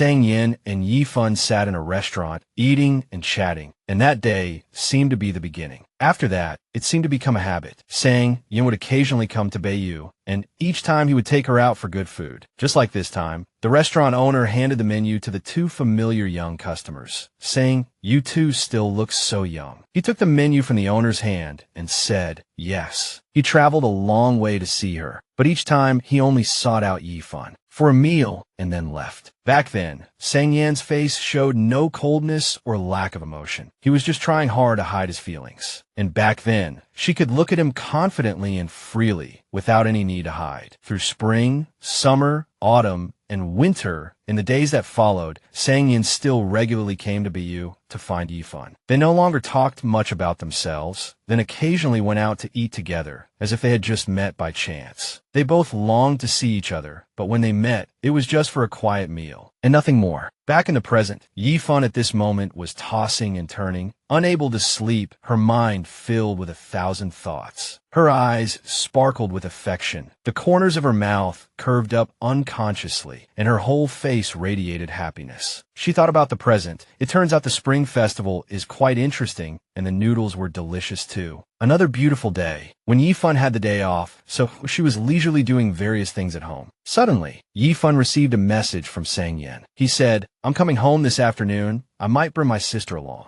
Then he asked her, "Is that okay?" Yifan quickly typed a reply, "Okay." A moment later, she walked into the kitchen, opened the fridge, intending to find something to drink. As soon as she turned around, she saw Sang Yin and his sister standing at the door. He turned to the girl and said, "There are no slippers. Just go barefoot." When she looked up, the little girl, Sang Jiha, immediately saw Yifan, a flash of surprise in her eyes. At the same time, Yifan was also looking intently at the little girl. Unconsciously, they both felt surprised upon seeing each other. Suddenly, after standing frozen for a few seconds, Sang Jiha stared at Yifan without blinking. She seemed to realize something, and a glint of joy shone in her eyes. Then Sang Jiha turned to Sang Yin and blurted out, "Brother, is this pretty sister your girlfriend?" After Sang Jiha asked, the whole room immediately fell silent. Sang Yin suddenly froze, while Sang Jiha looked at Sang Yin with a face full of anticipation. If this were a manga, a crow would probably be flying over their heads cawing right now. Just then, Yifan spoke up, breaking the awkward atmosphere. She smiled at Sang Jiha and said, "No, we're just roommates sharing a place." Hearing an answer she didn't expect, Sang Jiha lowered her head and walked in sullenly. She couldn't hide the disappointment on her face, muttering sigh, "So pretty, but just a roommate." Sang Yin looked at his sister's expression and really wanted to go over and knock her on the head a few times. Women are truly incomprehensible creatures. Soon, the little girl and Yifan seemed to have become very close, and they were chatting. Sang Jiha asked Yifan, "Sister, were you and my brother high school classmates?" Yifan smiled brightly and happily, replying, "You still remember me?" Perhaps Sang Jiha was very cute as a child, so Yifan had a clear memory of her face. She recalled, "You got lost when you were little, and you happened to meet me. You said you wanted me to help you find your brother, and that you'd treat me to ice cream. Do you remember?" Sang Jiha recalled the incident and said meaningfully, "I wasn't lost back then. My brother said I was lost, so I was lost." Flashing back to 8 years ago, when Sang Yin had planned for his sister to be a prop in his script to get to know Yifan. At that time, Sang Yin and Sang Jiha were loitering outside a door. Sang Yin said to his sister, "Kid, see that sister standing over there? The one standing in front of the bookstore reading a book." Sang Jiha was just a little tyke back then, and she looked in the direction her brother pointed and hummed a soft "uh-huh." In front of where Sang Yin was pointing, Yifan was holding a small pink umbrella, engrossed in reading a new book she had just bought. She was so absorbed that she didn't look around. Sang Yin said to his sister, "You go over and tell her you can't find your brother." Sure enough, these old-fashioned scripts still had some effect. The innocent Sang Jiha didn't understand why she had to do this, as it was clearly a lie. Moreover, Sang Jiha was still just a little girl, and she looked at her brother with her big, bright, round eyes, worriedly saying, "That sister is so pretty, I'm shy." But in Sang Yan's eyes, this pretty and chubby little dumpling, Sang Jiha, was nothing short of a little devil. He glared, putting on a very scary face, and then said, "You know how to be shy?" But apparently, threats didn't work, so Sang Yin immediately switched tactics and started coaxing. He said softly to Sang Jiha, "After you do it, I'll buy you ice cream." As if to further boost his sister's confidence, he gently pushed Sang Jiha towards Yifan while repeating the script for her to remember. "Just say you're scared and ask her to help you find your brother, okay?" Sang Jiha stubbornly glared at her brother and said, "You better not be lying to me." Then Sang Yin continued to coax her, Okay. And so, Sang Yin successfully tricked Sang Jiha into creating a very coincidental acquaintance. As the little girl walked, she muttered her lines, "Sister, I can't find my brother anywhere. I'm so scared. Please come with me." In the distance, Sang Yin peeked out from behind a wall, watching anxiously. Then, as she got close to Wen Yifan, the little girl grabbed the corner of her clothes and called out, "Sister." Wen Yifan looked very surprised to find a cute little fur ball tugging at her clothes. At this moment, everything seemed to have gone haywire. Sang Jiha couldn't remember any of the lines her brother had told her, and she stammered, seeing a hint of fear on Sangjia's face. When Yifan kindly bent down and asked, "What's wrong?" Perhaps it was interacting with a stranger, or perhaps because when Yifan was just too beautiful, Sangjiha forgot everything. She stammered as she looked at Wen Yifan with an anxious expression, her big, bright eyes shining even more under the scrutiny. Then Sangjiha rummaged through her pocket with a serious expression. It turned out Sangjiha was looking for money. When she found a 10 yuan coin, Sangjiha eagerly handed it to Wen Yifan, saying, "Sister, I'll treat you to ice cream." Sure enough, the lines Sang Yin had taught her before seemed to have completely gone with the wind. The two girls continued to chat happily. Standing far away, Sang Yin saw that things were not going according to his original plan, and his face was now filled with extreme anxiety. Seeing that Sangjiha hadn't gotten to the point, he suddenly coughed a few times from a distance, as if to remind his little teammate. Receiving the signal from her teammate, little Sangjiha finally got back on the track of the pre-written script. She said, "Sister, I can't find my brother." Only then did Wen Yifan ask worriedly, "Did you get separated from your brother? Where did you lose him?" Sangjiha, with a very bold expression,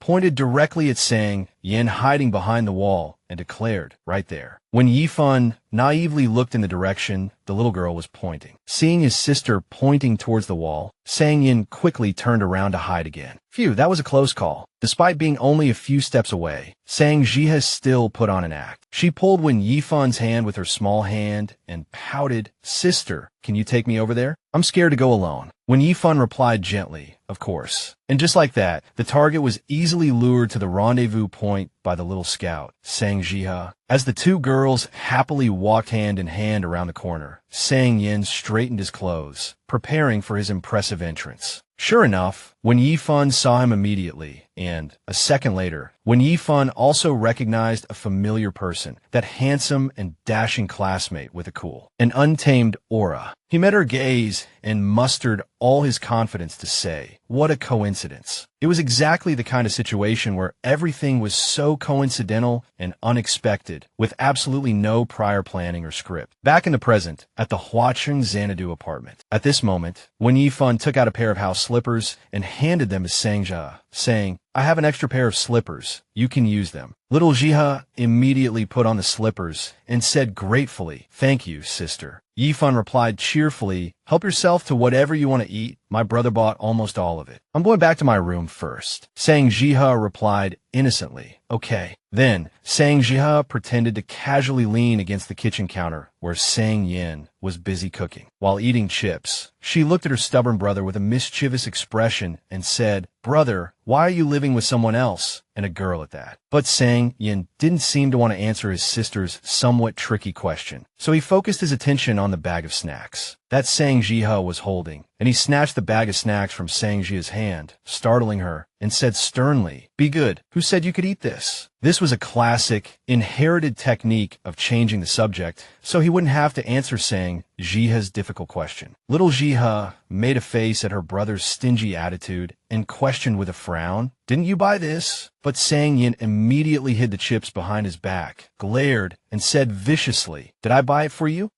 Seeing her brother's stingy behavior, little Jiha was speechless, unable to find words to retort. Her brother Sangjiha crossed her arms, expressing her dissatisfaction, and said, "Then hurry up and cook. I still have practice exercises to do." After finishing the meal, Sang Yin turned to Sangjiha and immediately replied, "Find a place to sit and do your homework." A few minutes passed peacefully. Just then, Sangjiha suddenly remembered the question she had asked earlier, the one that her godlike brother Sang Yin had diverted. As soon as she remembered, Sangjiha was determined not to let it go. She pretended to be doing her homework, but asked casually as if it were an afterthought, "Oh, so why are you living with someone else?" Sang Yin, still diligently cooking in the kitchen, seeing his sister's incessant questioning, said irritably, "Hey, do I have to report everything I do to a little brat like you?" Sang Yin's sister was very annoyed at not getting a satisfactory answer. She put on a sulky face and said, "Fine, I know everything." Her gaze seemed to say, "I was just asking, but I know everything." Then Sangjiha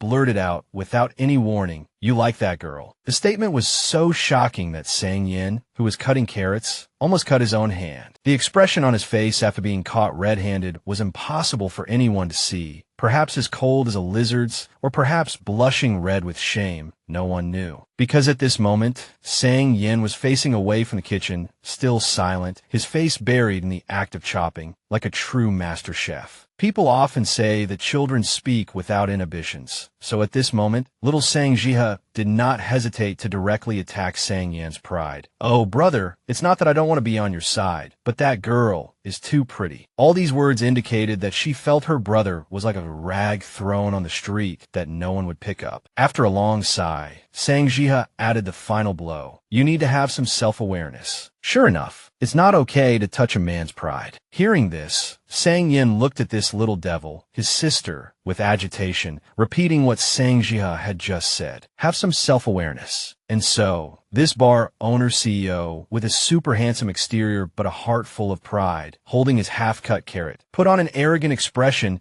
as if he were an emperor lecturing his court lady, and delivered a long speech. Kid, you look at me clearly. That's a line that should be reserved for people who like me to say. Understand? This was a blatant display of a domineering CEO's narcissism. But apparently, the household Buddha was not impressed. Even though Sang Yin was trying to prove he wasn't as common as a rag, Sang Jiha just scoffed, then activated her pretend-to-be-deaf mode, burying her head in her book and ignoring him. Sang Yin, seeing he couldn't order the kid around, instantly shouted impatiently, "Hey kid, come help me bring the dishes to the table." Sang Ji, for her part, had a defiant look on her face. However, after helping her brother set the mountain of food on the table, Sang Ji asked, "Aren't you going to ask her to eat with us?" Sang Yin was busy getting soda from the fridge and took the opportunity to play deaf. Seeing her brother remain silent, little Sang Ji continued, "It's the new year, and your roommates after all. Can't you show a little human decency?" Sang Yin glared at her and retorted, "What's it to you?" Sang Ji continued to nag, "She even got me slippers. She's so nice to your sister. Shouldn't you invite her to eat with you?" Sang Yin, clearly still holding a grudge, immediately shot back, "Nice to you." Then he added, "She's nice to you. What does that have to do with me?" Sang Ji frowned at her brother in confusion, internally screaming, "What the hell?" but couldn't say a word. Sang Yin took a sip of soda and continued, "If you want her to come, go ask her yourself." Sang Ji let out a frustrated huff, fuming but speechless. Since her brother had said so, she couldn't force him to be hospitable, so the Sang siblings just ate in silence, with no sound other than chewing. After a while, seeing that Sang Ji had no intention of inviting their roommate, Sang Yan's expression gradually darkened. Meanwhile, the carefree and innocent little girl was just focused on stuffing her face, completely oblivious to her brother's darkening expression. Seeing this, Sang Yin said with a hint of sarcasm, "You've got quite a conscience, don't you?" Sang Ji looked up at him, confused, clearly thinking, what are you trying to do? I just came here to eat, not to cause trouble." Sang Yin brought the soda can to his lips for a sip, then said with a cold expression, "You know she's nice to you, right? But you're all talk and no action." Then, he gave Sang Ji a look as sharp as a knife, making her understand the situation immediately. Sang Ji's face fell, as if to say, "Why didn't you say so earlier?" It was truly a case of a simple-minded person meeting a schemer. Sang Ji was truly speechless at this point, and could only sigh, thinking in the end, I have to do everything. Without taking many more bites, Sang Ji reluctantly pulled out her chair. She stood up, walked to Wen Yifan's room, and raised her hand to knock. Wen Yifan opened the door and peeked her head out, and Sang Ji immediately invited her. "Hi, Jejia, you haven't had dinner yet, have you? Come eat with us. The more the merrier." Wen Yifan smiled and replied politely, "Oh, no need. You two go ahead." But Sang Ji immediately leaned in close to Wen Yifan, putting on a mysterious air, and whispered, "Jejia, you don't really get the situation, do you? A meal with just my brother and me is no fun at all." Hearing this, Wen Yifan froze, surprised and confused. Despite this, she agreed, "All right then, thank you." At the dinner table, hearing Wen Yifan's words, Sang Yin deliberately feigned indifference. He stared intently at the pull tab of his soda can, as if he hadn't heard the brief exchange between the two girls. But if you looked closely, zooming in the camera, you would see the corners of his mouth suddenly curl into a faint smile, his face actually filled with satisfaction. With Wen Yifun's presence, the meal became much livelier and more pleasant. Sang-ji picked up a piece of meat and put it in her bowl, saying, "Yifun, Jie, have this." When Yifun responded politely, "Thank you." To show closeness, Sang-ji suggested, "You can call me Ji." When Yifun also responded warmly, "That's such a cute name." The two pretty girls looked at each other and smiled, while Sang Yin, the reluctant bystander, suddenly burst out laughing. Seeing her brother's mocking attitude, Sang-ji immediately understood Sang Yin's intention and said loudly in anger, "What's wrong with someone praising my name as cute?" After his knowing laugh, Sang Yin pretended nothing had happened and turned to drink his soda. Sang-ji, still very indignant, turned to Wen Yifun to complain, "My brother is so annoying. He used to always laugh at me, saying my name sounds like a maid's." Wen Yifun immediately comforted her, "I think it's very cute." Then, to prevent the siblings from fighting over the name, Wen Yifun changed the subject, saying, "Ji, you're preparing for the college entrance exams, right? Which university are you planning to apply to?" At the mention of exams, Sang-ji fell into thought for a moment. Nam University or Iha University, I guess. It was clear she hadn't decided on her goal yet. When Yifun commented, "Those are very difficult schools to get into. Are you sure you can make it?" Ji replied, confidently, "Barring any accidents, it shouldn't be a problem." It was obvious she was very confident in her academic abilities. When Yifun continued to encourage Sang-ji, "It seems you're a good student. Don't put too much pressure on yourself. Both schools are great." The two beauties smiled at each other, completely ignoring the third wheel who hadn't said a word from start to finish, just clutching his soda, like a brand ambassador. But suddenly remembering the geographical distance between the two places, when Yifun reminded her, "But Iha is very far from Nanwu, and the climate is different from here too. It took me a long time to get used to it back then." Hearing this, Sang-ji asked curiously, "Yifun Jie, did you graduate from Iha University?" When Yifun nodded in confirmation, "Yes, my major was journalism and communication." Sang-ji was still curious. "My friend wants to apply for that major, so I've heard a little about it. It seems Nanwu University's journalism and communication program is more famous than Iha's." When Yifun lowered her head, her expression slightly pensive. Little Ji continued to ask, "Yifun Jie,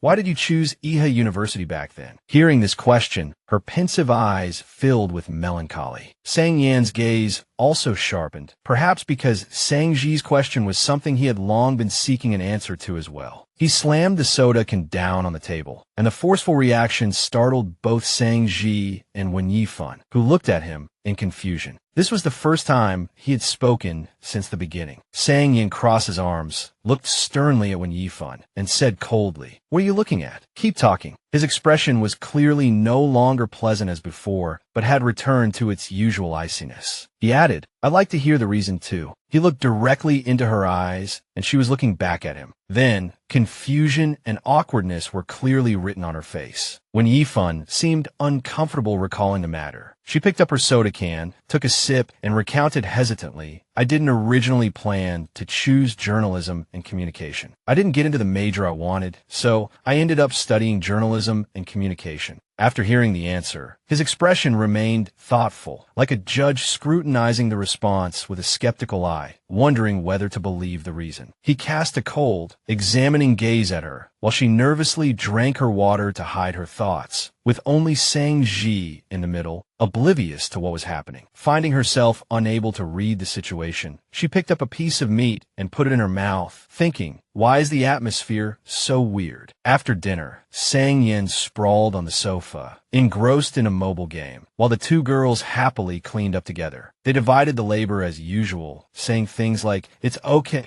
Gigi, I'll just tidy up a bit. You go study, I've got this." A truly harmonious domestic scene. While cleaning up, Sang-ji asked Wen Yifun with a serious expression, "Yifun Jie, can I ask you something? If you don't want to answer, just pretend I didn't say anything. Then she leaned close to Wen Yifun's ear and whispered, did you and my brother used to date? Wen Yifun answered immediately, no. Hearing this, Sang Ji was still curious. She said, my parents said my brother was in a puppy love relationship in high school, and then I remembered he asked me to pretend to be lost back then, so I thought he knew you. My God, after knowing her for just one evening, so many of her brother's deeply hidden secrets were being spilled by his sister. Sang Ji continued to chatter on. So he failed to woo you then? Before she could finish, little Gigi didn't see the volcano on the sofa about to erupt. It turned out Sang Yin had heard everything Sang Ji said and was now shouting, seething with rage. You little brat. But obviously, in front of Wen Yifun, he had to play the part of a good brother, so he wished he could swallow this little girl whole. He forced the ugliest smile and said to his sister, let's go, I'll take you home. But Sangji didn't want to be sent home, so she tried to coax him, let me stay a little longer. But Sang Yin said sternly, don't you have to go home and do your homework? Or were you lying again? Hearing this, Sang Ji could only sulk, unable to argue back. So Sang Ji had no choice but to put on her backpack and follow her brother. Before leaving, she said goodbye to Wen Yifun. Yifun Jiejia, I'm leaving. Wen Yifun smiled at Sang Ji and said, okay, be careful on your way. The Sang siblings walked out the door. The door closed, leaving Wen Yifun alone, busy washing dishes and tidying the kitchen. Then she suddenly fell deep into thought. Sang Ji's words kept echoing in her ears. My parents said my brother was in a puppy love relationship in high school. Wen Yifun thought to herself, a high school puppy love. Wen Yifun recalled that time and continued to think, it seems she was really talking about me. We even got our parents called to school over it back then. At that time, their punishment was to stand in the hallway, but she comforted herself, but it was just a misunderstanding by the teacher. New Year's Eve in Nanwa City was bustling with excitement. The sounds of car horns and people's voices mingled, creating an extremely lively atmosphere. Sang Ji, sitting in the car, turned to ask her brother, is this how you pursue girls now? Sang Yin turned to look at his sister, a look of confusion on his face. Sang Ji immediately explained more clearly, look at your attitude towards Wen Yifun, so cold. Sang Ji felt it was unfair to Wen Yifun and continued, she's so pretty. Anyone can tell you two are not from the same world. Saying this was practically putting down her handsome brother.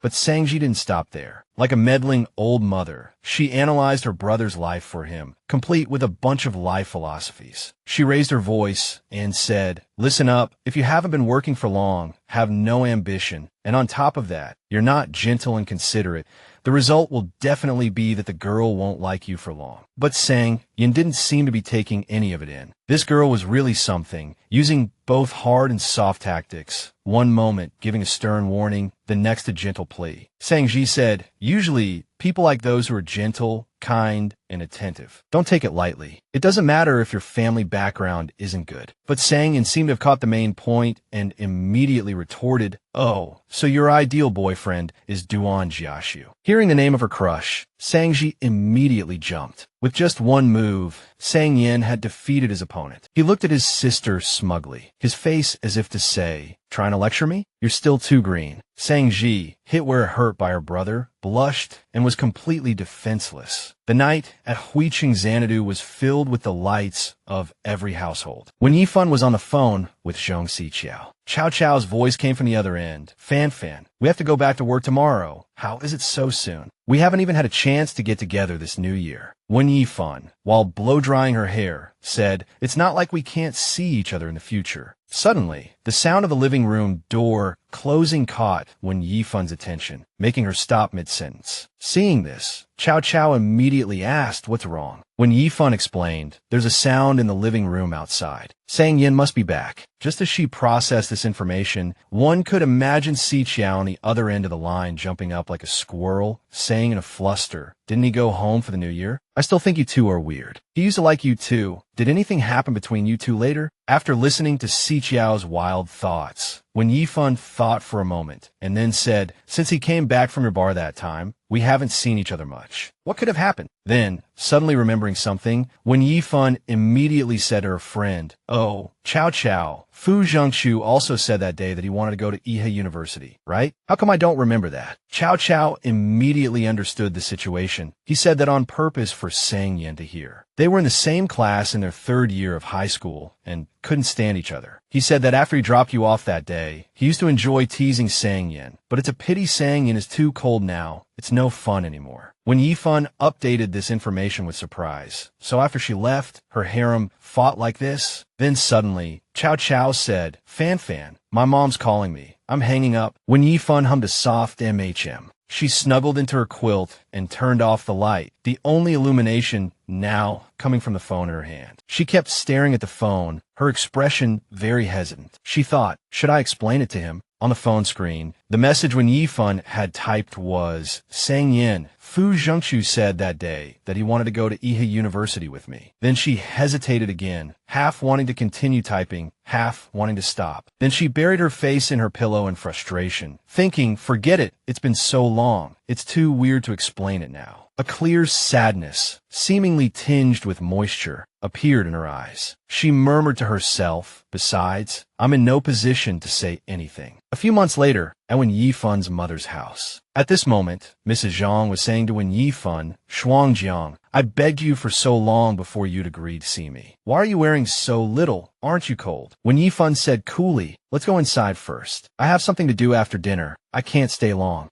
Mrs. Zhang pressed the elevator button, and while waiting, she continued to say to her, look at you, you're too thin. Next time you want to eat something, just call me, and I'll come over and cook for you. She just replied perfunctorily, I live with friends. I'm afraid it would disturb them. The elevator announced it had reached the 4th floor, and the mother and daughter walked out. Mrs. Zhang continued talking as she walked. Then you should come over and keep me company when you're free. The two walked towards the Zhang family's apartment. Mrs. Zhang continued, hoping to connect some of her daughter's emotions in her story. Oh, have you seen Han-in? He's almost 3. You can go in and see your little brother when he wakes up. Just as she opened the door and walked in, Wen Yifun's mother continued, your Uncle Zhang is at work. Mrs. Zhang chattered on, not noticing Wen Yifun's gloomy face. Jia isn't home. She's at university and only comes back every few weeks. But your aunt came back from Baiqing to see you. Hearing the word aunt, Wen Yifun was startled and looked up. At the same time, a sharp voice rang in Wen Yifun's ears. Oh, my Shuangjiang is here. That voice suddenly made her face sink. A middle-aged woman in flashy clothes walked out from inside the house, saying with a warm expression, long time no see, come in quickly. This woman was clearly no stranger, and certainly not a ghost, but she made her freeze, a flicker of fear and apprehension in her eyes. The woman didn't seem to notice, and was still smiling warmly. Come, let me have a look at you. After the three of them were seated in the living room, the aunt began to feign tears over their blood ties, saying, you ungrateful child, you never came home after going to university. You don't even have your aunt in your eyes anymore. Then she asked, what do you do for work now? Wen Yifun replied coolly, a reporter, same as in Iha. Seeing this, the old aunt showed her true colors, pursing her lips to criticize, oh, so you don't earn much, and the work is hard and tiring. But Wen Yifun's attitude was so blatantly contemptuous that she fell silent, too lazy to reply. Seeing this, her mother interjected, as long as Yifun likes it. Mrs. Zhang then said, Yifun, you chat with your aunt. I'll go cut some fruit. With only the two of them left in the living room, the aunt continued with her overly familiar act. Our Yifun is getting more and more beautiful. As she spoke, she reached out to pat the girl's shoulder in a show of affection, but the girl quickly leaned back, dodging the touch. Seeing such a clear rejection, the aunt glared at her and began to boast about her own merits. Yifun, why don't you call me Annie? Your aunt raised you for a few years, treating you like my own daughter. Then she continued with a subtle sneer and a vulgar tone. You know, you don't know how to use your assets. You're so pretty, you could just find a good family to marry into. Why live so hard? Sure enough, after beating around the bush for so long, it finally led to her attempt to lure this beautiful, plump chicken, Wen Yifun. The woman continued, let your aunt tell you, I have a friend who is very rich, a bit older, but knows how to dote on people. Your aunt can introduce you. From beginning to end, Wen Yifun remained silent, treating her aunt as air and her words as the buzzing of a fly. The aunt put on a fake face again and continued, your cousin is getting married this year and hasn't bought a marital home yet. We took care of you for so long back then. You should help us out a bit. It's not like you, a girl, have any use for it anyway. Seeing the aunt's face change in an instant and her words become extremely disgusting, Wen Yifun could no longer remain silent. She said contemptuously, I also know a very rich boss who is also very doting, and he also likes men. Why don't I introduce him to my cousin? But when Yifun's words had indeed struck a nerve with the old woman, she no longer feigned affection and shrieked as if provoked. How can you say such things? But the girl was unwilling to waste another word on her and stood up resolutely, startling her mother. At this moment, her mother had just walked into the living room with a fruit platter, having not witnessed the incident, and just cried out in surprise. What's wrong? When Yifun had no intention of explaining anything to her mother, she walked past her and headed for the door. As she walked, she said loudly, I will never come to your house again. Mrs. Zhang cried out in surprise again. What? Without turning her head, she said hurriedly, I never want to have anything to do with any of you. But Dad once told me that after he passed away, I must take good care of you. But I can no longer fulfill this last wish of his. At this moment, she had completely given up and blurted out, Mom, just consider me dead along with Dad. Then she walked straight out of the house, leaving her stunned mother behind. Back at Wen Yifun's apartment, the evening breeze blew gently. When Yifun walked into the house with a heavy heart. At this moment, Sang Yin was sitting in the living room as usual, playing video games. Seeing her return, he glanced at her, but she seemed not to want him to see her gloomy mood, so she lowered her head slightly, avoiding his gaze. She quickly walked into her room and slammed the door shut. However, none of this escaped Sang Yan's eyes, as he had already sensed her distress. He turned to his phone and began to type a message. He decided to click on her profile picture and ask her directly. A few words appeared on the screen. What's wrong with you? Then he pressed send. Then he kept staring at his phone, waiting for her reply. But after a long time, all he got was silence. She had no intention of replying. The clock on the wall ticked, and it was almost dawn. Sang Yin still hadn't put down his phone. He went to the kitchen to get a drink, all the while waiting for the notification sound of message. But the screen still showed the message he had sent, with no reply from Yifun. His expression was somewhat pensive, half worried, half confused. Then he turned off the lights and walked into the bathroom. He glanced at his phone again, as if looking at it a few more times would make her message appear. Finally, Sang Yin decided to turn the volume up to the maximum. Then he placed his phone on the shelf in the bathroom, as if to ensure he would hear the message notification immediately. Sang Yin turned on the tap to take a shower. The night sky was silent, with no other sounds, so the sound of the running water was particularly clear. After a while, he glanced at his phone again. The more he waited, the more stubbornly the phone remained silent. After a while, he finished his shower and opened the door to come out. The first thing he did after his shower was to grab his phone. He checked his messages while drying his hair. But it was hopeless. The conversation was still stuck on the message he had sent just after 11 o'clock. He thought to himself, is she asleep? Just then, there was a soft sound from outside. At this hour, it could only be Wen Yifun outside. Seeing her, he hurriedly opened the door and went out. Seeing her walking towards him, he said softly, I thought you were asleep. That foul mouth of his could never be changed. Sang Yin immediately forgot that he had been worried about her all night, and now that he saw her, he started teasing her again.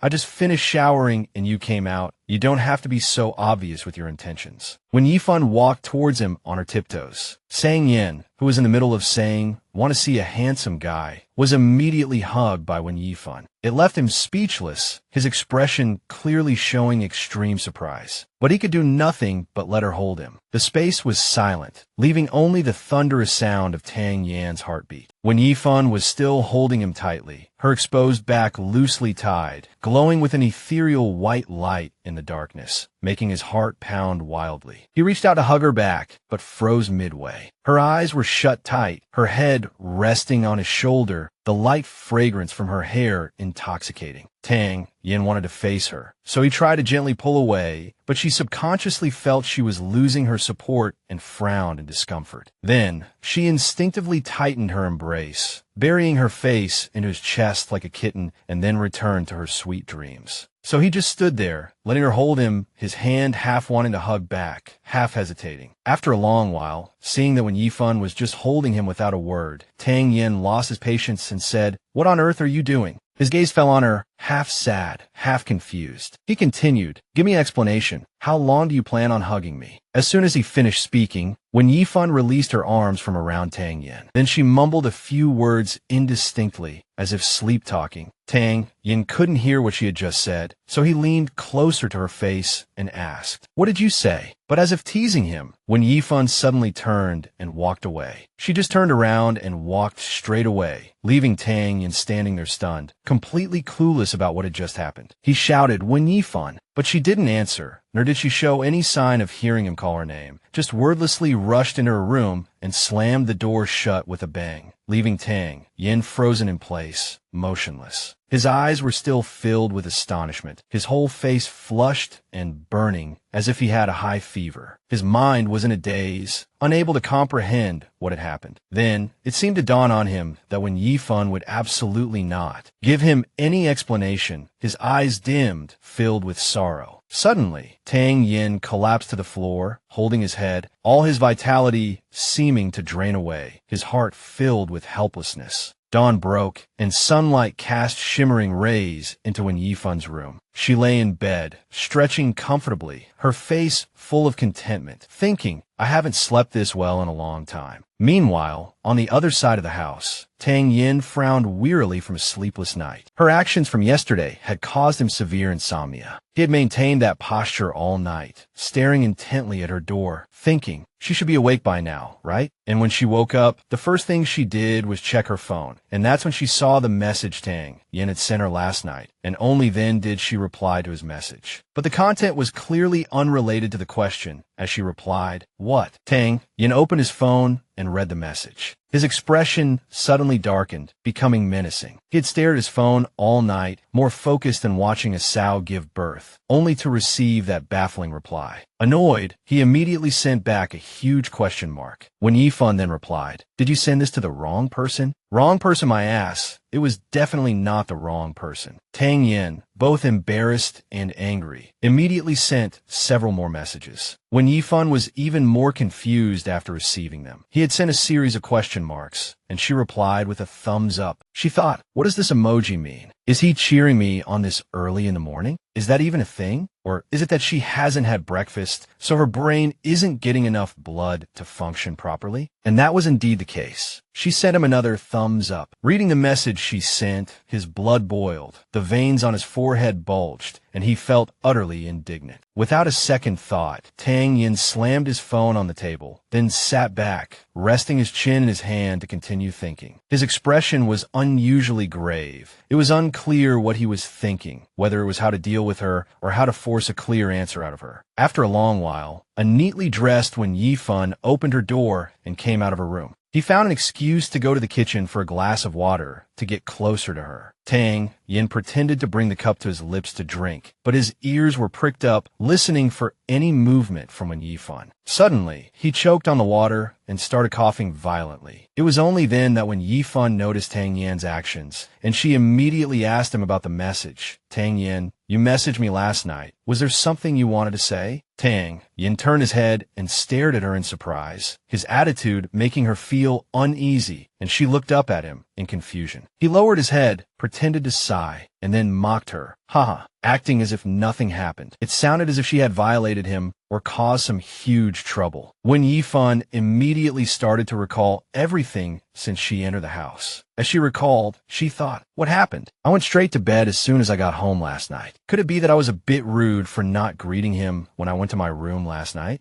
Wen Yifan guessed this was the reason and said to him earnestly, "I'm sorry. Last night was a special situation. I'll be more mindful next time." Seeing her so nonchalant, he had no choice but to say, "Fine, but this isn't a small matter to me." Then he gave her a bone-chilling, menacing look and said, "I hope that if you do something like this in the future, you can give me a reasonable explanation." Wen Yifan stared at him with her mouth agape in astonishment, her heart filled with confusion. She thought, this is considered a big deal? Scene change to Nanwood TV station. when Yifun handed a document to her colleague, saying, "We'll need this interview outline later. Here you go." The colleague replied gratefully, "You're so efficient today. I had sleep paralysis last night, so I have no energy for work today." Speaking of last night, when Yifun vaguely recalled something and said, "I also had a very strange dream last night." Perhaps the dream was a bit sweet. So when Yifun said happily, but it wasn't entirely a nightmare. The scene from the dream replayed, where when Yifun was walking barefoot on soft grass. She narrated, "I dreamed I walked into a forest alone." The scene in the dream was exceptionally clear. When Yifun continued, "I got lost along the way and couldn't find the way out. Then it got dark and I couldn't see anything." When Yifun could still clearly feel the whistling wind in that forest, she felt cold and lonely. Then her eyes lit up as if she had encountered something. She said, "I suddenly remembered that I seemed to have seen the sun on my way here." So she followed the light she had just seen. She continued, "And then I wanted to go back and find that sun, to warm myself up." Soon, she saw that brilliant light. She continued excitedly. "After walking a short distance, I actually found it." Her eyes seemed to sparkle with the halo of light before her, and she suddenly hesitated. "That's when I saw it." She reached out to embrace that magical light. When Yifun was still narrating, "I couldn't help but hug it. The light that had made her feel so warm and peaceful in the dream. It was him." When Yifun recalled the feeling, it was truly warm. Back at Huachun Xanadu apartment, it was dusk, and when Yifun was waiting for the elevator, suddenly, with a ding, the elevator arrived. The elevator doors opened, and Tang Yin was already standing inside, on the phone. Seeing this, she stepped in quietly, not wanting to disturb his call. Seeing her, the memory of last night flooded his mind, and her unconscious embrace made his heart skip a beat. Tang Yin suddenly became a little flustered, and he quickly returned to his phone conversation, saying to the person on the other end, "It's about this matter." Meanwhile, when Yifun pretended not to notice him, burying her face in her phone, the elevator dinged again and stopped at their apartment floor. The two entered the apartment awkwardly, the awkward atmosphere still palpable. As Tang Yin closed the door, he said, "Tell me, what provocative move did she make on you?" Wen Yifun immediately walked into the kitchen, trying to avoid Tang Yin, but he immediately approached and stood right next to her. He continued on the phone, hugged him. Tang Yin deliberately said this loudly and looked at her with a probing gaze. Then, Tang Yin pretended to casually and naturally pat her on the shoulder. She turned around in surprise. At this moment, he spoke up, suggesting, "You're a girl. Come help me figure this out." He asked her seriously, "If a girl hugs your friend, but then acts like nothing happened the next day, what does that mean?" He looked at her and continued to ask, "Can this behavior be reported to the police?" This was a warning from the man, but it was quickly defused by the woman in time. She reacted, "Just a hug.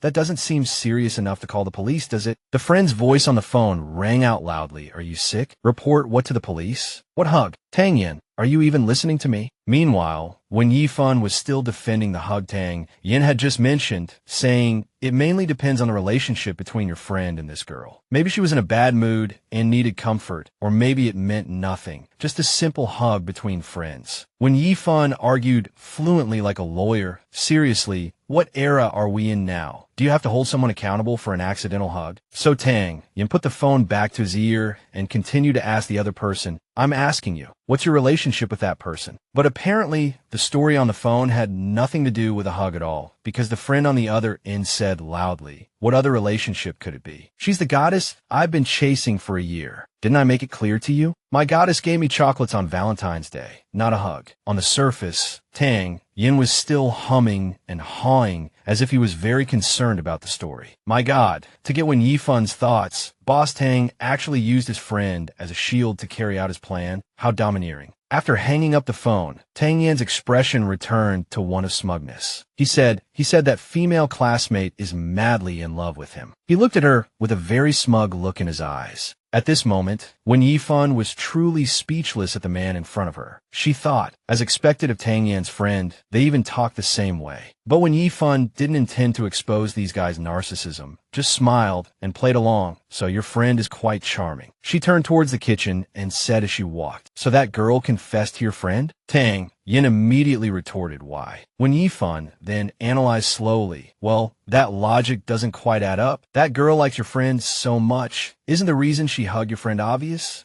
What else are you asking? But that stubborn Tang Yin still wouldn't accept any other answer, insisting on labeling that girl. He touched his chin and emphasized word by word. Oh, so she's playing hard to get. Looking at Tang Yan's smug expression, Wen Yifan thought, why do I feel like something is off? But who was she? As a media person, she wouldn't be easily refuted. She calmly poured water into a cup, her face expressionless, and said, if that girl hasn't confessed yet, then there might be another possibility. She turned around and said bluntly, it's your friend who's being delusional. My God, every word hit the bullseye, accurate and leaving no room for argument. So at this moment, Tang Yin had a blank look on his face, feeling very uncomfortable. When Yifan couldn't read Tang Yan's mind and blankly handed him the water she had just poured, asking, want some water? But Tang Yin switched to sulking mode, turned around and said, drink it yourself, leaving Wen Yifan stunned because she couldn't keep up with Tang Yan's unstable emotions. She must still be thinking, what on earth is going on? After drinking that glass of water, Wen Yifan said, I'm going to rest then. He hummed a few cold ahas and then walked to the sofa. Tang Yin turned on the TV. The sound from it was extremely noisy. He had a friend who was always spouting nonsense. Maybe a comedy sketch was playing on TV, but that bit of humor wasn't enough to soothe the anger in his heart. At this moment, he was resting his chin on his hand, holding the remote control, and kept changing channels with unstable emotions. He switched to a cliché, brainless romance movie where the main characters were having a conversation. The girl said, have you never loved me? Have you just been playing with me all this time? The male actor said, stop being so delusional. Hearing this line, his discomfort increased 100-fold, because stop being so delusional was exactly what Wen Yifan had said to him this afternoon. Tang Yan's face turned pale, as if he was burning with anger, but had nowhere to vent it. So Tang Yin pressed the power button on the TV. Violently and angrily, frustrated, he had no choice but to lie back on the sofa and let out a long sigh. At that moment, the phone on the table rang, indicating an incoming call. It was from Duan Jiaxiu. Tang Yan's rumored lover was calling. Tang Yin glanced at the phone. The ringtone kept ringing. He sat up wearily and answered the call. Tang Yin immediately said, since you're spending money to call, just say what you have to say. On the other end of the line, Duan Jiaxiu chattered, I heard you moved. Send me the address. Isn't it your little sister's 18th birthday next Saturday? I'll send a gift over. Tang Yin was feeling bitter and didn't hesitate to say directly to his friend, am I a delivery service? Can't you just send it directly to my house? But Duan Jiaxiu was still complaining, saying that if he gave it to her in advance, she wouldn't have that happy surprise. So Tang Yin chuckled and said, happy surprise, you're so old-fashioned. Duan Jiaxiu suddenly remembered something he had heard and asked Tang Yin again, by the way, I heard from Sang Yin that you went to Yihe some time ago. He even called to curse me out, saying that we had a graduation scandal in college. And in your eyes, there has only ever been me. Duan Jiaxiu chattered on, while Tang Yin just listened in silence. At the mention of this, his eyes suddenly turned gloomy, because only he knew the real reason he went to Yihe. Duan Jiaxiu on the other end of the line was still pressing, but I don't know what you came to Yihe for. Or is it that you didn't come to Yihe to see me, but for something else? Now I want to listen to his friend chatter anymore. He said curtly, hanging up, and threw the phone onto the sofa. Tang Yin sat quietly, his thoughts drifting into a vague and hazy state. A few more days passed, and on that day, Wen Yifan had to go to the police station for a news story. Taking the opportunity of working together, her colleague asked Wen Yifan, your roommate is only staying for 3 months, right? Wen Yifan replied, yeah, there's 1 month left. The colleague continued, that's great. I have a friend who's looking for a place to rent. Why don't you discuss it with your roommate? And if he decides to move out, I'll send you my friend's WeChat. Wen Yifan replied enthusiastically, sure. Soon, they arrived at the public office of the police station. In front of them, Wen Yifan's colleague was happily talking to a young man. The reporter said, hello, you're the student who helped the police catch the hooligan at the entrance of Nanhui University this morning, right? The young man replied, yes, I'm Mu Qingyan. Wen Yifan and her friend approached the young man, Mu Qingyan. Meanwhile, the colleague continued, we are reporters from a city channel of Nanhui TV station. Can we interview you later? Mu Qingyan quickly replied, yes, of course. Looking at the young man in front of her, Wen Yifan couldn't help but feel a sense of familiarity. This person, I feel like I've seen him somewhere. At this moment, Mu Qingyan noticed Wen Yifan. He looked at her and immediately realized she was staring at him, a strange look in his eyes. When Yifan suddenly realized this guy was looking back at her, before she could react, Mu Chengyun said, "Is there something on my face?" When Yifan immediately waved her hands and said, No, I just think you look a bit familiar." At this, Mu Chengyun said calmly, "Do you have a pen and paper?" It seemed he encountered this situation often. Like a machine, she immediately handed Mu Chengyun a pen and a small notebook. Mu Chengyun took it and scribbled something in the notebook, while when Yifan looked at him in confusion, not knowing what he was trying to do. Then, after 30 seconds, Mu Chengyun finished writing and said, "Done," and handed the notebook back to Wen Yifan. She took it, still not understanding what this was all about. She immediately held up the notebook to look and got her answer. What he had scribbled was a signature. My God, looking down at the notebook, Wen Yifan couldn't help but think, this is a signature? Is he a star or some celebrity? But out of politeness, she forced a smile and said, "Thank you for the autograph." Seeing Wen Yifan being so polite, Mu Chengyun took it seriously. He smiled slightly and said, "Thank you for your support." My God, is this naivety or narcissism? Nanhua City is an extremely bustling city, most evident during rush hour, as crowds pour out of offices to head home, weaving into a cacophony of noise. When Yifan was walking home from the office when a message notification sounded, she opened her phone and saw it was a message from her roommate, but not bedmate, Tang Yin, asking where she was. When Yifan quickly typed a reply, "On my way home, what's up?" Immediately after, Tang Yin sent a series of messages. "Come straight to the supermarket outside the complex. Buy some things. Hurry up, I can't carry them." At the mention of shopping, Wen Yifan felt a pang in her wallet. However, just a few minutes later, Wen Yifan arrived at the supermarket entrance, but Tang Yin was nowhere to be seen. She looked around, thinking, where is he? Not seeing Tang Yin, she sent a message to notify him, "I'm at the supermarket entrance." While waiting for Tang Yin, she suddenly paused as if she remembered something. Then when Yifan immediately took out her phone to browse the internet, she searched for some of the day's hot topics, but didn't find the information she needed. She thought, right, could that guy I met for the first time today be a celebrity? I feel like I've seen him somewhere. With that thought, she immediately typed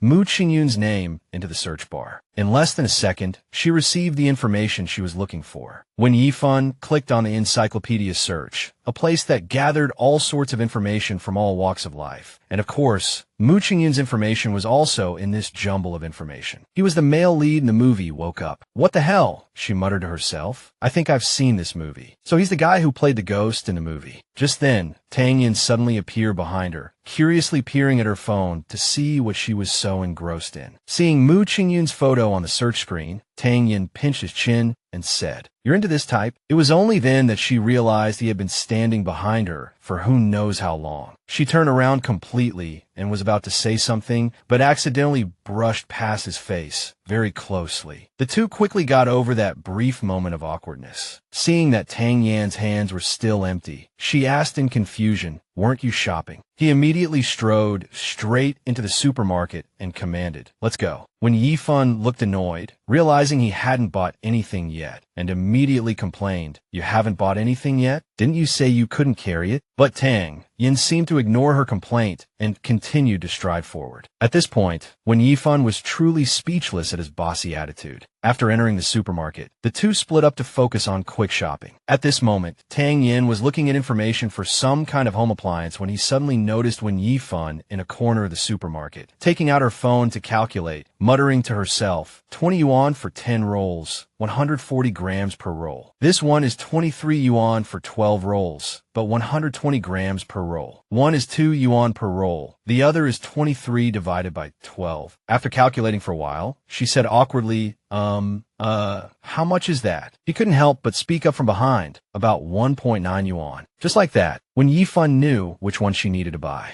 she handed her choice to Tang Yin and said, "Oh, then I'll take this one."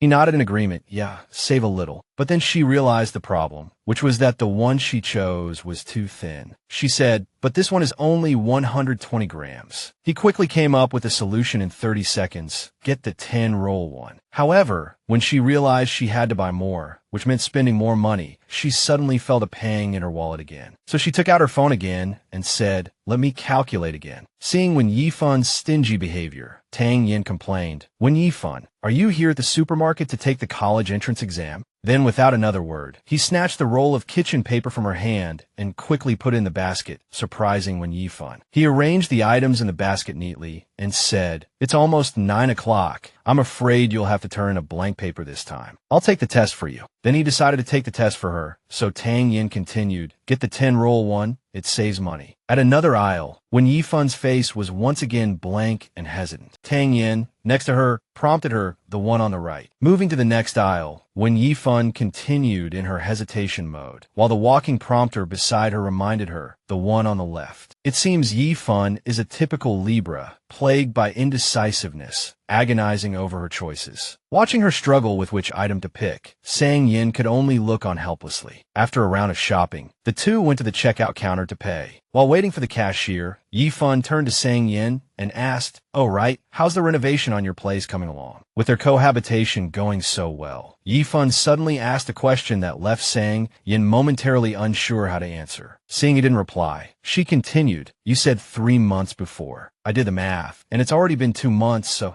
I wanted to ask, when are you planning to move out?" Hearing Yifun say this, he was immediately displeased, a look of annoyance on his face. Sang Yin retorted, "What's wrong? Are you trying to kick me out?" Hearing herself accused like this, when Yifun quickly clarified, "That's not what I meant. It's just that I might have to look for a roommate soon, so I wanted to confirm if you're renewing the lease." Thinking of the 3-month departure date, Sang Yan's eyes instantly dimmed. Just then, the cashier handed them a bag of groceries, saying, "Here are your things." As they walked out of the supermarket, it suddenly began to pour. When Yifun said, "Sang Yin, let me carry that," but he refused, saying, "It's raining. You hold the umbrella for me. Don't let me get wet." The rain grew heavier, coming down in sheets. Sang Yin and Wen Yifun shared an umbrella, slowly walking along the familiar path home. He suddenly turned his head to look at her. It was unclear what she was thinking, but a melancholic look was clearly visible in her eyes. She didn't notice the water dripping from the edge of the umbrella, soaking one of her shoulders. Seeing this, he said irritably, "Move the umbrella that way a bit. You're blocking me." Boss Sang was a classic example of being all bark and no bite. He was clearly worried about her getting wet, but he was afraid she would just give him muffled and then she moved the umbrella a little, but it was obviously a negligible amount. Sang Yin continued to complain, "You're so short, yet you're still being so petty with me." When Yifun moved the umbrella a little more toward her side, thinking to herself, "If I move it any further, you won't be covered." Seeing that nothing she did could satisfy Sang Yin, she irritably handed the umbrella to him, saying, "Here, you hold it yourself." He retorted coldly, "In your dreams, trying to shirk your responsibility. In a man's soul, there's always a little childish boy hidden away." Hearing this, when Yifun was speechless, thinking, "Just let him be," she adjusted the umbrella toward her side as the rain slanted down in gusts. The two continued walking in the rain. Just like that rain from many years ago, he took the dampness upon himself in exchange for her staying dry. The two walked side by side in the rain, in silent understanding, without saying another word to each other. Could it be because of what Wen Yifun said in the supermarket, that Sang Yan's face was now filled with melancholy? The rain fell for a long time, still coming down in gusts without a break. By then, the two had returned to Huacheng Xanadu. The clock showed it was past 8 in the evening. The bathroom door suddenly opened. Sang Yin walked out of the bathroom while drying his hair. The sight that greeted him was the perfect picture of a housewife, meticulously calculating the day's grocery money. Seeing Sang Yin come out, Wen Yifun didn't look up and continued pressing the calculator, saying, "Wait for me to finish calculating, and I'll transfer the money to you." Sang Yin didn't seem to care much about the money. He plopped down on the sofa and said, "Are there any good horror movies? Recommend one. I want to watch something to help me sleep." Hearing the words horror movie, the eyes of a horror movie enthusiast suddenly lit up with excitement. Seeing that her attitude didn't seem resistant, he picked up the remote to look for a movie. When he found a movie he liked, he stopped to ask for her opinion. "Is this one okay?" At this, Wen Yifun raised her head and looked at the TV screen. On the screen, a girl trembled as she saw a dark figure in the corner of the room. She said in terror,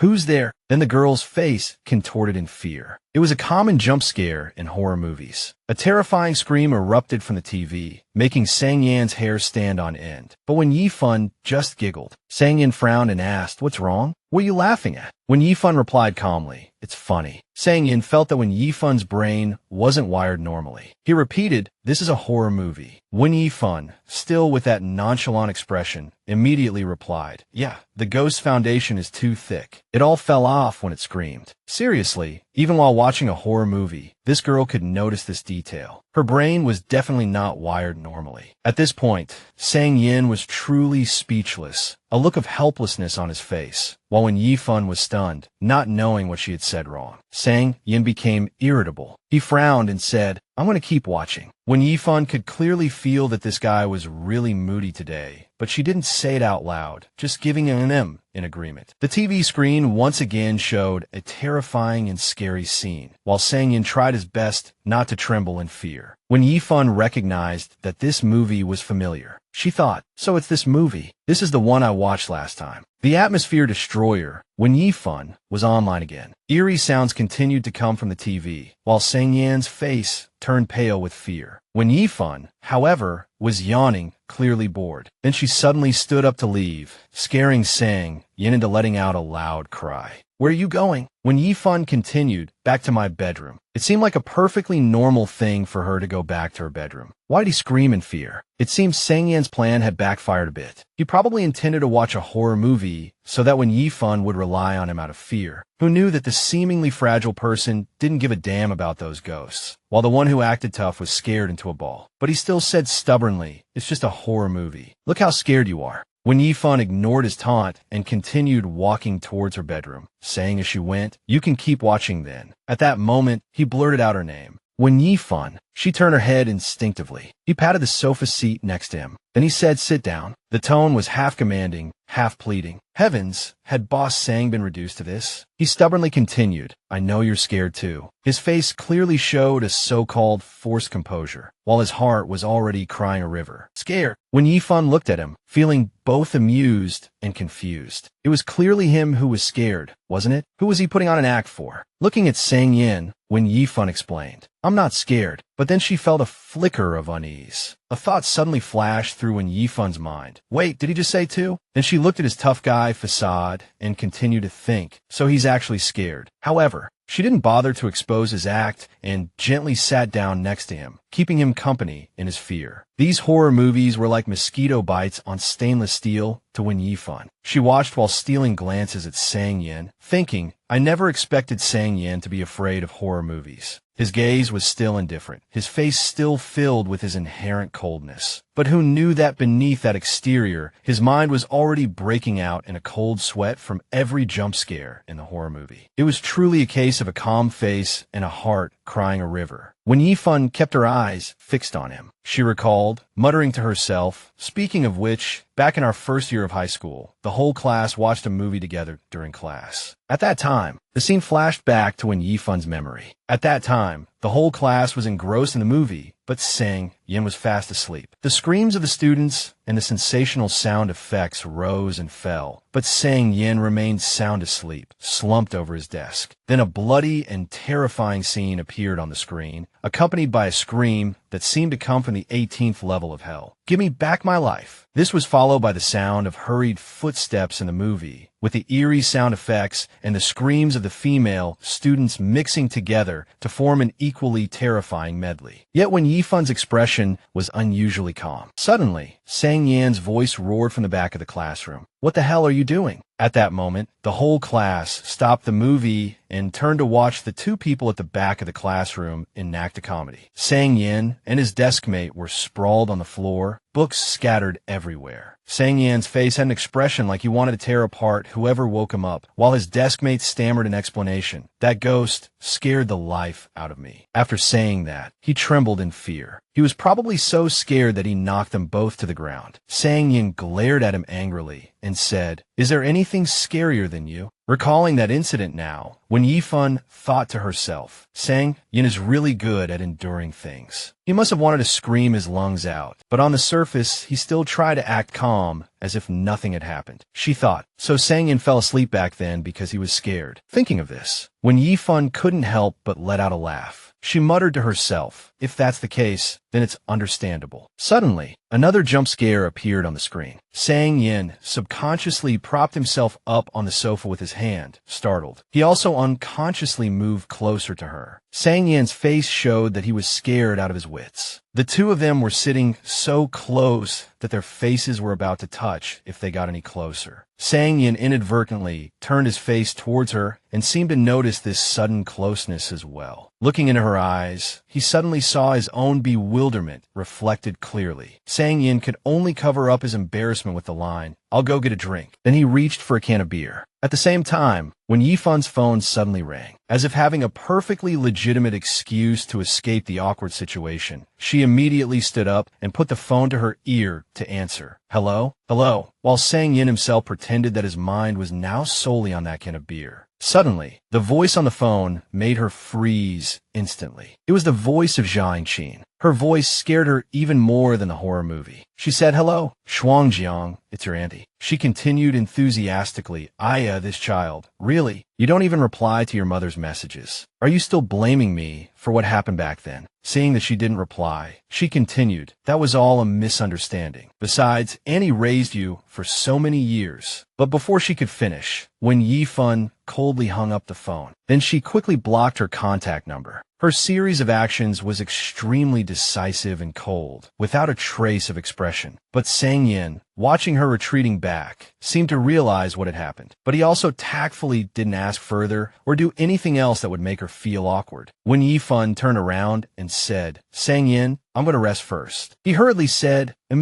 as confirmation. Suddenly, his phone on the table alerted him to a new message. It turned out to be a message from his troublemaker friend, Su Howen, asking, "Is your place almost done? Getting ready to move back." He looked at the message and suddenly felt extremely hesitant. Then he looked up at Wen Yifun again, wanting to say something. However, by this time, she had already entered her room and closed the door. Seeing this, he immediately typed a reply, "Wait a bit longer." Immediately after, Su Howen replied, "All right then," followed by a few game invitations to tempt Sang Yin. After that, everything fell into complete silence, a space as quiet as paper, with only the ticking of the clock. It was now 11:30, and soon it was 3 in the morning. In this silent space, the most prominent sound was still the ticking of the clock. Suddenly, when Yifun's door swung open, and she listlessly walked into the living room. At this time, only Sang Yin was sitting on the sofa, engrossed in playing a game. Perhaps he had noticed her appearance,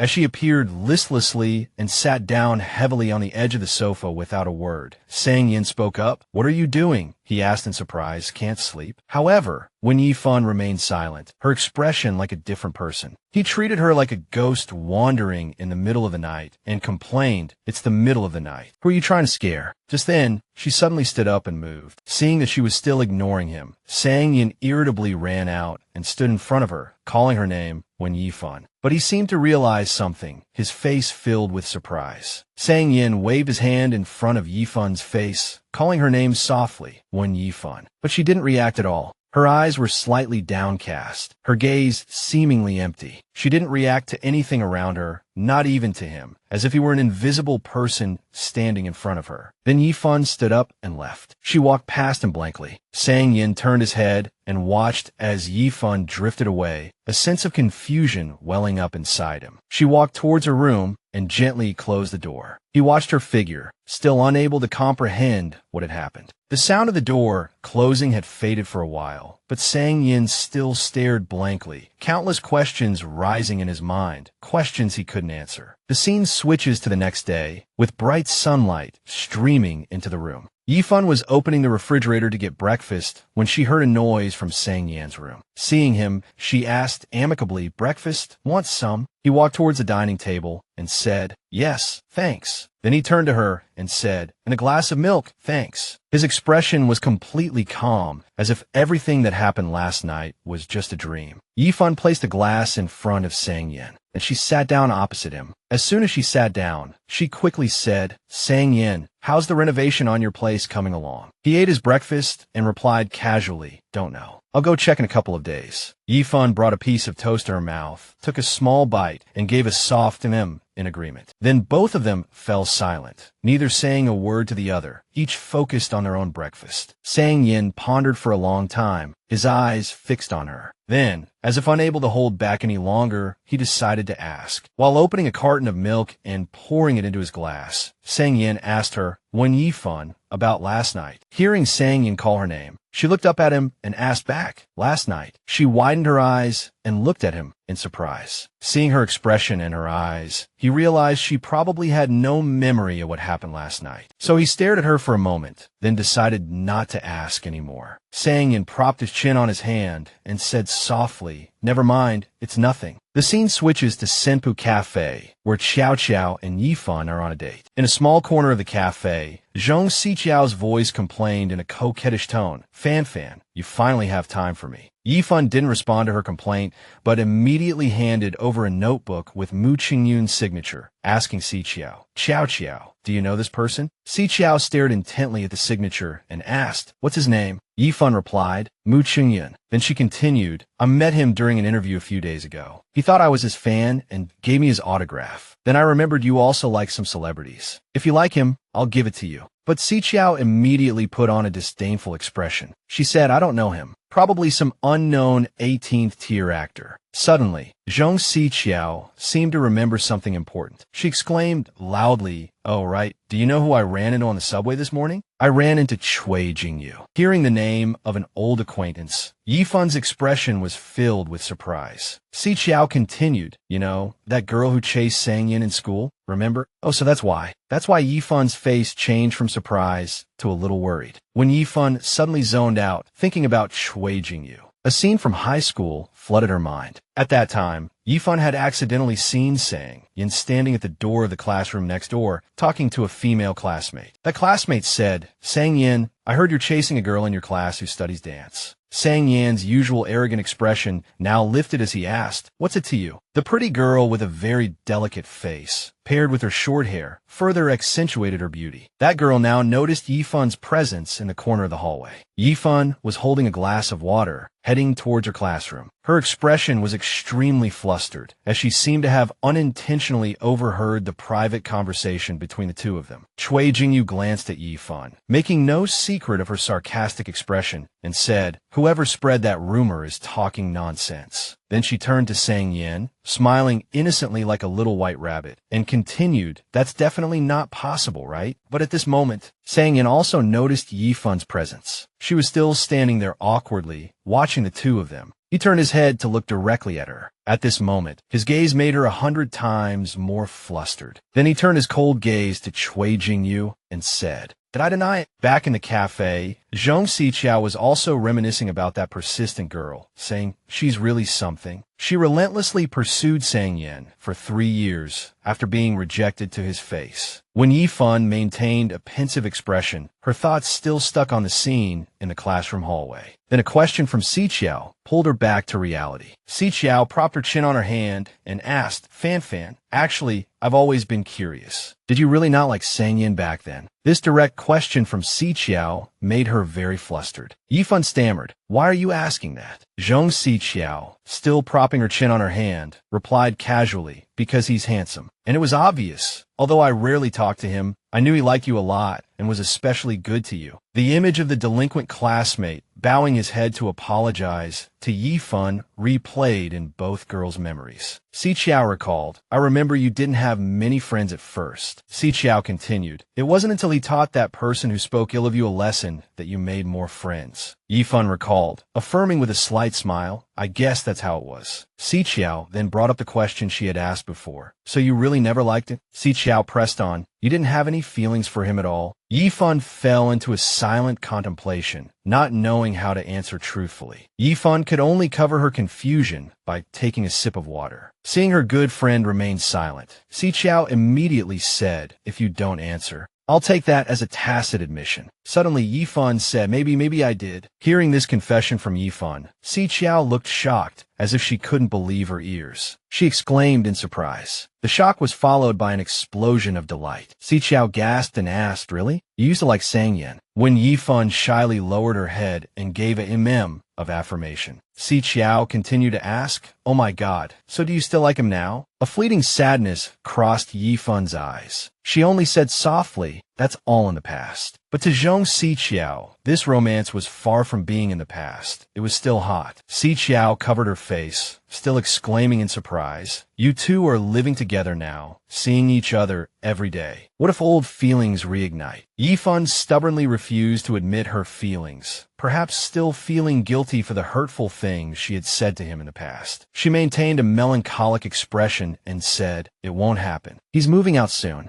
But these words had a different interpretation for Si Chiao. The clever Si Chiao looked at Yi Fun with a sly glint in her eyes and said, "You mean you wish you would stay a little longer, right?" It was a mystery why this witty girl would have such an outlandish idea, but Yi Fun could only remain silent, unable to refute that eloquent mouth. Then, recalling the past, Zhong Si Chiao felt that he got off too easily back then. She couldn't figure it out and wondered, "I still don't get it. How did you two not end up together back then? Was it because you transferred schools and lost contact?" Yi Fun explained sadly, "Not really. How should I put it? My roommate used to say I was a heartless person." Still with that unhappy expression, Yi Fun continued, "Because we were very close at first, but after graduation, I rarely contacted them, so they felt I had no feelings for them." Yi Fun's voice remained melancholic. Perhaps she hadn't confided like this in a long time. "After Xiang Lang went abroad to study, I didn't contact him often either. It's not that I don't care, but I'm too lazy to maintain that kind of relationship." Yi Fun sighed softly. "I thought it was normal." She was silent for a long time, then continued, "So they said I lack human warmth, and I admit it." Seeing her friend's low spirits, Si Chiao quickly comforted her. Fan, don't mind what others say." But Yi Fun seemed to still be immersed in those emotions. She said, "I understand. It's a problem with me. So my feelings for Sang Yin back then." The image of the student-era Sang Yin, passionate and proud, yet extremely kind, appeared in Yi Fun's memory again. She said, "A person like him deserves to be pursued ardently." Tang Yan's clear, warm gaze and his smile would never fade from Yi Fun's memory. She continued, "At least one should be like that girl." Yi Fun looked at Sikyo, but she was actually looking back into the past, recalling Tang Yan's image. Yi Fun thought to herself, "All my joys and sorrows revolved around him, and when I talked to Tang Yan, even my eyes would light up." Then she lowered her head, filled with a sense of inferiority, "Not like me." Seeing Yi Fun so dejected, Sikyo felt a sense of disapproval. She immediately tried to cheer her friend up. "Why do you have to put yourself down like that? You're beautiful and kind." But the more she said, the more she negated herself. Yi Fun recalled sadly, "I still remember the year my cousin was in his 3rd year of high school. I moved in with them. At that time, my aunt often made soup for my cousin." Yi Fun's gaze seemed to dim as she recalled the time she lived with her aunt. She continued, "Then one time my cousin said," she recalled the time she accidentally came home early and overheard the conversation between her aunt and cousin in the room. Her cousin complained, "Mom, I don't want to eat it. Give it to a young, he can have it." Her aunt immediately said, "How is he worthy of drinking such a good soup?" Those were truly unforgettable memories. Hearing this, Sikyo couldn't seem to hold back anymore and shouted, "Is she crazy?" Yi Fun quickly explained,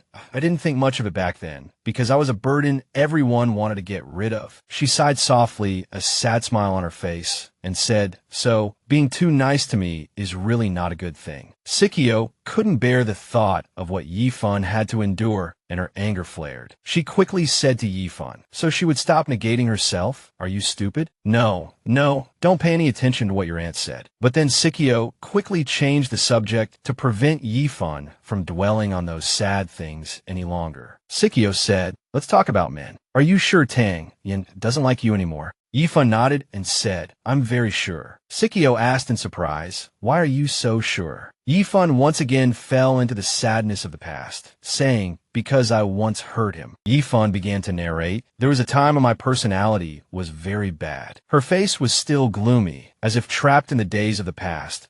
That time. Tang Yin was the only one who was nice to me, but I ended up hurting him. The memories of high school flooded back again. This time, Yi Fun's memory was of the dean of students' voice. Although this is just a rumor among students, parents should still pay attention to this issue. At that moment, Yi Fun was standing right outside the teacher's office, where her uncle and aunt were talking to the dean. Her aunt's voice said, "Yes, thank you for your hard work." The dean expressed his dissatisfaction. "Why are only the two of you here today? Where is Yi Fun's mother?" From her eyes to her face, Yi Fun clearly showed sadness. She lowered her head, not daring to look up. Inside, her aunt was still saying, her father just passed away and her mother remarried, so now she lives with us. She stood there quietly, as if she were being punished. At the end of the corridor, Tang Yin was watching her intently. He was silent, watching her for a long time, with obvious pain in his eyes. Then, he could only lower his head helplessly. At that time, it was clear he couldn't help her. That evening, at Yifun's uncle and aunt's house, as soon as she entered the door, her aunt loudly reprimanded her. "Shuangjiang, you're so thoughtless. Your brother is about to take his college entrance exams. Stop causing trouble." The loud reprimand echoed throughout the house. "You can't even do this one thing right." At that moment, Yifun could only tremble with worry and say, I'm sorry." At this point, her uncle spoke, his voice gentle yet chilling to the bone. "Shuangjiang, I don't want to scold you either." This cold man, whom Yifun still called uncle, turned his head to her and said firmly, "But you must remember clearly, we have no obligation to raise you." The voice wasn't loud, but pierced her soft heart deeply. The two of them, each one, used icy words to stab sharp pieces of metal into her soul and heart. "It's hard enough taking care of you, and you still cause trouble for your uncle, really?" Every wound remained in her heart, still causing her pain even after a long time. After they finished speaking, they left her there, alone and helpless, and she stammered worriedly, "I'm sorry." That coldness enveloped her like darkness, sucking all the air out from around her, making it hard to breathe. Yifun could only lower her head and cry. Perhaps in this world, there was no place that could give her a real home. The night was deep, and everything was quiet, except for the tiny clicking sounds coming from the room where Yifun was. The room was pitch black. The only light here came from the small mobile phone in Yifun's hand. She was dialing a familiar number, calling her mother. Then she held the phone to her ear, waiting with a tremor. She still held onto hope and anticipation that after the echo on the other end of the line, she would hear her mother's voice in her heart. Yifun thought with a trembling heart, "Mom, Uncle and Aunt don't like me. Please don't leave me alone at their house, okay?" She continued to murmur tremblingly in her heart, hoping her mother could hear her thoughts. "Mom, I'll be obedient. I won't fight with Jiang Kejia anymore. I'll try to get along with him." So, just then, her mother's voice came from the other end of the line. "Hello? Ayung, is that you?" Hearing her mother's voice was like grabbing a life-saving straw, and she hurriedly said, "Mom, can you?" But before she could finish, her mother said hastily, "Remember to be obedient at your uncle's house, and don't get into a puppy love, understand? I'm busy, hanging up now." This was followed by a long, cold beeping sound. The call had been disconnected, but she still held the phone to her ear, tears streaming down her face silently. The room was really dark, but in reality, she had long been enveloped and devoured by the darkness within her. Knowing that her mother had really hung up, as Yifun slowly lowered her phone, tears fell like rain, but she dared not make a sound. Yifun looked at her phone in despair. Then she hugged her pillow and cried. At this moment, she was like a pitiful, abandoned puppy. Yifun cried, screaming desperately in her heart, "Mom, can you take me home?" Yifun buried her head in the pillow, her suppressed sobs trembling in the dark room. This was not her home, so even if she wanted to cry out loud, she couldn't. Suddenly, her phone lit up, showing an incoming call. It was Tang Yin.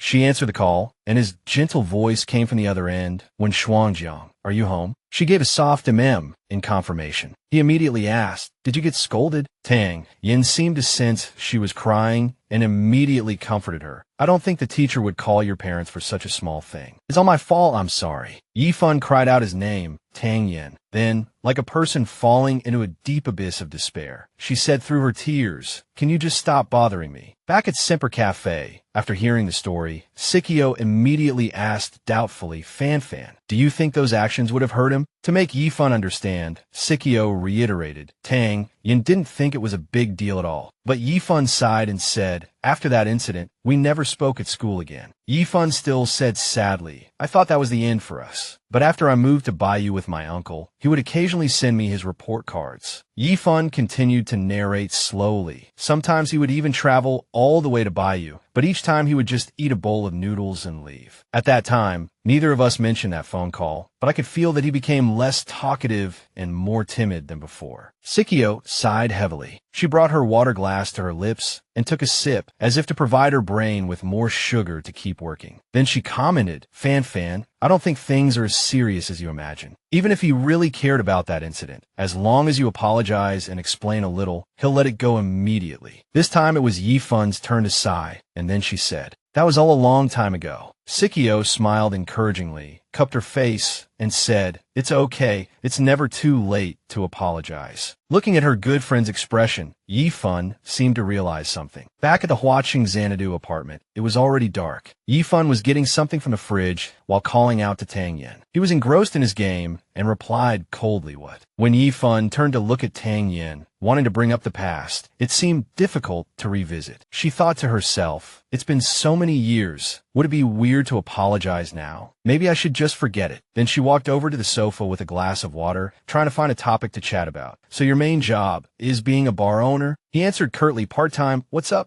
Only then did he look up from his phone. Seeing that he was finally paying attention to her, Yifun said evasively, nothing, just curious why you don't have to go to work every day. Hearing Yifun's words, Tang Yin leaned back, found a most comfortable position, and sighed dramatically. That's because too many companies are fighting over me, you know? I'm waiting for them to finish fighting. This arrogant and provocative way of speaking left Yifun speechless. He sounded more like a smooth talker than a real business tycoon. As if remembering something, she asked him, oh, how's the renovation on your end? Anyone who didn't know better would think she was in a hurry to terminate the contract with him. Tang Yan's eyes were still glued to his game as he answered casually, not done yet. It's the New Year holiday. People are off, not working. After the renovation is done, I still have to wait for the smell to dissipate. It was just one excuse after another. Hearing Tang Yan's words, Yifun wanted to ask in more detail. So you'll be staying for a while longer, right? Tang Yin turned to look at her and said affirmatively, yes, that's what I mean. Tang Yin looked at her with the same arrogant expression and said, all right, you don't have to be so happy. This handsome guy can't even enjoy his food if he doesn't admire himself for a day. It seemed that after living together for a while, Yifun had gotten used to his style. So when he went into his narcissistic mode,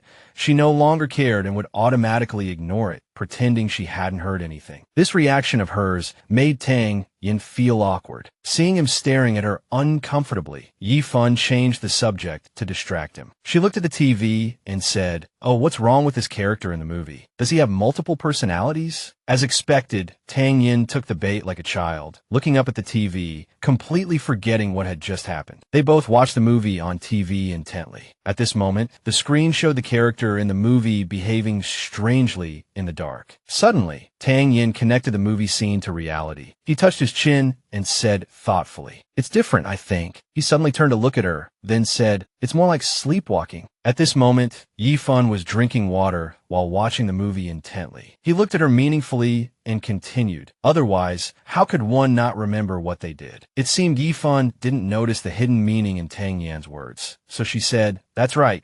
People who sleepwalk don't remember what they did at the time. As she spoke, she kept drinking from her straw, her eyes glued to the TV, as if she would miss the plot if she looked away for a second. He stared at her intently, then asked, how do you know? Yifun replied, because I used to sleepwalk. It must have been a bit of a hassle. Yifun lowered her head slightly and continued, but don't worry, that hasn't happened in a long time. Tang Yin propped his chin on his hand and continued, how do you know you haven't? Hearing this, Yifun was startled because Tang Yin had never told her about this, only bringing it up now that the conversation had turned to it. She asked in a panic, I've sleepwalked in front of you. Tang Yin nodded slightly, and Yifun asked worriedly, what did I do? Contrary to Yifun's worried expression, Tang Yin spoke calmly, as if it were as common as buying groceries. He said, you walked over here, sat for a while, and then went back to your room. Hearing this, she asked in return, didn't I scare you? At this, Tang Yin put on a very domineering look, as if he wanted to puff out his chest and say, haven't you heard of the great hero Tang? He gave a faint smile and said, scared? Then he glared, as if mentioning the word scared was an insult to him. Tang Yin said, who am I? Nothing can scare me, okay? So what if you sleepwalk? Why would I be scared? Yifun breathed a sigh of relief and said, that's good, that's good. Then she said to him awkwardly, just treat me like thin air next time.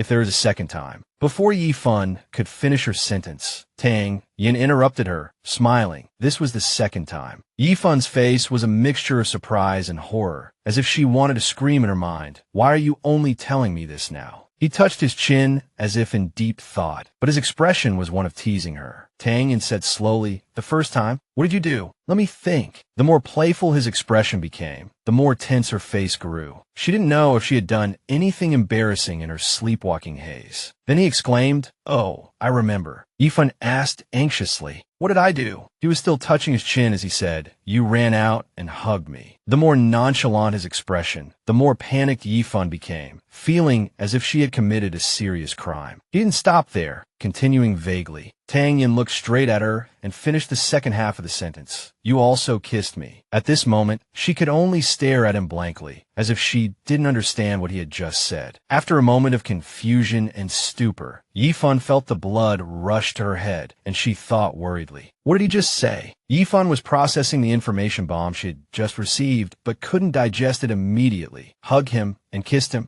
Yifan's blank expression was as if she had committed arson, manslaughter, and murder. Then the blood continued to rush to her head, and the information she had just received continued to be digested. At this moment, she could probably imagine what that hug and kiss looked like. Her eyes gradually became vacant, and she wanted to scream in her heart, oh no, I'm done for. Then she really wanted to scream out loud. Watching Yifan's series of expressions, Tang Yin couldn't help but laugh to himself. Yifan lowered her head in frustration. She accepted the fact that she had hugged and kissed Tang Yin, which was no different from a crime. But seeing her like this, he wanted to tease her even more. Tang Yin leaned closer to her and said, why is your face suddenly so red? Yifan turned her face away in embarrassment and defended herself. It's probably from eating too much spicy food tonight. My friend said the same thing just now. Seeing her both embarrassed and flustered, Tang Yin found it even more amusing, and perhaps his goal of teasing her had been achieved. Then he stood up, ready to go to the kitchen, but as he walked past her,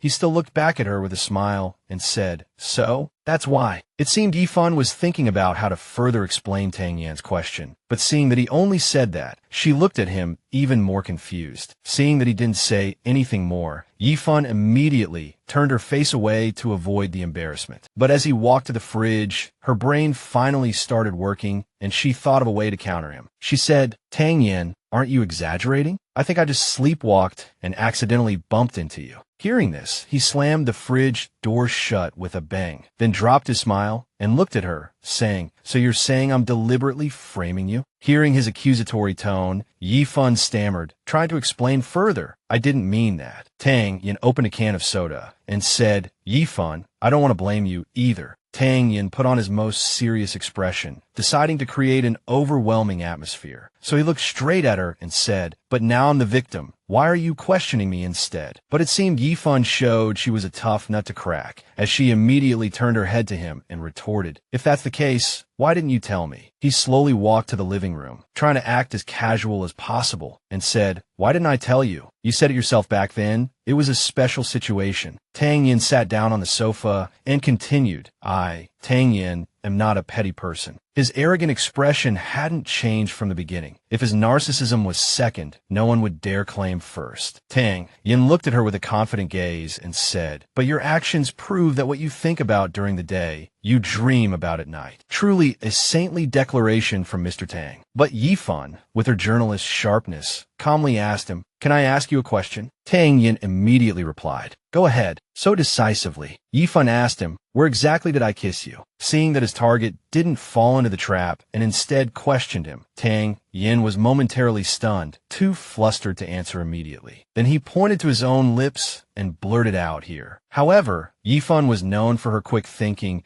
and she immediately spotted the inconsistency, retorting, but I'm not tall enough. How could I have kissed you? Seeing that his story was about to be debunked, Tang Yin put on a magnanimous air and said, fine, you don't have to admit it. Seeing Tang Yin trying to save face, Yifan felt completely speechless. She placed the soda can on the table and said. Yifan stood up, faced Tang Yin, and suggested, let's reenact it. Tang Yin propped his cheek on his hand, looked at her, and said in a meaningful tone, "What are you trying to do to me using this as an excuse?" Yifan was exasperated by Tang Yan's way of thinking, so she stated firmly, "I won't touch you. I just want to demonstrate it again. Can you stand up for a moment?" At this moment, Tang Yan was truly flustered. He had thought he would be in the dominant position, but he didn't expect to become the passive one in the blink of an eye. But since Yifan had said so, it would be strange for him to refuse. So Tang Yan had no choice but to stand up. At this moment, that perfect male model figure was a real curse. Looking at the obvious height difference, Yifan immediately demonstrated, "See, I can't reach unless you bend down." Then she unconsciously stood on her tiptoes while demonstrating, or it would be like this. She looked up at him, still unconsciously on her tiptoes. At this moment, her face was very close to his. They looked into each other's eyes at the same time, both seeing their own reflection in the other's pupils. In that instant, the air around them seemed to freeze. Their faces were so close, a sweet feeling spread, and almost immediately, they both blushed. In Yifan and Tang Yan's memories, they had perhaps never been this close. Tang Yan looked at her with a gaze full of warmth and fascination, while Yifan looked back at him with a look full of surprise. For a brief moment, Tang Yan seemed unable to restrain himself. He leaned down slightly, bringing their faces even closer, an extremely short distance from a kiss. After that moment of astonishment, Yifan seemed to come to her senses. She quickly lowered her face, turned around in a hurry, and mumbled, "What I said just now was just my speculation, because you really don't need to lie to me." Yifan turned her face away, hiding her face that was as red as if she had a high fever. She still spoke in fragmented sentences in a fluster, but about the sleepwalking, I should still apologize to you. If I do that again in the future, just hit me. After saying it all in one breath, she turned around and said, "I'm going to my room." Tang Yan stood there watching her until she had completely entered her room. Then he turned around and was lost in thought for a long time. Tang Yan hugged his own shoulders in embarrassment. His cheeks were still flushed, and Tang Yan stood there, pensive. Perhaps it had been a long time since this feeling of both sweetness and fluster had resurfaced in his heart. It was already 10:30 at night. Although she had gone to her room and to bed early, Yifan still tossed and turned, unable to fall asleep. The minutes ticked by, and it was already 11 o'clock. 11 o'clock at night. Yifan continued to toss and turn endlessly. It seemed that sleepiness was grumpy tonight and hard to coax, so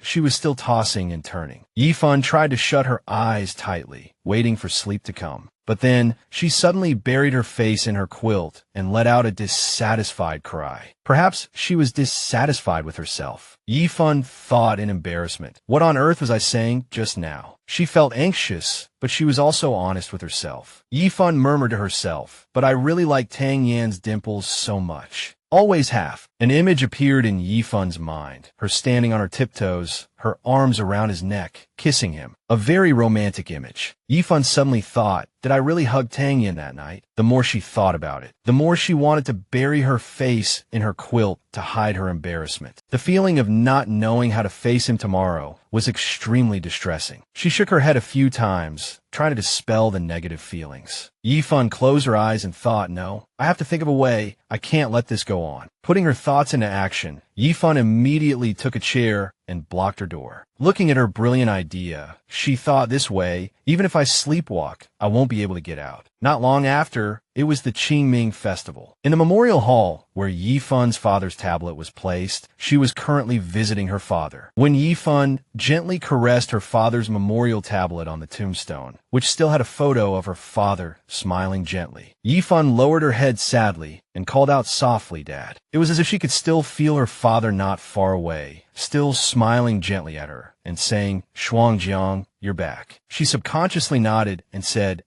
Shuangjiang is back, Dad." Back at Huaqing Xanadu apartment, the apartment door was suddenly pushed open. Sang Yen, who had just entered, saw Yifan busy in the kitchen at a glance. He said, "You're back so early today." Yifan, who was stirring the congee, heard his voice and replied, "I didn't have much to do, so I came back early." She remained focused on the congee in the pot and asked him, "Have you had dinner?" He immediately replied, "Not yet." At that moment, Yifan turned around and said, then eat with me. The kanji is almost ready. The scene cuts to the dining table. Yifan had made quite a few dishes today, but the two of them just ate in silence, not saying a word. After a long time, not hearing the other person speak, he suddenly looked up at her. Meanwhile, Yifan was still earnestly drinking her kanji, spoonful by spoonful, eating quietly. Perhaps she wanted to finish this meal quickly, so she wouldn't have to say another word. After finishing almost a whole bowl of kanji, Yifan said to him, "Sang-yen, I'm full." Then she quickly stood up, wanting to leave, and proposed, "Can you help me clear the table?" Sang-yen seemed surprised, even stunned, by Yifan's attitude. So when she said that, he subconsciously replied, "Okay." Then he quietly watched her walk into the bedroom. He watched her retreating back, thoughtfully, a hint of worry in his eyes. Sang-yen wondered, did something happen to her? Time passed again, and it was now 3 in the morning. The clock on the wall ticked ceaselessly, and another biological clock was also ticking, because at this hour, the door to Yifan's bedroom would quietly open again. Next, it was still the figure of Yifan walking towards the living room in the dark. Sang-yen was pouring water and saw her. Perhaps he was no longer surprised, thinking, she's sleepwalking again. Sang-yen continued to watch when Yifan's figure slowly walked towards the living room, her steps very light. But it seemed a sleepwalker couldn't sense obstacles ahead, so she kept walking, ignoring the bookshelf in front of her. Perhaps Sang-yen realized that in just a second, her head would hit the edge of the bookshelf. Therefore, very quickly and without any superfluous movements, he reached out his hand and stopped her just in time. Fortunately, her head didn't hit anything. Seeing that he had extended his hand in time, he breathed a sigh of relief. Although her eyes were still open vacantly, it was clear she was still fast asleep. At this moment, Sang-yen's hand was blocking her forehead, causing her to lose her sense of direction. Feeling the obstacle, she subconsciously turned in another direction. Yifan walked towards the sofa again, and then she found the softest spot on the sofa and sat there. Time passed, and it was now past 3 in the morning. Yifan just sat quietly on the sofa, her eyes glazed over and unfocused. Sang-yen didn't know what else to do but sit quietly beside her. She just kept her head down, remaining silent. Then suddenly, her expression cleared, and she looked straight at him. As usual, seeing her look at him, he said provocatively, "Finally noticed me, huh?" But then, the light in her eyes grew hazy again. Seeing the change in her eyes, he hurriedly said, "What are you looking at?" But she didn't answer, merely extending her hand towards him. He looked at her, a trace of surprise and disbelief in his eyes. But he clearly didn't intend to do anything, just letting Yifan lean on his shoulder and wrap her arms around his neck. A ripple went through Sang-yen's heart, and he propped his hand on the sofa. Yifan, with her arms around Sang-yen's neck, looked at him for a long time with her hazy eyes.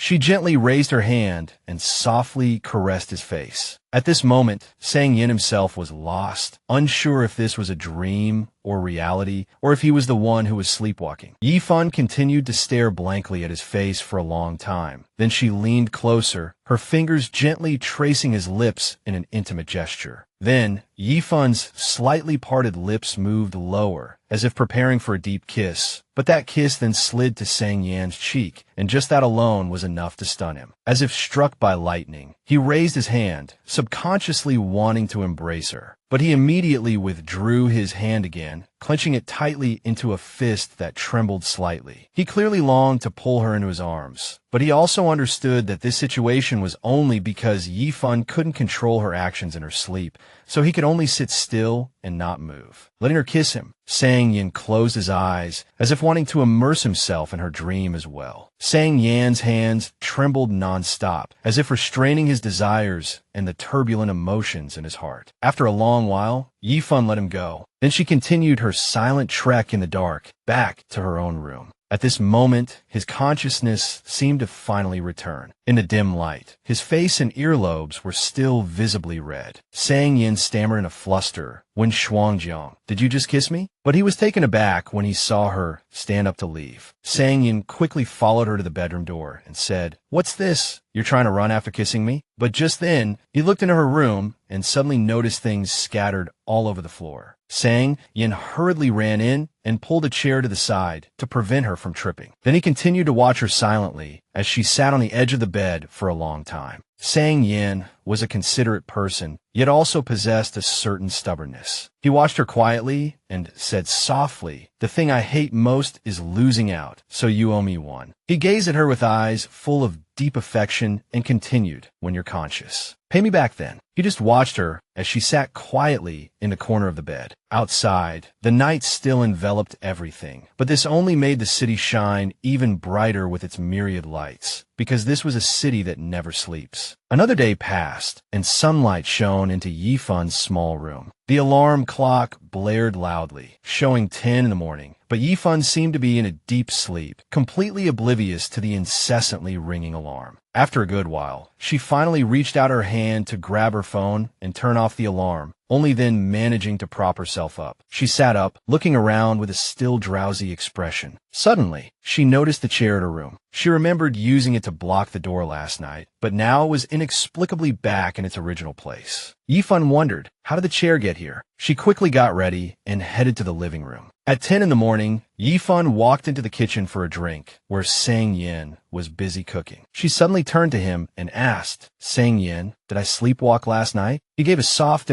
as if in confirmation. She immediately asked again, "I didn't do anything, did I?" She asked him, confident that she hadn't caused any trouble. Before he could answer, she immediately said, "When you see me sleepwalking, just treat me like thin air." Sang Yin turned to look at Yifun's expression as she continued in a fluster, "When I get close to you, just try to stay far away from me." Hearing this, he said with feigned hurt, "I haven't even said anything, and you're already starting to push me away?" Yifun quickly explained, "It's not like that. I'm just reminding you." He didn't argue further. Sang Yin turned to Yifun and asked, "The noodles are ready. Want some?" Yifun immediately nodded in agreement like a robot. Sang Yin carried a pot of noodles to the dining table and said, "Get the bowls yourself." Yifun replied with M&Ms, happily following him with 2 bowls. They ate their noodles in silence. A cozy scene like a normal breakfast for a young couple. Seemingly still unnerved by what might have happened while she was sleepwalking and unconscious, Yifun continued the topic. "I didn't do anything weird yesterday, did I?" He immediately replied, "You didn't repeat what you did last time." Hearing his answer, Yifun breathed a sigh of relief. Before she could fully exhale, Sang Yin added another sentence that made her want to hold her breath again. Yifun looked up in shock, her mind buzzing, repeating what he had just said. He looked directly at her with a calm expression and said, "You did something even more excessive." Hearing this, she froze in shock, panic clearly showing on her face. Sang Yin's expression was playful and teasing. He looked at her and teased, "Don't think too darkly, okay?" Meeting his eyes, Yifun's heart skipped a beat, her face clearly showing alarm. Only a few words surfaced in her mind. "I didn't," but she couldn't say them out loud. Yifun lowered her head worriedly and asked, "Then what did I do?" At this moment, Sang Yin was like a cunning wolf playing with his prey. He said, "I won't go into specifics. I'm afraid you'll have a mental breakdown if you hear it and won't believe you could do such a thing." At this point, little rabbit Yifun was genuinely worried. But seeing her like this wasn't enough, so Sang Yin continued to tease her. He went on, "As for me, I'm a magnanimous and tolerant person." Hearing this, Yifun tried her best to put on the most innocent and nonchalant expression and said, "It's okay. Just say it. I can take it." Suddenly, he dropped his previous frivolous expression, and now all that was left was a face and eyes full of affection and warmth looking at her. Seeing Sang Yan's sudden change in expression, Yifun also looked at him, surprised and confused. Sang Yin stared intently at Yifun's pretty lips. He remembered those lips from yesterday, like a newly bloomed flower, leaning down to kiss him. He also remembered that moment, his body as stiff as if he'd been electrocuted, unable to move. The emotions from that time surged in his heart again, and his face suddenly turned red once more. Even without drinking, Sang Yin immediately turned his face away and said, "Forget it. I can't bring myself to say it." Seeing Sang Yin say this, Yifun was dumbfounded. She looked at him skeptically, thinking, could it be that even his foul mouth is at a loss for words sometimes? Noticing her expression, he put on a magnanimous air and said to her, I'm in a good mood lately, so I'll let you off the hook this time. Hearing this, although she still had many questions, Yifun chose to remain silent, as she didn't know how to press further. But just as she praised Sang Yen for being generous, he immediately denied it, saying, but I'll collect it all back, item by item, in the future. Hearing about a debt she couldn't even imagine, Yifun felt a little uneasy. She immediately said, can I pay it off now? But he replied, now is not the time. Little Rabbit Yifun said sullenly, then how should I pay it back? Big Bad Wolf sang, Yin then pretended to think thoughtfully. Seeing his attitude, she worriedly thought, could it be something more excessive than a kiss? Could it be? At that thought, she didn't dare to think further, nervously thinking, even if I really did something bad to him, I don't know how to compensate. Compensation for emotional distress. What she was thinking in her head, she said out loud. Yifun said softly, do you want money? I can write you an IOU first. Is that okay? Hearing this, Sang Yin was truly stunned. He had no idea what on earth was going on in Yifun's head. He asked her skeptically, money? At this moment, Yifun felt she had really said the wrong thing, because the first time they reunited, she had rashly called him Top Card Sang, and immediately after, she had left him a tip, telling the waiter it was money for a gigolo. It was his service fee. At the same time, Sang Yin also remembered this incident, and as he recalled it, a look of clear displeasure crossed his face, his eyes narrowing as if suppressing his anger. At this moment, the atmosphere between the two was really awkward. Neither spoke to the other, nor did they look directly at each other, both seemingly lost in their own thoughts. Time flew by, and before they knew it, it was May, and summer had come again. At this time, at Nanwa TV station, a group of colleagues saw Yifun passing by and called out Sister Fan. Hearing someone call her name, Yifun turned her head towards the source of the voice. The colleague then led her to two brand new interns and introduced them. These are the two new interns, Fong Lei and Mu Qingyun. The colleague continued the introduction. This is our senior, Sister Fan. Mu Qingyun looked at Yifun intently, perhaps recognizing her. Of course, Yifun also found the young man's face very familiar. She looked at Qingyun and asked, have we met before? Seeing his senior say this, the colleague enthusiastically put an arm around Qingyun's shoulder and eagerly promoted him. What's this? What's this? Sister Fan knows him. He's my friend. He makes movies. Hearing his friend promote him like this, Qingyun also scratched his ear awkwardly and said, I didn't expect Sister Fan to be a fan of mine. What the hell? Do young people these days have conditional delusion disorder? Before Yifun could interject with an explanation, the colleague's eyes lit up and he eagerly asked, you've seen his movies? At this moment, Yifun was clearly in a bind. She couldn't deny it, as that would embarrass Qingyun, but she couldn't confirm it either, so she could only respond with a non-committal hum. Suddenly, a shout came from the lobby entrance to Zhuang, bring the interns over. The colleague named Zhuang quickly responded, okay, boss. Yifun then returned to her desk, and just as she pulled out her chair to sit down,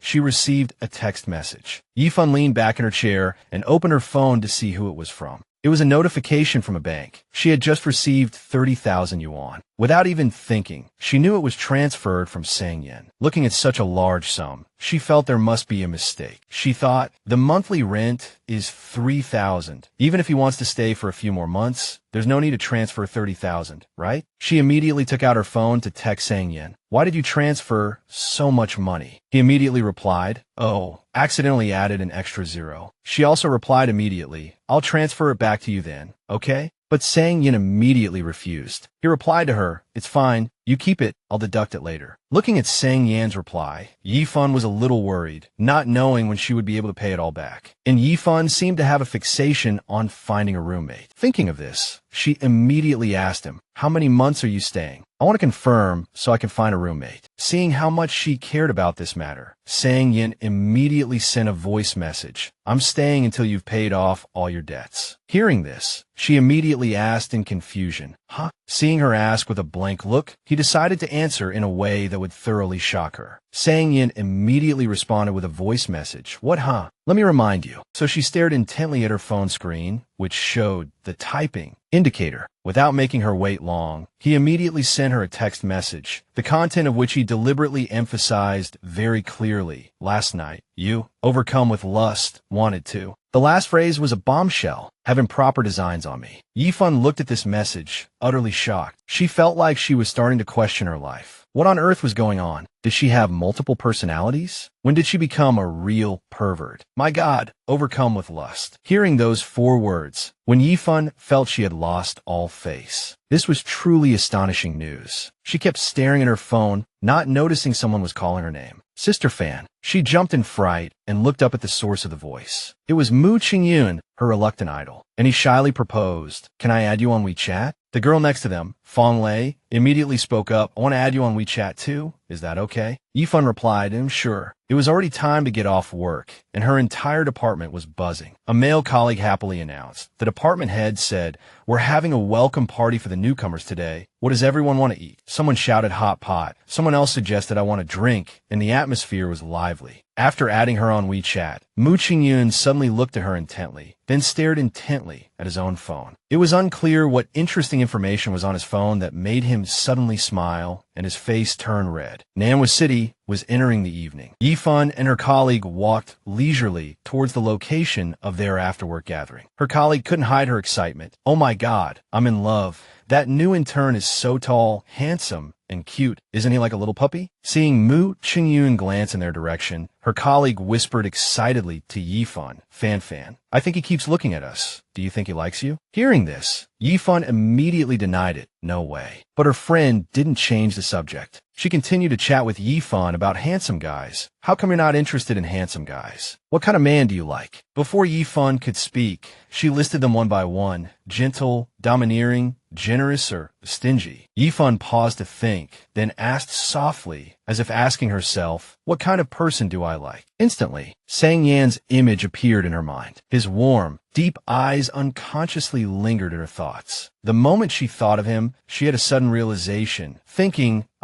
so that's how it is. A flustered expression was clearly visible on her face. Yifun rummaged through her bag for her phone, thinking, I still haven't replied to Sang Yan's text. Her colleague looked at the series of expressions on her face with a puzzled look. As soon as she found her phone in her bag, Yifun opened the messaging app and typed, "Are you okay? How do you want to handle it?" But the only reply she got was a few curt words, "We'll talk later." Yifun stared at the screen, waiting for Sang Yan's next message, but it was clear he wasn't sending anymore. She thought in annoyance, he's the one who brought it up, but he won't say how he wants to handle it, making me look like a deadbeat who eats and runs. Our little Fan was like an angry little rabbit at this moment, her eyes glinting with resentment. She turned off the screen and pouted, thinking in that case I'll just pretend nothing happened. She was about to put her phone away, telling herself, I have to work overtime these next few days anyway, so I probably won't run into him. Just then, her colleague reminded her, "We're here. Is this the place?" Yifun looked up at the location of their company gathering. No way. I don't know whether to call this fate or a cruel twist of fate, but the place everyone chose was Sang Yan's Overtime Bar. The two words, overtime, fatefully entered Yifun's sight. At this time, the bar was very crowded, with people coming and going, and it was quite lively. Yifun's colleagues also added to the clamor of the place. Her group had already ordered a table full of food and drinks. Her female colleague was handing a friend a bottle of beer, and a thanks was heard. Yifun then turned to remind Qingyun, "Don't drink too much, you have work tomorrow." Qingyun obediently replied, "I won't drink much, Sister Fan. I'll just have this one can." Suddenly, Fu Zhuang turned to her and said, "Sister Fan, I saw your friend just now, the super handsome one." Qingyun's curiosity was piqued when he heard the super handsome one. Seeing that Qingyun was new, Fu Zhuang took out his phone to find a video to show him, not forgetting to promote, "You haven't seen him, have you? Here, let me show you my idol, tall, rich, and handsome, a super VIP." The more Fu Zhuang talked, the more confused Qingyun became. But in the next second, Sang Yan's voice came from Fu Zhuang's phone. "I'm very happy, and I hope you're as happy as I am." Yifun lowered her head to drink her water, not daring to comment, because she knew what video it was, and it had once gone viral. However, Mu Qingyun wasn't shocked or stunned by this domineering aura, but rather said as if he had met an acquaintance, "This is Senior Sang Yan. I've seen him at Nanwa University." Fu Zhuang asked in surprise, "You know him too?" So Mu Qingyun recalled, while looking at the phone, "I once followed a senior to his graduation party. That year, Our school had two figures who caused a storm across the campus, Senior Duan and Senior Sang. One couldn't touch a drop of alcohol, while the other could down more than 10 bottles without batting an eye. Fu Zhuang asked curiously, who could drink more than 10 bottles? Yifun's attitude at this time seemed not very concerned with the topic everyone was mentioning, but when Mu Qingyun said the two words Sang Yin, she paused, her face clearly showing great concern for any small matter related to him. She strained to listen to what Qingyun was saying about him. It seems he was very sad that day. Everyone was advising him not to drink anymore, but he didn't care and only said one thing the whole time. Fu Zhuang continued to ask curiously, what did he say? As both pairs of ears perked up to eavesdrop, Little Yin said something that was a real mood killer. It's been too long, I don't remember. Without needing to look, it was obvious that Yifan was clearly disappointed, while Fu Zhuang complained in annoyance. You can even bring up a topic like this, honestly. After a while, the party began to wind down. Yifan said to her female colleague, it's getting late, I'm heading back first. Her colleague also told Yifan, okay, be careful on your way. Seeing when Yifan leave, Mu Qingyin also quickly stood up and said, I'm heading back too. Fu Jun was a bit surprised and asked, leaving so early? But at that moment, Mu Qingyun's attention was solely on Wen Yifan. He hurried after her, calling out, Yifan Jia, let's go together. Seeing that Mu Qingyun wanted to walk with her, Wen Yifan directly reminded him, I'm taking the subway. You're heading back to the Namu area, right? He replied happily, yeah.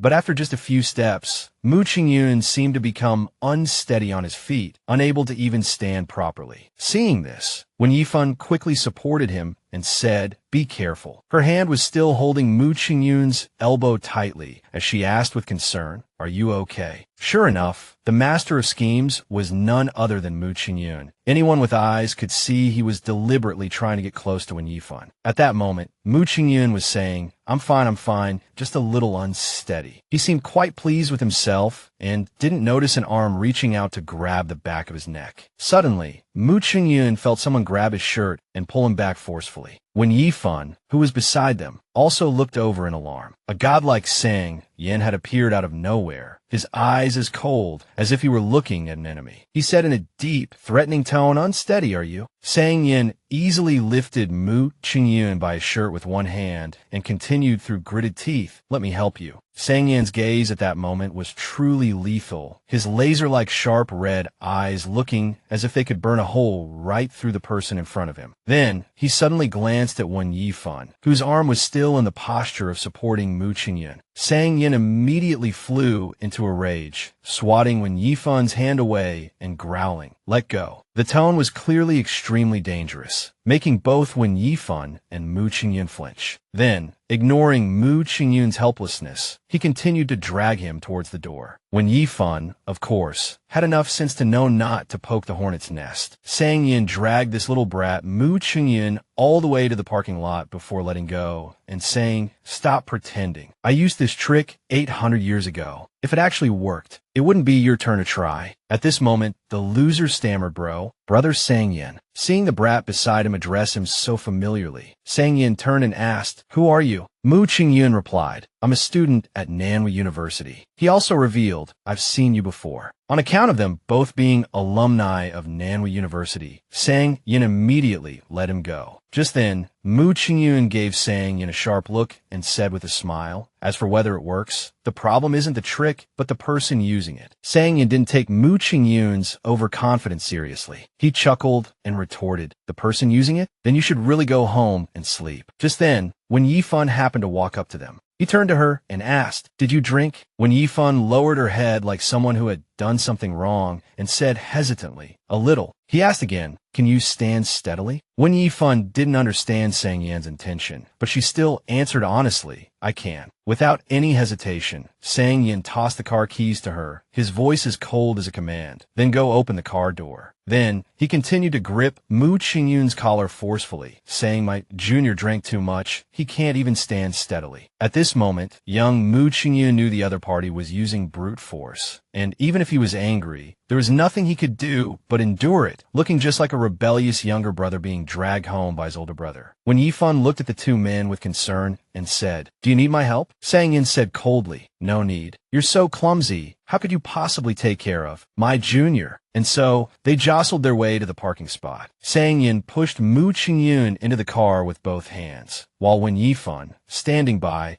continued to play the role of a caring older sister, constantly reminding them to be careful. Once inside, Mu Qingyun deliberately moved further in, leaving an empty space, and then pointed to the empty seat, saying, "Yifan Jia, how about you sit here?" But before the words "how about" were even out of his mouth, Sang Yin slammed the car door shut with a bang right in front of Mu Qingyun, his face full of anger, wearing an expression that said, "I've been putting up with you for a long time." Next, he opened the front door, pushed her into the car, and said, "Sit in the passenger seat. How about that?" When Yifan didn't seem to have processed it yet and repeated, "Are you talking to me?" Already annoyed, when Yifan's slow reaction made Sang Yin extremely irritated. He glanced at her and said, "Who else would I be talking to?" Seeing Sang Yan's constipated-looking expression, when Yifan only dared to agree in a small voice, probably thinking to herself that it was best not to provoke him now, or she'd get bitten for no reason. He clearly just didn't want Wen Yifan to sit close to that brat. But on the surface, Sang Yin still put on a gentlemanly act, explaining, "He's drunk, he needs space to lie down comfortably." Wen Yifan, still of the same mind not to argue with him, chimed in, "That's true." He glanced at Wen Yifan, and, just as she was speaking, Mu Qingyun, when Yifan was turning around, looking down earnestly to remind that little rascal Mu Qingyun, "Get some rest, and don't drink so much in the future." Even though this little rascal wasn't drunk at all, and was just pretending, Wen Yifan was still naively unaware. So Mu Qingyun could only say awkwardly, "Okay, I know, Yifan Jia." Sang Yin was still driving leisurely, looking as happy as if he had just been crowned the Crown Prince. Crown Prince Sang Yin hummed a little tune happily, while the brat in the back seat frowned, having had his protagonist's halo stolen. Only Crown Princess Wen Yifan was naively unaware of what was going on with her aloof roommate. The night was deep, but the city of Nanwu was still bustling with laughter and noise. The buildings were still brightly lit. Nanwu was truly a city that never sleeps. As when Yifan looked towards the entrance, she felt a bit unwell in her stomach. She suddenly felt a wave of nausea, blaming herself for drinking on an empty stomach. But even this subtle expression did not escape Sang Yin's notice. He immediately rolled down the car window, and the cool breeze from outside made her feel much better. She turned to him and said, "Thank you." But Sang Yin pretended to look elsewhere, as if he hadn't heard her. She suddenly recalled Mu Qingyun's words, his story still lingering in her mind. It seemed that one year, Sang Yin had been in a terrible mood, and someone had advised him to stop drinking, but he wouldn't listen. When Yifan looked at him, wondering to herself, why did Sang Yin drink so much that year? What on earth happened? When Yifan kept her eyes fixed on Sang Yin, recalling that she seemed to have seen him drinking back in her second year of middle school. When Yifan was suddenly reminded of the past. At that time, Su Haoen had organized a party at a KTV, and the moment she pushed open the door and walked in, the atmosphere inside was extremely lively and colorful. But when Yifan still noticed Sang Yin sitting in a corner of the room, drinking beer with Su Haoen, it seemed he had noticed her presence as well. At that moment, he looked completely different from how he was at school. When Yifan stared at Sang Yin in surprise for a long time. But then, she was pulled to a seat by a classmate, and she followed her friend to sit in a corner far away from Sang Yin. The party grew increasingly noisy and lively, with loud music and boisterous laughter filling the entire room. A group of overly excited friends even climbed onto the tables to dance and sing. The tables were laden with food and drinks, but contrary to the surrounding atmosphere, at the far end of the room, Wen Yifan remained seated quietly. After a while, she approached Su Haoen and said something from a distance. Our leisurely Sang Yin was still trying to maintain a cool, aloof facade, not speaking to anyone, yet he was trying to crane his neck to eavesdrop on Wen Yifan and Su Haoen's conversation. But he ultimately failed, as he couldn't hear anything over the chaotic noise. Su Haoen, however, truly lived up to being a good friend. He pretended to be casual, but was actually deliberately shouting loudly to pass a message to Sang Yin. Wen Yifan, are you leaving? Be careful on your way back. Sang Yin immediately got the message. stepping out of the KTV room. The atmosphere outside was quiet, a stark contrast to the clamor inside. Sang Yin had already caught up with Wen Yifan. Seeing her classmate also slowly walking out, she asked, "Are you leaving too?" He gave a soft in confirmation. 1,000,001 reasons popped into Sang Yan's head as he tried to find an excuse to walk Wen Yifan part of the way. But before he could act, as soon as they reached the street, Wen Yifan said, "I'm going this way. See you on Monday." Then she continued, "Be careful on your way back," and was about to leave. But just then, he reached out and grabbed the corner of her clothing. Then he staggered, as if about to fall. Wen Yifan immediately turned around in concern to support him, asking, "What's wrong?" Sang Yin could only stammer, "Dizzy." Wen Yifan asked again in alarm, "Dizzy?" And so, this Oscar-level golden boy began his performance. He held his head as if he were about to faint at any moment and groaned, "I can't stand. I need someone to help me walk." So, Wen Yifan put one arm around his back and supported his arm with the other, and the two of them walked step by step. Wen Yifan asked with concern, "Did you drink?" Sang Yin spouted nonsense, replying, "I drank the wrong thing. I thought the red can was Coca-Cola." After supporting Sang Yin for a while, she suggested, "Then I'll call Su Howen to come down and help you, okay? Or you could call your parents." Seeing that she seemed to be proposing solutions that didn't suit his plan, Sang Yin hurriedly said, "I don't like to trouble others." It was just a perfunctory remark, but Wen Yifan seemed to have taken it seriously. She thought naively, "Doesn't like to trouble others. Does that include me?" Sang Yin was wondering why she was still in a daze when he had already made his intentions so clear. Contrary to Sang Yan's expectations, after realizing the truth in his words, Wen Yifan decided, under Sang Yan's astonished gaze, to withdraw her hands that were supporting him. After taking her hands back, Wen Yifan naively pointed to the side of the road and said, "Then you can sit here and sober up." At this moment, Sang Yin froze, his hands still suspended in midair. It seemed that while his acting was good, his script was terrible. 2 points for the bench, and when Yifan's next, even more lethal words came out, "Then I'll head back first." This left Sang Yin with no room to even continue his act. He looked up and down blankly, as if he didn't understand what Wen Yifan meant. He looked at Wen Yifan as if to say, "I clearly copied this straight from the textbook, so why is the result so off? What did I fail?" In the end, Sang Yin was still left on the roadside by Wen Yifan, sitting there dejectedly, wanting to play the victim, but with no one to complain to. Undeniably, Sang Yin was always the one at fault, deliberately making charming mistakes. Now he was racking his brain, combing through his memories, and reorganizing all the events to figure out exactly where he went wrong. Rewinding to 3 minutes earlier, when Wen Yifan was coaxing Sang Yin to rest by the stairs, he was pretending to stumble towards her when he heard Wen Yifan's voice. Then, "I'm leaving now." Following the playbook from those short dramas, they often used the soft tactic of playing hard to get, so Sang Yin applied what he learned and said in a helpless tone,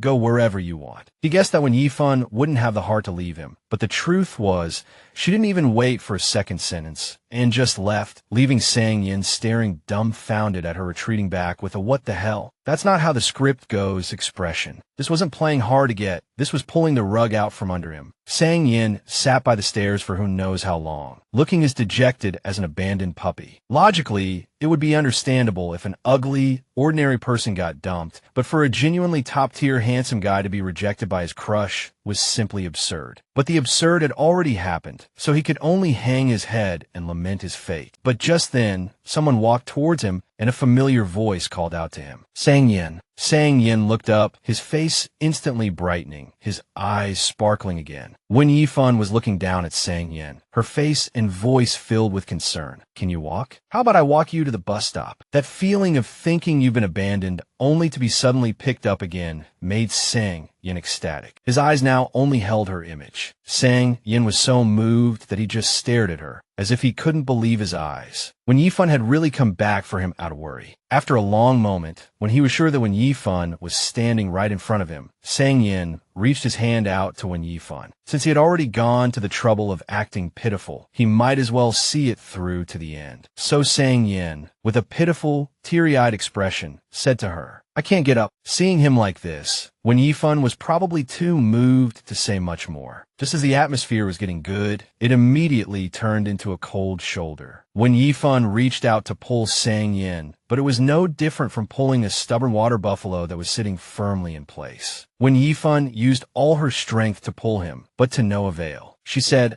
I can't pull you up. You're too heavy. How about I go get Howen to help? Sang Yin then pleaded, try using a little more strength. Her hands still gripping Sang Yan's tightly, she pulled with all her might, suggesting as she pulled, where you could. But before Wen Yifan could finish her sentence, Sang Yin suddenly stood up on his own. In that posture, Wen Yifan suddenly lost her balance and was about to fall backward. However, it was also in that posture that Sang Yin caught Wen Yifan in time, pulling her close to him. The impact of that moment left both of them feeling awkward, unable to say a word. Sang Yin then coughed a few times, seemingly to ease the tension and awkwardness between them. Wen Yifan then said softly, then how should I help you? Sang Yin immediately replied, let's go to the bus stop. Just let me lean on your shoulder. When Yifan then proposed, can't I just support your arm? Seeing this, Sang Yin pushed his luck even further, becoming picky and saying, can you support both my arms? How can I stand steadily with support on only one side? When Yifan was taken aback by this, thinking to herself, supporting both sides, wouldn't that be the same as hugging him? However, she still agreed to support Sang Yin. When Yifan bent down slightly, letting Sang Yin use her as a support, and then she said, the shoulder is here. Sang Yin gently placed his hand on Wen Yifan's shoulder, but the awkwardness made him hesitate and pull his hand back. Indeed, to be a rogue using petty tricks, one first needs a thick skin, but Sang Yan's skin was a bit thin, so at this moment he could only cover his face to stop himself from trembling. But after waiting for a long time without seeing Sang Yin rest his hand on her shoulder for support, Wen Yifan looked back with a questioning gaze. This action startled him, as if he had been caught doing something wrong. Seeing this, Wen Yifan grabbed Sang Yan's hand and proactively placed it on her own shoulder, while she held him and supported him step by step. Having never had the chance to be so close to his crush, Sang Yin couldn't help but smile. Seeing this, Wen Yifan frowned and asked him, what are you smiling about? Sang Yin could only cover it up with a few coughs, saying, nothing. But then his mischievous side kicked in, and he called out to her when Shuangjiang. When Yifan subconsciously replied with a huh, and he continued, now, I'll tell you a story. He said with a smile, I remembered wrong just now. What I drank today was Coke. It's unknown if Sang Yin survived this time, only that when Yifan was speechless at his teasing. Sang Yan's car stopped at the entrance of Nanwu University. Mu Qingyan got out and waved goodbye to Yifan Jia.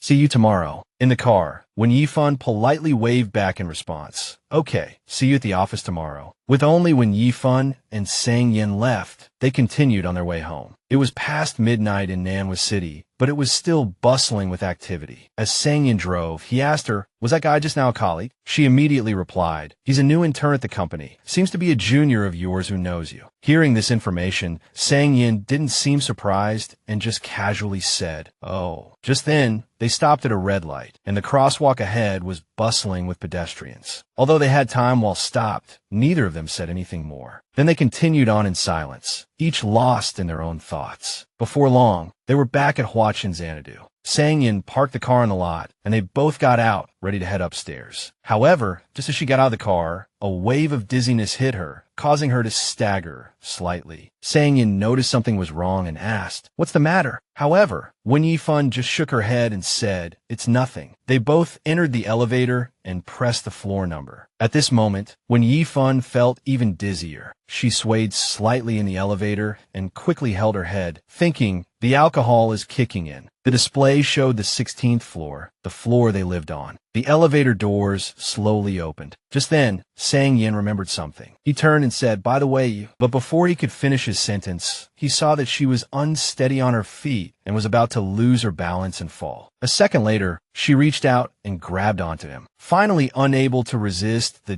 dizziness from the alcohol, she fell completely against him. Sang Yin quickly reached out and caught her, and they remained in that position for a long time. So long that the elevator doors had already begun to slowly close again. At this moment, Sang Yin was leaning against the elevator wall, his arms wrapped around her, holding her completely in his embrace. He held her so tightly that he could almost hear her breathing and heartbeat. He showed no intention of letting her go, instead asking, What's the excuse this time? At this moment, when Yifan realized they were in a very ambiguous situation that state of being more than friends but not yet lovers, she looked up at him and explained simply, "Sorry, I can't stand straight." What a great reason. Even if it was the truth, no one would believe it. But it seems Sang Yin had prepared many questions to corner her. He retorted, "You were standing just fine a moment ago." His question was indeed hard to answer. "I was fine just now, but I'm not fine now, okay?" Even though she didn't do it on purpose, she was now in a position where she couldn't defend herself. Sang Yin suddenly looked at her with a deep gaze. He called her name softly, Wen Yifan. Hearing him call her name, Wen Yifan also looked up at him with a confused expression. He leaned down and continued, "You want to pursue me, right?" Wen Yifan was still looking at him intently, her previous confusion turning into a slightly surprised expression. What made him think she was pursuing him? But with Sang Yan's sharp tongue, she wasn't about to argue. Wen Yifan continued to look at him intently, while Sang Yin continued to look at her with a captivating gaze, continuing, "If you're interested in me, just say it directly." He took another step closer to her, so close that their bodies were almost touching. Then, he whispered softly in her ear, "I can give it some more consideration." He leaned close to her ear, whispering, his face so near that she could clearly feel the heat radiating from him. Hearing his words, Wen Yifan was somewhat surprised. She hurriedly denied it. "I don't have that intention right now. If I do in the future, I'll let you know." Then she hastily pressed the elevator button as if trying to escape. The moment the elevator doors opened, she rushed towards the apartment door, as if fleeing the awkward situation as quickly as possible. But it didn't take long for Sang Yin to catch up with her, asking, "How much did you drink tonight?" When Yifan answered in a fluster, "1 glass." Sang Yin immediately pressed for clarification. 1 glass of what? At this point, when Yifan's mind was a mess, and she could only lower her head and reply, "I don't know." Hearing her vague answer, Sang Yin scolded her angrily. "You drink what others give you without even knowing what it is." When Yifan could only shrink back and answer, "A colleague gave it to me." His concern was written all over his face. He pulled her over to face him directly and said sternly, "Stand properly." It was clear he wanted to check if Wen Yifan was okay. She obediently listened to Sang Yin. After a moment, when Yifan spoke up, "Sang Yin, I think I've been pretty good to you lately. I'll listen to whatever you say and don't talk back." Seeing Wen Yifan's obvious discomfort, Sang Yin asked, "What are you trying to say?" Wen Yifan turned her face away, avoiding direct eye contact with Sang Yin, and hesitated as she made a suggestion. "I want to discuss something with you." Seeing her say this, he listened seriously, but he didn't expect her to say, "Can you let go?" She really knew how to kill the mood. She emphasized, "I can't breathe."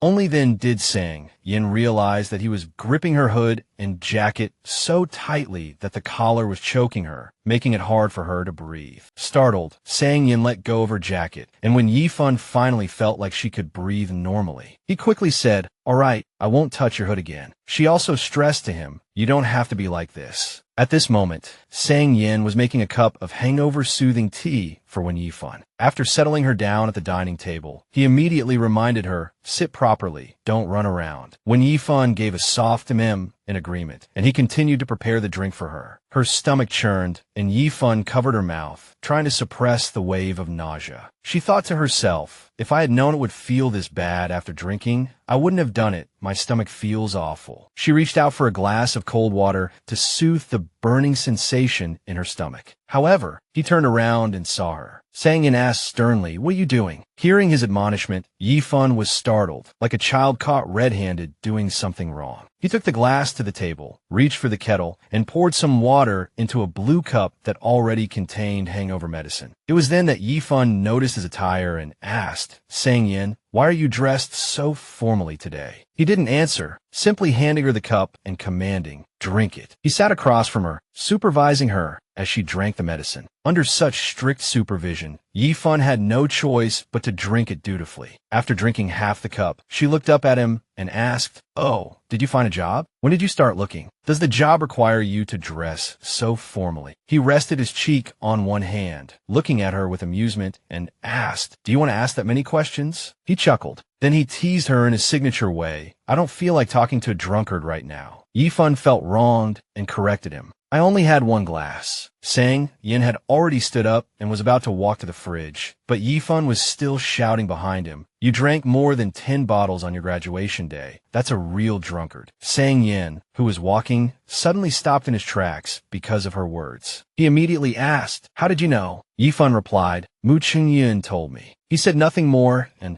silently opened the fridge. Not getting an answer from him, Yifan continued to press. "Why did you drink so much?" He kept his head down, remaining silent. Perhaps that memory wasn't one worth revisiting. Still lost in thought with his back to her, Sang Yin just replied softly, "It's been too long, I forgot." A quiet night, and watching Xanadu unfolded as usual. Yifan was still eating at the dining table, while Sang Yin was on the phone with his sister, Sangji. He said irritably, "I don't need you to specially remind me whose birthday it is." Sang Yin plopped down on the sofa in frustration and continued to complain. "Tell Duan Jiaxiu. Tell him how old he is. There's no need to make it so the whole world knows it's his birthday." What's wrong with quietly getting a year older? Seeing he was in a bad mood, Yifan could only silently sip the kanji Sang Yin had just made, not daring to speak or offer any opinion. It seemed Sangji said something that drove Sang Yin mad. As he yelled into the phone, "You're calling me old? Tell that guy born in '89 not to try and ride on the coattails of us born in the '90s. Then he said angrily to Sangji, "You should just focus on your studies. Your exams are next month." Hanging up, Yifan buried her face in her kanji bowl, wishing she could disappear on the spot. But as soon as he hung up, Yifan asked him, "Sang Yin, you were born in January 1990, right?" Unsure of Yifan's meaning, he asked, "Yes, so?" She turned around and said frankly, "In that case, you're not that much younger than someone born in '89. Yifan seemed gentle, but her words were always piercing. But Sang Yin didn't seem to notice this. He let out a light chuckle and replied, "You sure remember things about me well, huh?" But it would be a lie to say he didn't mind. Touching on age is a topic neither men nor women appreciate. Sang Yin complained to Yifan, "Hurry up and finish eating, then go back to your room and sleep." Seeing that Sang Yin was displeased, she just gave a soft MHM. Before long, everything fell silent. Lying in bed, Yifan still felt restless and agitated, trying to coax herself to sleep. She thought, "Why am I still drunk? It's a good thing you brought me home today." Recalling how he cared for her and paid attention to her, Yifan felt a warmth in her heart. She thought it would be nice if Sang Yin could stay a little longer. Yifan fell asleep in her dreams. She returned to Iha University, back to the day of her graduation. Many people were attending her graduation ceremony. That day, at this important ceremony, her classmates couldn't help but feel excited and nervous. A close friend said, "When I went up to get my diploma, I saw a super handsome guy. I don't know which department he's from." Another girl exclaimed upon hearing this, "Why didn't you call me over?" The first girl recounted excitedly, "You guys were in line for your diplomas. I was going to call you after you came down, but I couldn't find him afterward. I thought my eyes were playing tricks on me." Sigh, you girls are so boy crazy. As the ancients said, the passion of infatuation is hard to escape even in the next life. In a corner of the campus, a friend waved to Yifan, "Yifan, hurry, let's take a picture together." Then, the girl struck a pose, all smiling brightly. A male friend acting as the photographer raised his camera and shouted, "Ready, 3, 2. As Yifan was focused on posing in the front, she suddenly felt someone call her from behind. Yifan instinctively turned her head and suddenly saw the back of a figure. Her friend beside her reminded her, "Yifan, why did you suddenly turn your head?" But she didn't pay much attention, because at that moment, her concern was that figure's back. She involuntarily said to her friend beside her. It was as if she was talking to herself. "It seems like someone called me." The figure was gradually disappearing from her sight. Then, a scene from her memory suddenly flooded her mind. Yifan thought in surprise, "That back, it looks so much like the figure who has always protected me." Sang Yin. She subconsciously walked towards the person, her heart filled with doubt. Could it be him? Yifan decided to chase after him, ignoring her friends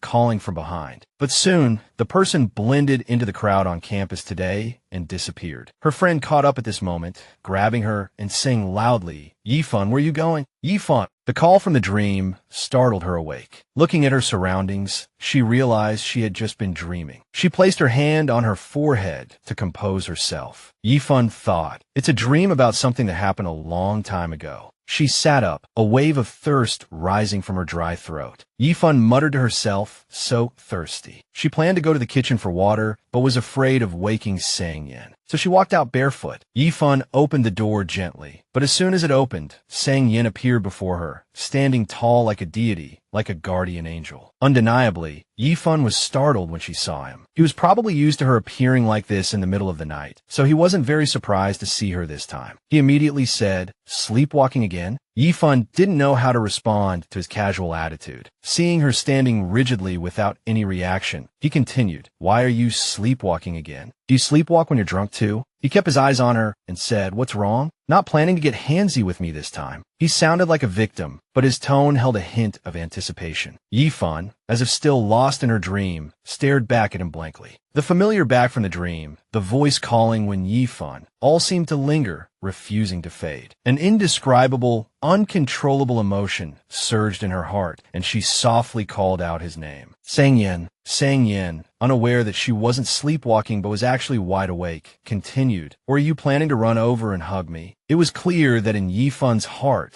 the emotions of the dream and reality were intertwined, but she seemed to have made a decision. Yifan clenched her fists and told herself, "Just this once." Then she walked towards him gently, as if she were really sleepwalking. She slowly approached, thinking, "He thinks I'm sleepwalking anyway." Seeing her still approaching, Sang Yin opened his mouth to remind her, "It's late, go back to your room." But in that instant, she suddenly lunged at him. Yifan reached out her arms and hugged Sang Yin. Perhaps this was something she had never thought of, nor ever dared to hope for her to initiate a hug. But carrying long-suppressed emotions, Yifan no longer wanted to hide them in her heart. She wanted to take a leap of faith and follow her heart for once. And at this moment, Sang Yin was completely surprised by this sleepwalking episode of Yifan's. He just stood there, letting her hug him. His arms hung in midair, half wanted to raise them to hug her back, and half not daring to. Just like that, Yifan continued to hug him on her tiptoes, holding the position for a long time. At this moment, Sang Yin didn't know what to do other than let her hug him. His gaze became unfocused as never before, and the fragrance from her hair seemed to paralyze his brain, making him unable to think of anything else. Yifan held Sang Yin tightly, closing her eyes to feel his heartbeat, listen to his breathing, and feel his warmth. Yifan marveled silently in her heart. So warm, just like in the dream. It's unknown how long they stood there, but both were lost in their own thoughts. Sang Yin tried hard to suppress his emotions. He didn't want to take advantage of her in such a dazed state, but it was also hard to resist his own heart. He hesitantly reached out his hands, trembling, wanting to hold Yifan. But her past words echoed in his mind. "Next time I do this again, you can just hit me." Just as Sang Yin was wavering, at a loss for what to do, Yifan gently let go of him. Then, like all the previous sleepwalking incidents, she slowly walked back to her room. Sang Yin seemed a little disappointed and called out behind her, "Is that all the hugging for today?" Usually, the victim would scream about being taken advantage of, but today he was complaining it wasn't enough, truly hard to please. But the only response he got was the sound of the door closing. Sang Yin wanted to say more, but ultimately chose to remain silent. Yifan returned to her room, but tossed and turned, unable to sleep. In his room, Sang Yin was the same, staring at the ceiling all night. Both of them were lost in thought. Yifan sat up abruptly, hugging her pillow and screaming internally. What did I just do? Perhaps it was that hug, which kept lingering and tormenting her mind. It was the same for Sang Yin. He sat quietly on his bed, tormented by that moment, unable to fall asleep. That impulsive act was clearly out of character for her. She just lost control for a moment. Yifan thought in agony, pretending to sleepwalk just to hug Sang Yin. In the next room, Sang Yin couldn't sleep either, but his mood was the complete opposite. The feeling of his crush actively hugging him was truly indescribable. And in the next room, Yifan's heart was screaming in agony. I really took advantage of Sang Yin. In his room, he was smiling blissfully. The warmth of her body against his seeped into his emotions. Guilt made Yifan repeatedly hit her head against her pillow, scolding herself. How could I hug him? Even in the dark, you could tell her face was flushed red with embarrassment. Two people, two different kinds of troubles, two different emotions, but clearly with one thing in common. Tonight, they would both be sleepless. Yifan was still agonizing over her actions from last night. She held her face and questioned herself. How could I hug him? She tried to find an excuse for her impulsiveness. Yifan blamed it in her heart. Was I drunk? Then she found this reason very plausible and continued to tell herself, yes, I was drunk. That's why I did it. I'm never drinking again. This confusion sent her thoughts wandering. She thought, I hope that bottle of wine can apologize to Sang-yin. I don't want to admit to this at all. Then she turned over, trying to force herself to sleep. Yi-fun closed her eyes and counted sheep, trying to make it easier to fall asleep. But the harder she tried, the more stubbornly the chaotic thoughts remained in her mind. So, Yi-fun had to sit up again in the middle of the night, screaming internally in agony, unable to sleep. Yi-fun picked up her phone. She started scrolling through her phone, comforting herself in her heart. If I scroll through Weibo, I won't have to think about that. She accidentally came across a secret confession type of post, which read, "This is a secret post.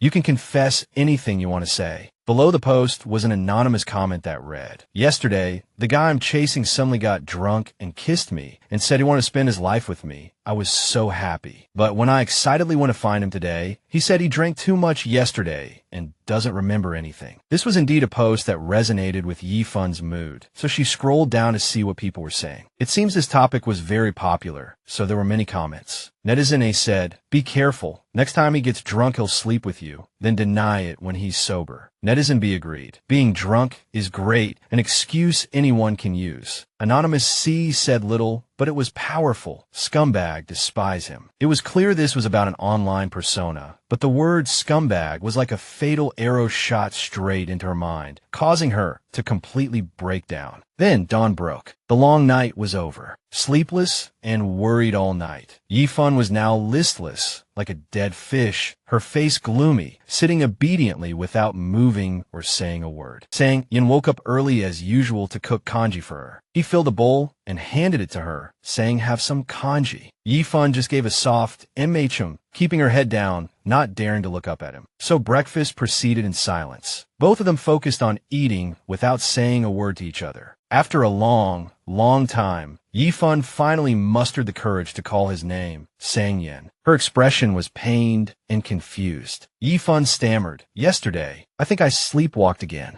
Yi-fun mentioning this made Sang-yin pause for a moment, but he just gave a soft "mmhm" and continued eating blankly. Seeing his attitude, Yi-fun asked worriedly, "Did I do anything to you this time?" He continued to say blankly, "You hugged me." Then he smiled meaningfully and said, "But you knew how to restrain yourself yesterday." Yi-fun seemed surprised by Sang-yin's attitude. He didn't seem angry at all, but rather found it perfectly normal. Hearing him say that, Yi-fun lowered her head slightly and said, "I did that to you again. I'm very sorry." But Sang-yin immediately replied to her arrogantly, "Is this the first time? Why are you suddenly apologizing to me? You were quite arrogant last time." Hearing Sang-yin label her as arrogant, she widened her eyes in surprise. "I was arrogant." Sang-yin seized the opportunity and continued to list her offenses, of course. "The last time we talked about this, all you could think of were excuses, weren't you?" It seemed he finally had a chance to vent his past grievances. So Sang-yin rattled on like a rapper. "You kept using the excuse that you weren't in your right mind. You had to come back for everything I said, and then you even planned to solve it with money." Knowing she was in the wrong and couldn't outtalk him, Yi-fun could only lower her head and say awkwardly then next time, try not to leave your room. Lock the door so I can't get into your room." But Sang-yin didn't seem to hear these words. He continued to say to her, "Your sleepwalking is too strange. You always like to take advantage of people." The more she spoke,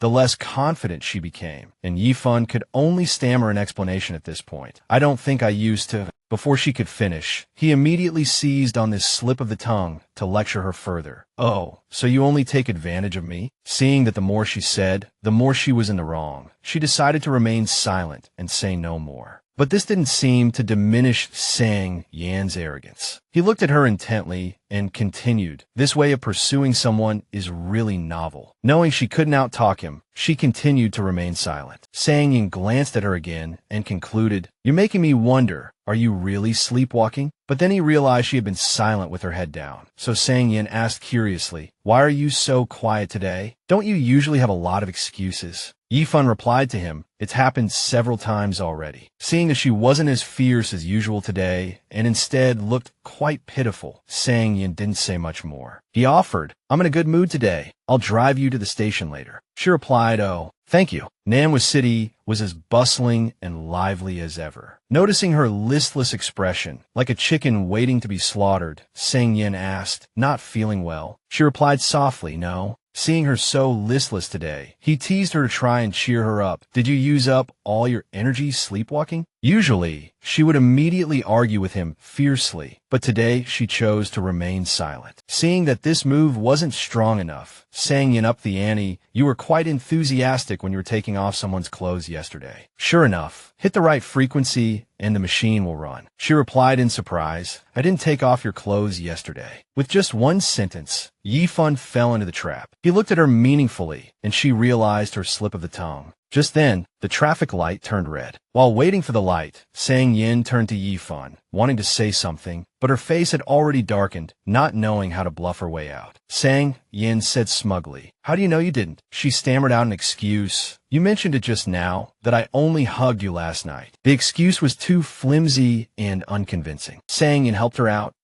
Then I must have misremembered. It's not like it's the first or second time anyway. I can't keep track. Since she was in the wrong, Yifan finally lowered her head and apologized. I'm sorry, I'll go to the hospital for a checkup when I have time. Soon, they arrived at Nanwa TV station. Sang Yin pulled the car into a parking spot outside the station's gate. Yifan turned to get out of the car. Before getting out, she said, Thank you for driving me here, I'll head in first. Sang Yin replied with a MHM, but suddenly he saw the figure of Mu Qingyun in the distance. He was walking towards them. Sang Yin decided to pull a move to strike at his rival. He leaned in towards her and called out, When Yifan. Then he raised his hand towards her hair and said, Sit still. Undeniably, his sudden move made Yifan's eyes widen in surprise. And just as Sang Yin expected, Mu Qingyun witnessed the entire ambiguous and intimate action between the two. Of course, this innocent and inexperienced young man felt traumatized, so surprised that he was completely at a loss. Sang Yin moved a little closer to her and said, There's something in your hair. This old, cliché excuse always worked whenever he wanted to get close to someone. But his eyes were filled with tenderness and affection. That gaze made Yifan's heart pound wildly, thumping nonstop. She was afraid his gaze would make her lose control again, so she squeezed her eyes shut, waiting for Sang Yin to remove the hair from her face. His hand was still gently poised to touch Yifan's hair. With her eyes closed, she asked, Is it done? Sang Yin was still gazing at Yifan endlessly. Seeing that he seemed to be taking longer than expected,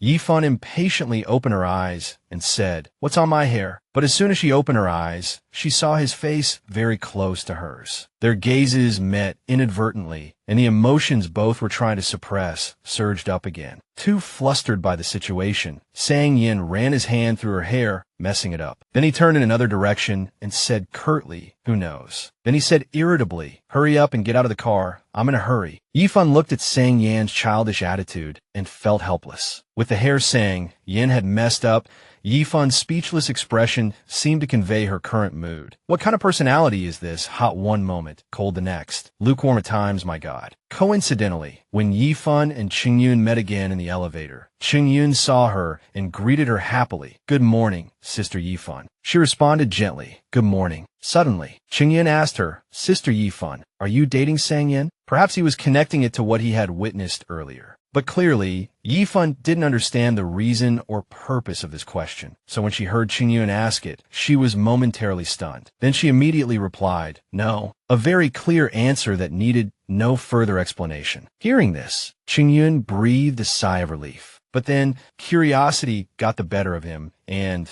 Qingyun couldn't hold his tongue, asking, I saw him drive you to work just now, and I saw him ruffle your hair, I thought. Realizing he was meddling too much in her personal life, he quickly added, I'm sorry, I'm being too nosy. Thinking back to the scene in the car, Yifan muttered to herself in dissatisfaction, Ruffle? With Sang Yan's force. The word mess up would be more accurate, but on the surface, she only dared to smile faintly and say, It's fine. Just as she sat down at her desk, her colleague ran over and said apologetically, I'm sorry, Xiao Fan. The drink I gave you yesterday seemed a bit strong. You don't have a headache, do you? She said softly, No, I went straight to sleep when I got home. It didn't affect me at all. Seeing this, her colleague breathed a sigh of relief. Phew, that's good. As if remembering something, the colleague continued, Oh, right. Remember that roommate I was going to introduce you to? She found a roommate on her own, a male student. Yifan looked up at her colleague, who was chattering on about everything under the sun. Before, she complained to me every day that the student had no sense of hygiene hygiene at all, but yesterday, she told me she's developed a crush on him. Hearing this, Yifun couldn't help but gasp in surprise. Seeing that she had a willing ear for her gossip, the colleague continued. She said the student was just spoiled by his family, but as long as you make a suggestion, the poor student will listen. Anyway, now she only says good things, as if the person she's praising now and the person she criticized so harshly before are two completely different people. Hearing this, Yifun could only manage to force a smile. But hearing her colleague say this, she felt a little guilty. Living with someone of the opposite sex, it's inevitable that some romantic sparks will fly after a while, right? Yifun subconsciously thought of her own situation with Tang Yen, and she answered vaguely and faintly. Not necessarily. Seeing Yifun deny it so quickly, the colleague was taken aback for a moment and asked, "Why did you deny it so fast?" Then, as if suddenly remembering something, she asked, "Oh, right, is your new roommate a man or a woman?" Yifun answered like a machine, "A man." Yifun's answer was indeed like a bolt from the blue. The colleague was stunned and asked seriously, "Is he reliable? Does he have any bad intentions toward you?" Yifun reassured her, "He doesn't." Then she suddenly lowered her eyes sadly, thinking, and perhaps, Yifun recalled the scene where she, using sleepwalking as an excuse, shamelessly hugged Tang Yen. She thought to herself, the one with bad intentions is me. Thinking about how she couldn't openly hug Tang Yen, she continued to think sadly, but what right do I have? Fragments of memory flashed back to that rainy night when she had coldly said to him, "Tang Yen, you're so annoying. I have to come out to see you every time." Then, under his surprised and stunned gaze, she had reluctantly said the most hurtful words, "Please don't come looking for me anymore." Yifun lowered her head sadly, thinking Tuo Duan was right. Maybe it's because I've been living with Tang Yen recently. She gently closed her eyes and continued to think. Spending so much time together has made me dazed and given me thoughts I shouldn't have. Her gaze became even more melancholic, but she also told herself, maybe I should keep my distance from Tang Yen from now on. When it was time to leave work, everyone had already left, but the computer on her desk was still on. She was still working hard. Suddenly, her phone chimed with a text message notification. Yifun picked up her phone and read the message, her expression suddenly becoming more solemn. It was a message from her mother. The message read, "Ajiang, I recently talked with your uncle/aunt about what happened in the past. I wasn't by your side back then and didn't understand the situation, so I didn't take your side. I'm truly sorry. I always thought they were taking good care of you, so I was at ease during that time. I always wanted to bring you home, but I was afraid that constantly changing environments would affect your college entrance exams. I thought things would get better over time, and once you finished your exams, you could come live with me in Nanwu." The last message popped up. "I'll make it up to you in the future, okay?" Yifun expressionlessly continued to scroll through the messages. They were all old messages from her mother that she now read without a flicker of emotion. "Remember to eat on time. Don't stay up late. The flu is bad recently. Remember to take care of yourself. Ajiang, do you want to go see your dad with me today?" So many messages she had long since stopped caring about. Yifun remained motionless, continuing to read the old messages.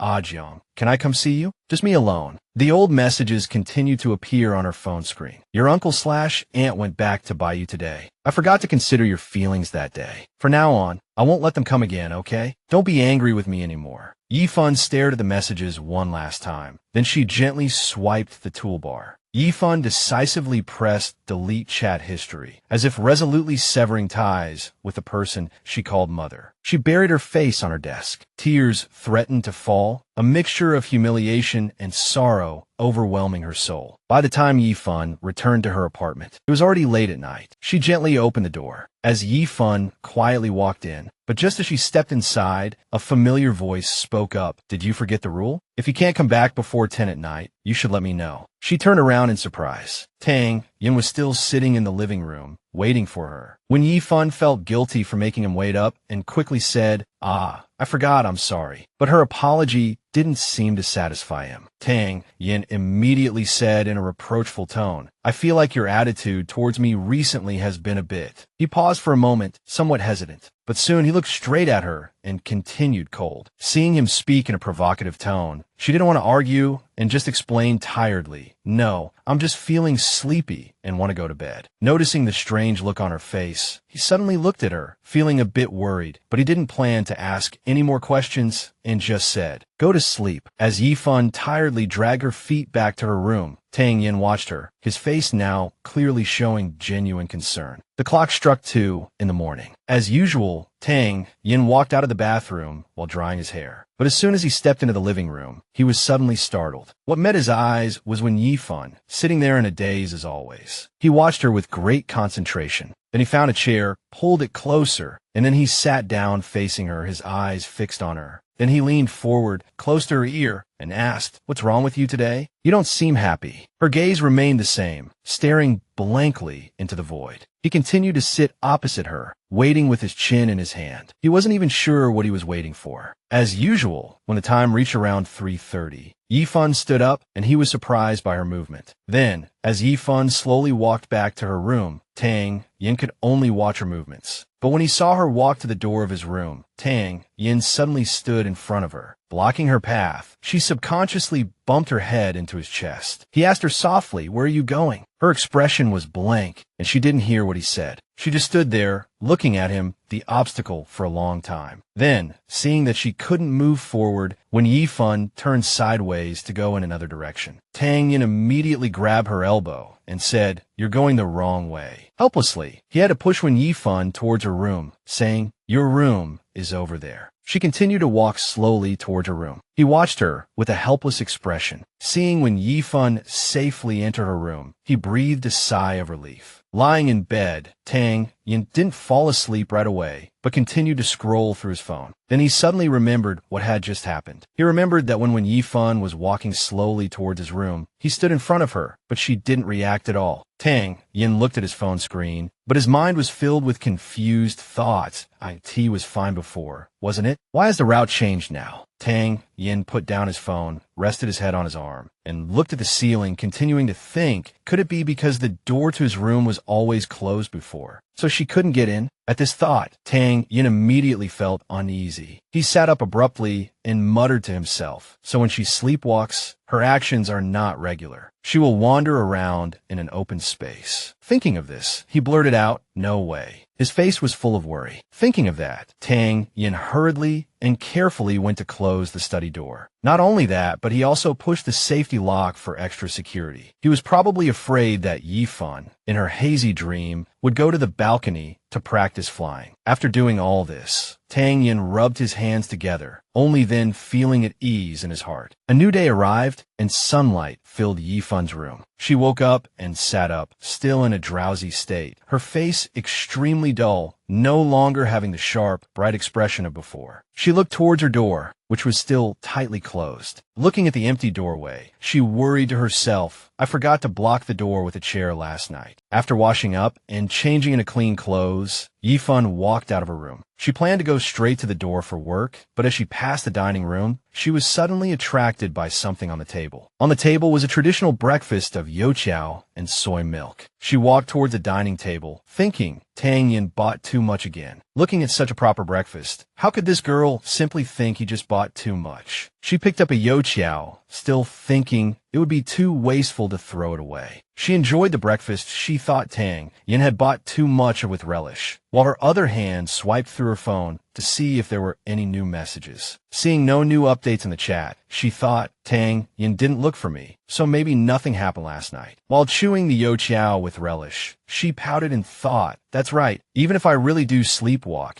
it's impossible for me to run into him in the middle of the night every single time. She scrolled through her chat history with Zhong Xiqiao and saw a message sent to her. Looking at the message, one could imagine Xiqiao's panicked expression. Fan, Xiang Lang said that Tang Yin seems to have come to work at their company, but in a different department, and he's a director. Reading the message, Yifan felt frozen for a moment and couldn't think of anything. After a moment, Yifan typed out a few words. Where does Xiang Lang work? Xiqiao replied immediately. Yuxing Technology. Yifan instinctively started searching for information about Yuxing Technology Company in the search bar, but halfway through typing, she realized something was wrong. Yifan thought to herself, wait, why am I searching for Tang Yan's company? In mid-July in Nanhua City, the weather was becoming increasingly stuffy and hot. Yifan was at work when her phone chimed with a message notification. She opened the chat window. It was a message from Tang Yen. He texted her, "My sister is coming over for dinner tonight. Is that okay?" Yifan didn't hesitate and immediately typed a reply. She messaged him, "Of course it's fine. In the future, your sister can just come over whenever she wants. No need to tell me in advance." That evening, at watching Xanadu, Yifan returned home after a long day at work. Passing by the kitchen, she saw Tang Yan's figure. He was diligently cooking, probably to welcome Tang Jihe. Walking into the living room, Yifan saw Tang Jihe sitting there. The girl greeted her happily, "Sister Yifan." Seeing Tang Jihe waiting expectantly for her brother while Tang Yan was still busy, Yifan said sympathetically, "It's almost 8 o'clock, and you haven't eaten yet." Tang Jihe, having found an ally, confided in Yifan, complaining about her brother. "Yeah,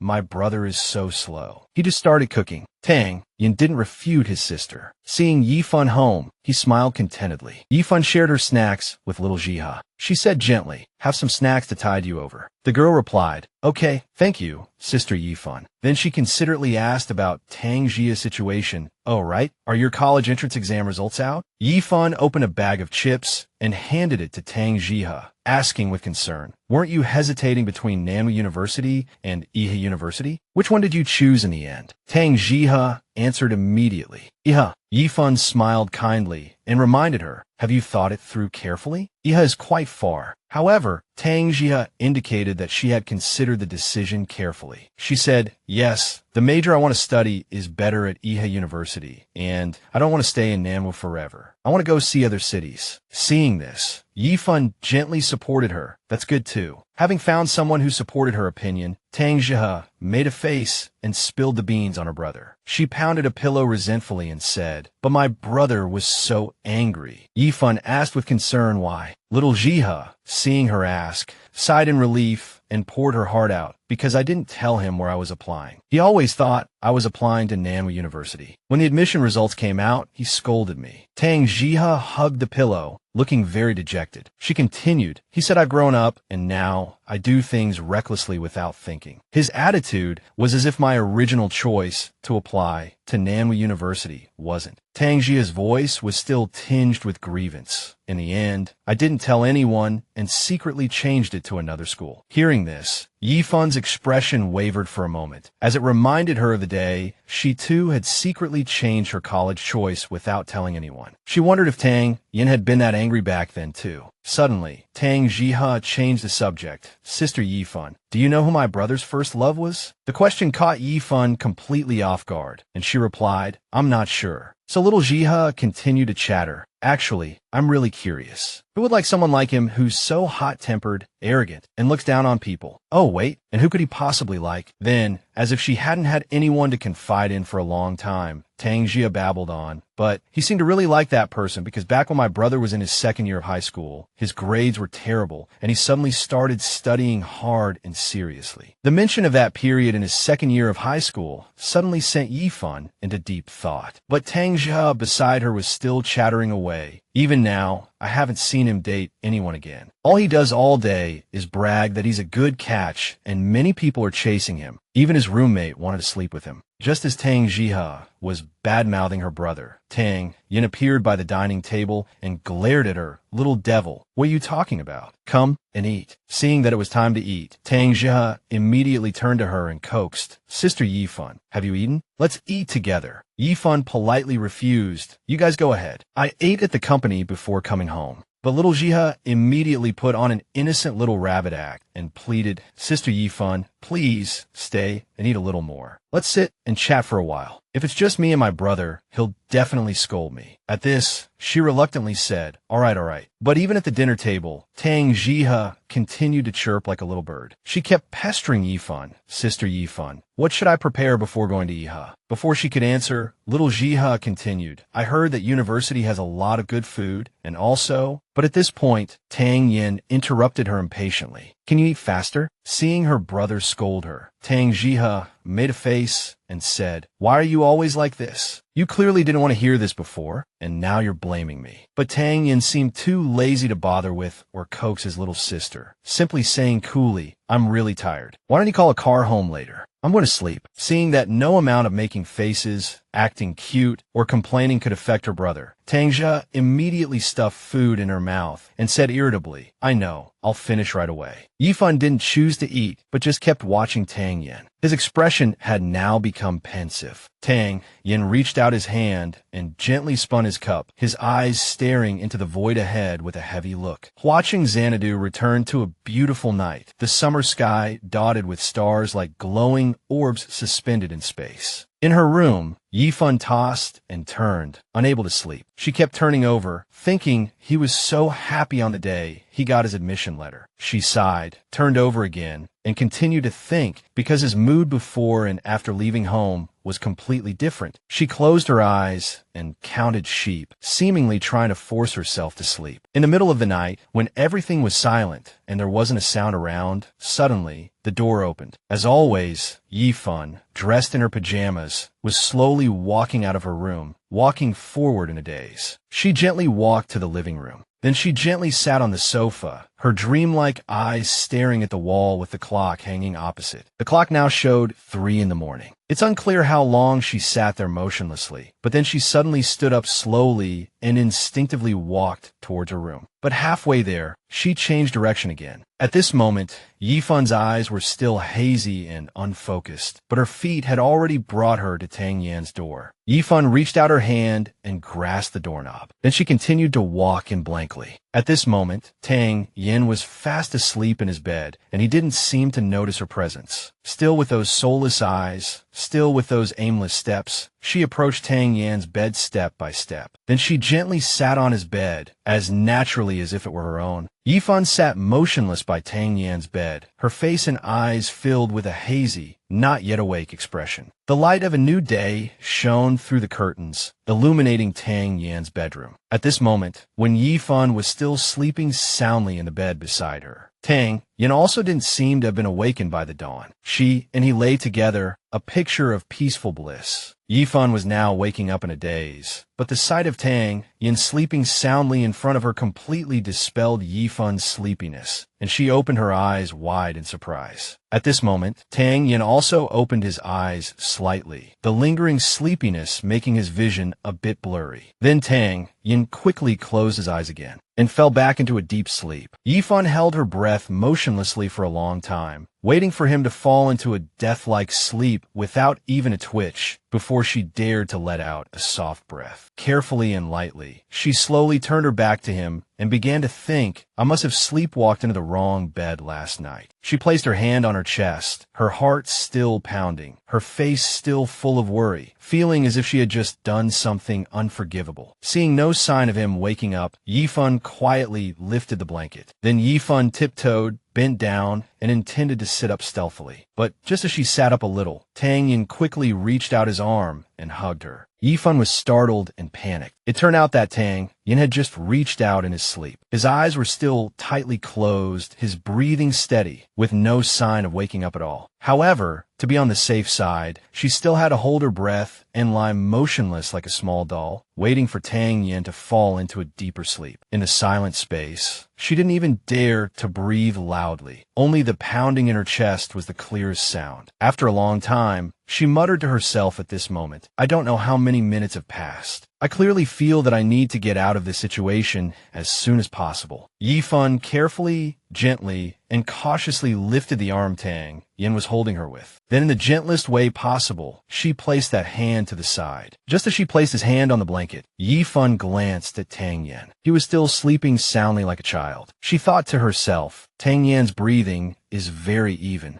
Sure enough, his eyes were still tightly closed, and his facial muscles were not moving at all. It seemed impossible for him to wake up anytime soon. Yifan looked at him and thought, he's probably not awake yet. Seeing that Tang Yan didn't twitch or move, she sat up, thinking happily, there's hope. Also in an extremely quiet and gentle manner, she slipped her feet into her slippers, ready to leave. But just as she was about to flee the crime scene, a familiar yet extremely cold voice came from behind her. Behind Yifan, Tang Yan had already sat up and questioned her. Why are you here? There seemed to be no trace of sleepiness on his face. On the contrary, he looked unusually awake. Yifan couldn't say a word, nor did she dare to turn around and face him. She was probably complaining in her heart about how unlucky she was. Knowing that it was impossible for her to have any valid explanation, Tang Yin still pressed her. He said coldly, "Explain yourself, don't you think?" Yifan's face was as grim as if she were at a funeral, and she screamed painfully in her heart, "Why did you have to wake up at this exact moment? I was just a few steps away from leaving this room." Fate was so cruel. Forced into a corner, she immediately turned around and said, "You're dreaming. You'll be fine when you wake up later." Tang Yan's expression was like, "What the hell? What kind of bizarre reason did that little head come up with?" He glared and said, "Do you think I'm an idiot?"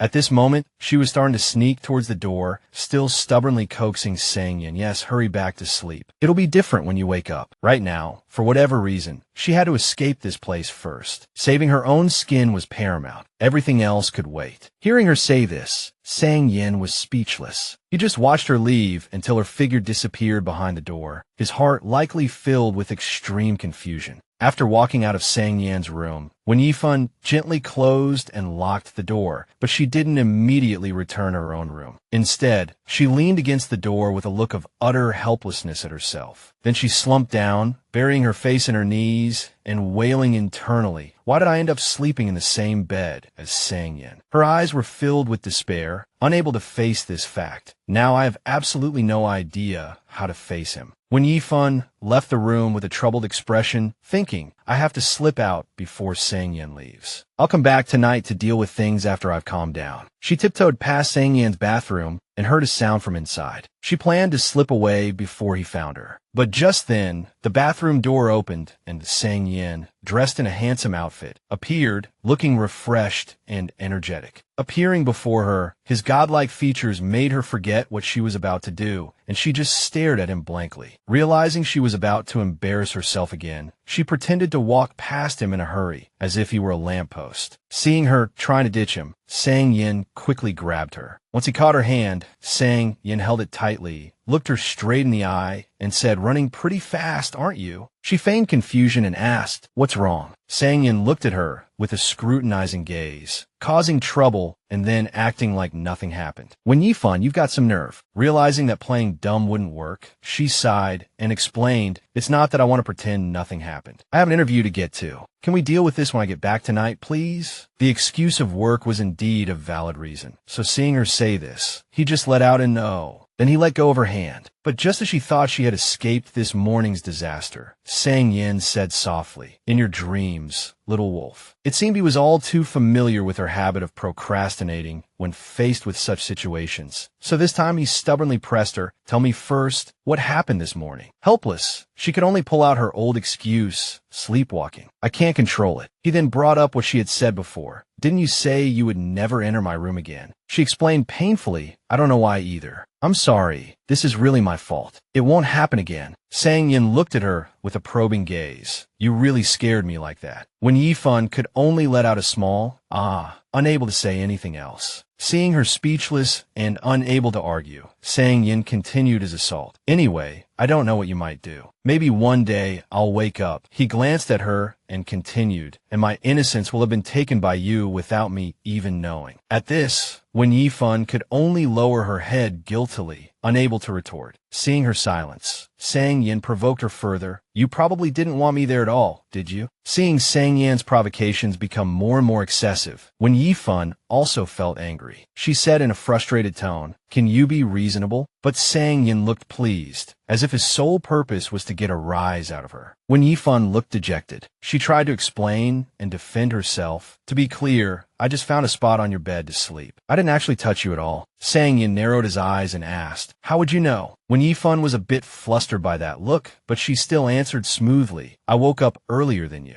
Then she mustered all the indignation she could and continued, "On the contrary, your sleeping posture is the bad one." She stammered, "When I tried to get up, you pulled me back." Saying this, Wen Yifan felt extremely embarrassed. She lowered her head, no longer daring to look Sang Yin in the eye. But he was one to get to the bottom of things. Sang Yin asked her again. Pulled you back. And then what? Tell me everything. She was speechless at this man. Why did he have to make her say such embarrassing things? After a long moment, when Yifan finally said, in short, while you weren't fully conscious, you had physical contact with me, so we're even. This was a far-fetched logic that when Yifan had probably struggled to come up with. But the more she lowered her head, the more Sang Yin wanted to look into her eyes, to peer into her heart and see what she was really thinking. He asked softly, even for what? When Yifan, thinking Sang Yin didn't remember, replied, last time I sleepwalked and hugged you. This counts as a unique way of settling the debt. But as soon as she said it, she felt her idea was ridiculous and lowered her eyes in embarrassment again. Sang Yin was still the same as before, his gaze never leaving Wen Yifan's face. Hearing Wen Yifan's explanation, he said softly, oh, so this is how you settle accounts. Sang Yan's stubbornness and persistence rose to a new level. He still wouldn't let her go to work and continued, but aren't I still the one at a loss? Who has designs on whom? Isn't it obvious? Hearing this, Wen Yifan was powerless to argue back and felt a wave of guilt. She had to find an excuse to retreat. Wen Yifan said with difficulty, Sang Yin, I really have to go to my interview. Can we please deal with this when I get back tonight? Looking at her distressed expression, Sang Yin suddenly felt a pang of softness. He didn't say anything more, his expression clearly a bit flustered. Then he quickly returned to his usual arrogant demeanor and agreed fine. Sang Yin watched as Wen Yifan's figure slowly disappeared behind the elevator doors. Alone in the elevator, what had just happened naturally lingered in her mind like a hazy thought. She recalled her promise to him just now. Sang Yin, I really have to go to my interview. Can we please deal with this when I get back tonight? Wen Yifan's mood was in extreme turmoil. She didn't know how to explain or handle it. She thought, it's not like we had a drunken one-night stand and nothing really happened. At most, I sleepwalked and borrowed half his bed for a bit. Wen Yifan felt helpless with herself and sighed softly. How am I supposed to resolve this? After thinking for a long time without finding a solution, Wen Yifan could only hold her head and lament, my head hurts so much. When she arrived at Nanhua TV station, Wen Yifan unexpectedly ran into Mu Qingyun at the entrance. She called out to him and went over work matters for the interview at the hospital with the car accident victim and her mother. Check the interview equipment once you get in the car, okay? After hearing the work arrangements, Mu Qingyun quickly nodded in agreement. Mu Qingyun casually asked Wen Yifan, by the way, Yifan Jia, are you free after work tomorrow? My senior colleague just had a daughter, and I don't know what to get him. Ah, is this kid trying to use this as an excuse to ask me out? Wen Yifan enthusiastically pointed him in another direction. You can ask Jinyu Jia. She also has a daughter who's a few years old. It seems she had successfully diverted Mu Qingyun's target. Hearing this, Mu Qingyun could only reply, okay, even though his heart was crying a river of tears. Then, Mu Qingyun seemed to notice something on Wen Yifan's face. He pointed to his own face and said, Yifan Jia, you have something on your face. It looks like dust. When Yifan looked in the direction Mu Qingyun was pointing, which was her own face, and then she asked, ah, is it here? She immediately took out a tissue and wiped in the direction he pointed, but it didn't seem to be right. So Mu Qingyun continued to point a little lower, no, on the left. It seemed the guidance was a bit chaotic, but when Yifan still couldn't wipe the smudge off her face. Mu Qingyun watched Wen Yifan's flustered state. For a moment, he decided to get a little closer and take the initiative to handle the smudge on her face for her. After getting close enough, Mu Qingyun reached for the tissue in her hand and said, Yifan Jia, let me help you. Out of instinct, Wen Yifan immediately stepped back to avoid him. Her action was the clearest and most polite rejection possible. Wen Yifan replied to Mu Qingyun, it's okay, I'll deal with it later tonight. Mu Qingyun's expression was clearly hurt,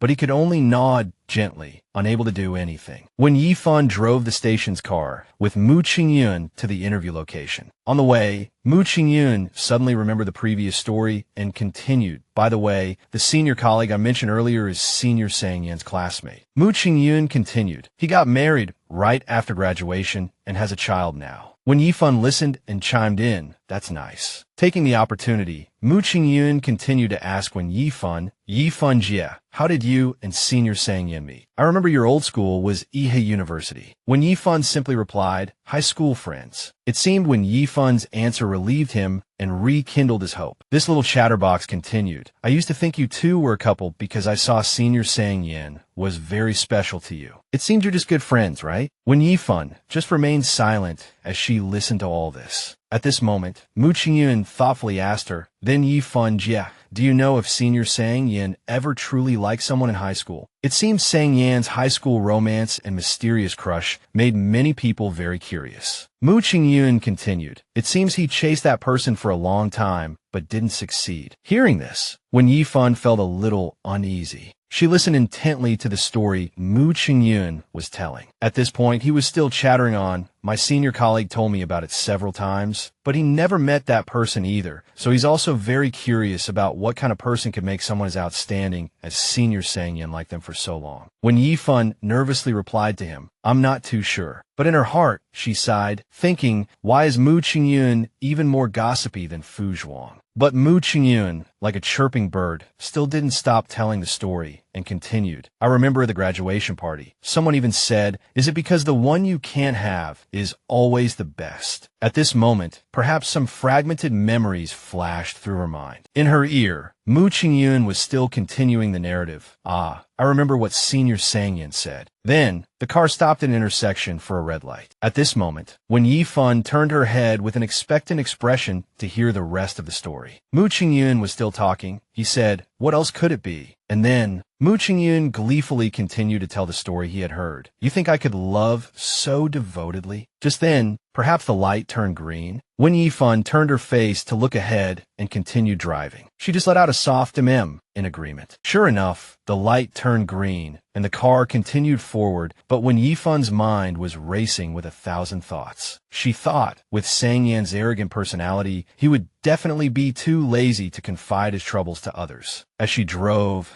she continued to think, but it's also possible that he told it as a joke. When Yifan's expression suddenly turned grim, she thought, he can easily tell it as a joke. I never thought I would be the most suitable person to be asked about it. With that, Mu Qingyun seemed to notice the sudden change in her expression. Then he continued the story. All right, then Senior Sangyin said that if he saw her again, he might chase her again, but definitely not like before. Unsure of the accuracy of this story, when Yifan felt something was off, so she said, Mu Qingyun, didn't you say? Hearing the doubt in one Yifan's voice, Mu Qingyun cried out in surprise. When Yifan continued that he only said that one sentence the entire night, Mu Qingyun, realizing he had let it slip, covered it up. Did I say that? I don't really have an impression of it. Maybe I was drunk and said it wrong. When Yifan didn't press further, she just gently reminded him, then you should be careful when you go out in the future. Don't drink too much. In our line of work, emergencies can happen at any time. At this moment,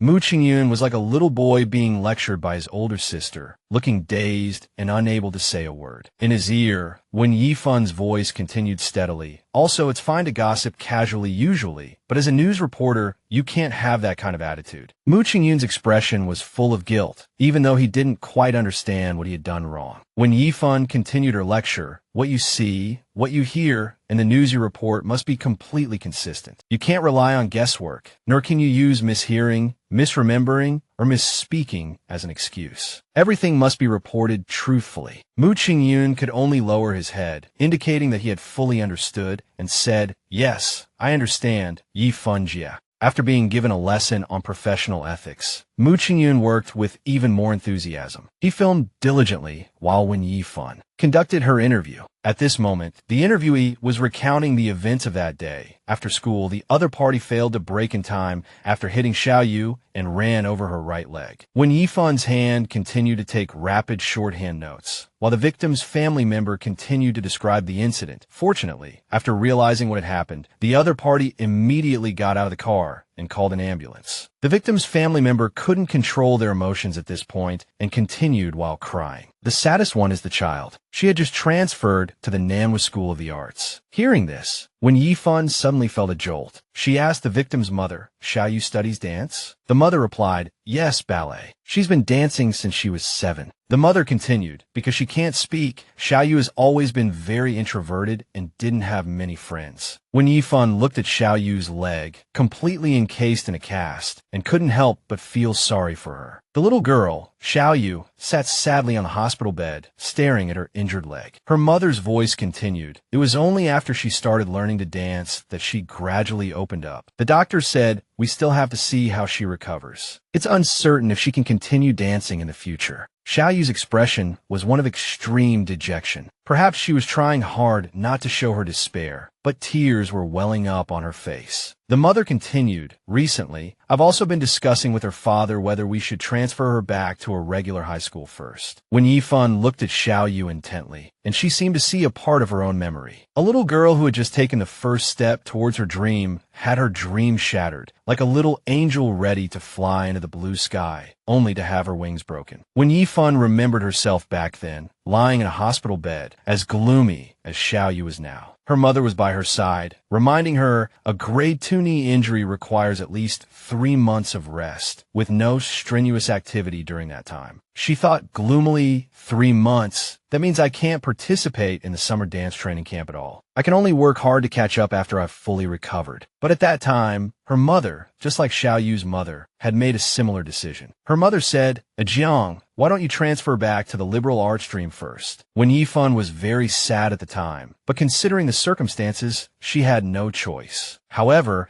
she didn't think much of it then and immediately retorted, Mom, what are you talking about? This little injury will be fine after some rest. How could I give up dancing because of this? Wen Yifan's mother continued to coax her, I know. Rest well, so your leg can get better quickly. Wen Yifan thought, at that time, I thought she proposed that suggestion because she was worried about my leg injury. But later, that lingering thought brought Wen Yifan back to another memory. The time she accidentally walked past her mother in Uncle Zhang's bedroom and heard her mother's words, the summer training camp fee is too expensive. Her mother's voice immediately caught her attention. In the room, her mother and Uncle Zhang were still engrossed in their discussion. He doesn't have a job now, and the money her father left is for family expenses. If she continues to study art, she'll need training every holiday. We simply can't afford it. Her mother continued, as soon as the new semester starts, transfer her back to the liberal arts stream immediately. This matter is not up for discussion. Standing outside, Wen Yifan felt completely numb. She didn't want to believe it, but she had to. The person who broke her wings was none other than her own mother. Inside, Uncle Zhang also agreed, you're right. Let's do that then. In that moment, she felt utterly hopeless. And just like that, she was transferred back to the liberal arts stream. The image of a sad Wen Yifan standing in front of the blackboard as the teacher introduced her was deeply etched in her mind. She showed no excitement about joining the new environment. From beginning to end, she just kept her head down, listening as the teacher announced, starting this semester, Wen Yifan will be transferring to the liberal arts stream. Below, her classmates looked very surprised. A female student whispered to her friend, she used to be in the specialty class. How did she transfer back to the liberal arts stream now? A male student who heard this chimed in, it's like a top science student suddenly switching to liberal arts before the college entrance exams, right? Wen Yifan heard all those whispers, but she just kept her head down and remained silent. The whole class was in an uproar over the news they had just received.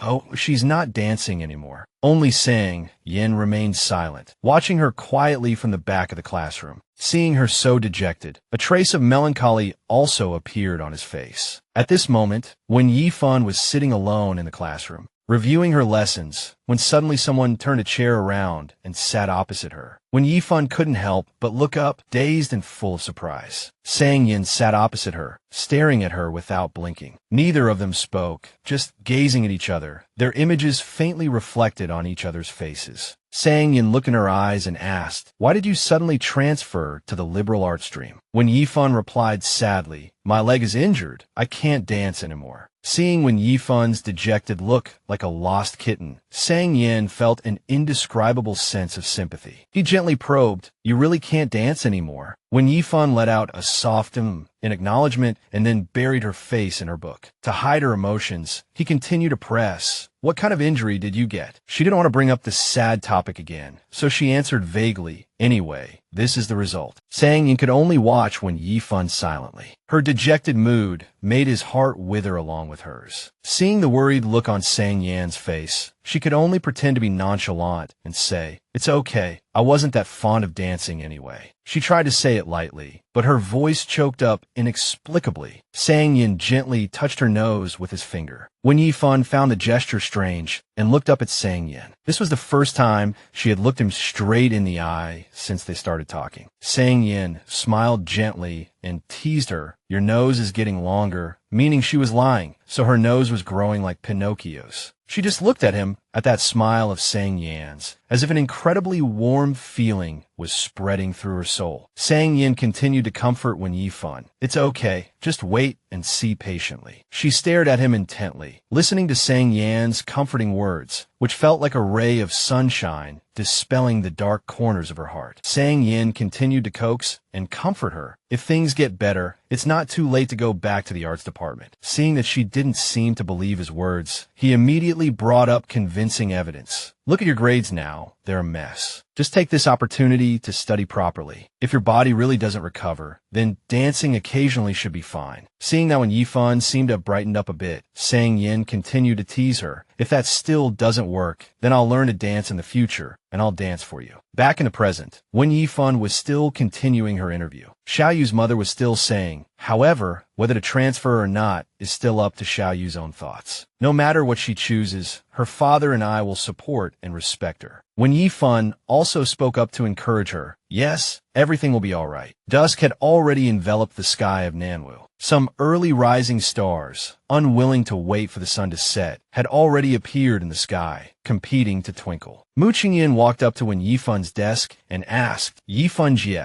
are you working overtime tonight? Let's go out for dinner together." She immediately found an excuse to politely refuse. I still have some work to do. I'm not going. You go ahead." But the truth was, she was thinking worriedly. Although I've finished my work, if I go home now, won't I run into Sang Yin? So she decided to avoid it. Seeing Wen Yifan refuse, Mu Qingyun reminded her, "I feel like you haven't been eating dinner much lately. It's not good for your health." Wen Yifan could only reply casually, "I know. I'll eat when I'm hungry." But this kid seemed to have a superpower of not knowing what embarrassment was. The more she refused, the more he attacked. Even if he failed, he had a resurrection shield ready, so he launched another attack. For example, now, despite being rejected, Mu Qingyun still continued to propose. "Then what can I buy for you?" Yifan Jie replied, "No need." Mu Qingyun insisted, "Then I'll just grab a bite at the company cafeteria later. I have to stay and rush a draft anyway." At this, Wen Yifan could only mem in agreement, having no reason to refuse. As evening fell, everyone in the office had left, leaving only Wen Yifan and Cheng Yun working overtime. Even while buried in her work, she would occasionally recall what had happened. Wen Yifan thought to herself, "As soon as I have a free moment, the scene from this morning pops into my mind." Suddenly, Wen Yifan was lost in thought, still not having figured out how to handle the matter when she got back. But as she recalled more clearly what happened when she and Sang Yin fell asleep together on his bed, her rationality suddenly returned. Wen Yifan suddenly felt that something was off. She thought to herself, thinking back on it calmly now, "It feels a bit strange." She remembered him opening his eyes sleepily, then quickly reaching out his arm to hug her before closing his eyes again. She thought to herself, how could he wake up to find a member of the opposite sex in his bed and just so calmly go back to sleep? At this moment, her mind was in turmoil. Is the problem on my end, or is it more on Sang Yan's side? Unable to figure things out, her expression was as if she was carrying the weight of the world. Wen Yifan took out her phone and went to that familiar confession wall page, a place where one could anonymously share anything. Having found a place to share, she typed quickly, "Some time ago, I went to KTV with a group of friends. Since everyone got drunk, we ended up spending the night in the private room. When I woke up, I found myself sleeping next to a male friend, and he was hugging me." Reaching the crucial part, she typed with full concentration. "When I sat up, he was already awake. He looked at me for a moment, seemingly not fully conscious, and then hugged me again and went back to sleep." Finally, she concluded with a question. "I'd like to ask, is this a normal reaction for a person who wakes up to find someone of the opposite sex next to them?" After typing out her thoughts online, Wen Yifun breathed a sigh of relief. She muttered to herself, written like this, even if Sang Yin sees this post, he won't realize it's me, right? Suddenly, a message notification chimed. At this moment, Wen Yifun was as fragile as a willow catkin in the wind. A single chime was enough to send her into a panic. It was a message from Sang Yin. He had only sent a short text. When are you coming back? Wen Yifun typed back, I have something on today. She suddenly mused that perhaps she was trying to escape, not wanting to face him at this moment. So she added, not sure if I can make it back, so you can just lock the door. At this moment, Sang Yin was sitting in the living room, looking at the message he had just received from her. A smile suddenly tugged at the corner of his mouth. On the other end, she also received a message from Sang Yin. She tapped it open, and the 3 words, Wen Yifun, came into view. It was followed by an accusatory message. As a person, you need to have a little sense of responsibility, you know? Reading these messages, she suddenly felt a sense of inferiority and guilt. Wen Yifun reproached herself, feeling that she was too shameless and despicable. So she decided to reply to him sincerely. Wen Yifun typed, then I'll try to finish my work and come home as soon as possible. Since she had decided to face it, she decided to open the memo app on her phone and list out possible scenarios and how to respond. She thought to herself, I must be fully prepared and write down what I need to say in advance. I'm a reporter. After all, I still have the ability to write fluently. Her face was filled with determination. Wen Yifun's focused expression at this moment was like a warrior preparing their weapons for battle. After listing out what she needed to say, Wen Yifun breathed a sigh of relief. She looked back at her masterpiece in the memo app and thought, this should be fine, right? The scene cuts to the Huacheng Xanadu apartment. It was already evening. As soon as she entered the house, she immediately changed into her indoor slippers. Wen Yifun walked into the house, passing the bathroom and the living room, but didn't see any sign of him. She thought to herself, Sang Yin isn't here. But the sound of running water came from the shower, and she immediately guessed he was showering. Wen Yifun walked over to the sofa and sat down heavily. She closed her eyes, like a primary school student reciting a self-criticism letter to be read in front of the teacher, rehearsing the content she had prepared earlier. After what happened this morning, I realized that and so on and so forth. Just then, Sang Yin walked out of the bathroom. Wen Yifun, who was engrossed in her recitation, suddenly noticed his presence, and his appearance at this moment shocked her so much that her face turned red. Sang Yin said to her with a cold expression, so you know how to come back, huh? But the highlight at this moment was not his standard cold, handsome face, but his six-pack abs, bulging pectoral muscles, and firm biceps, a sculptural beauty that was enough to give any pervert a nosebleed. She didn't dare to look him in the eye, turning her face to the side and saying shyly, Sang Yin, we agreed before that in the common areas, you can't dress so revealingly. Sang Yin reached for the shirt on the chair, merely responding with an "oh." As he put on the shirt, he shot her a provocative glance and said, haven't I already resigned myself to my fate? Then he immediately sat down beside her. Seeing his confusing words and actions, Wen Yifun was puzzled. He leaned closer to her and said, as if he were her victim, we've already kissed and you've already touched me. Sang Yin seemed to deliberately ignore Wen Yifun's increasingly red face, saying with a straight face, now that I'm wearing clothes,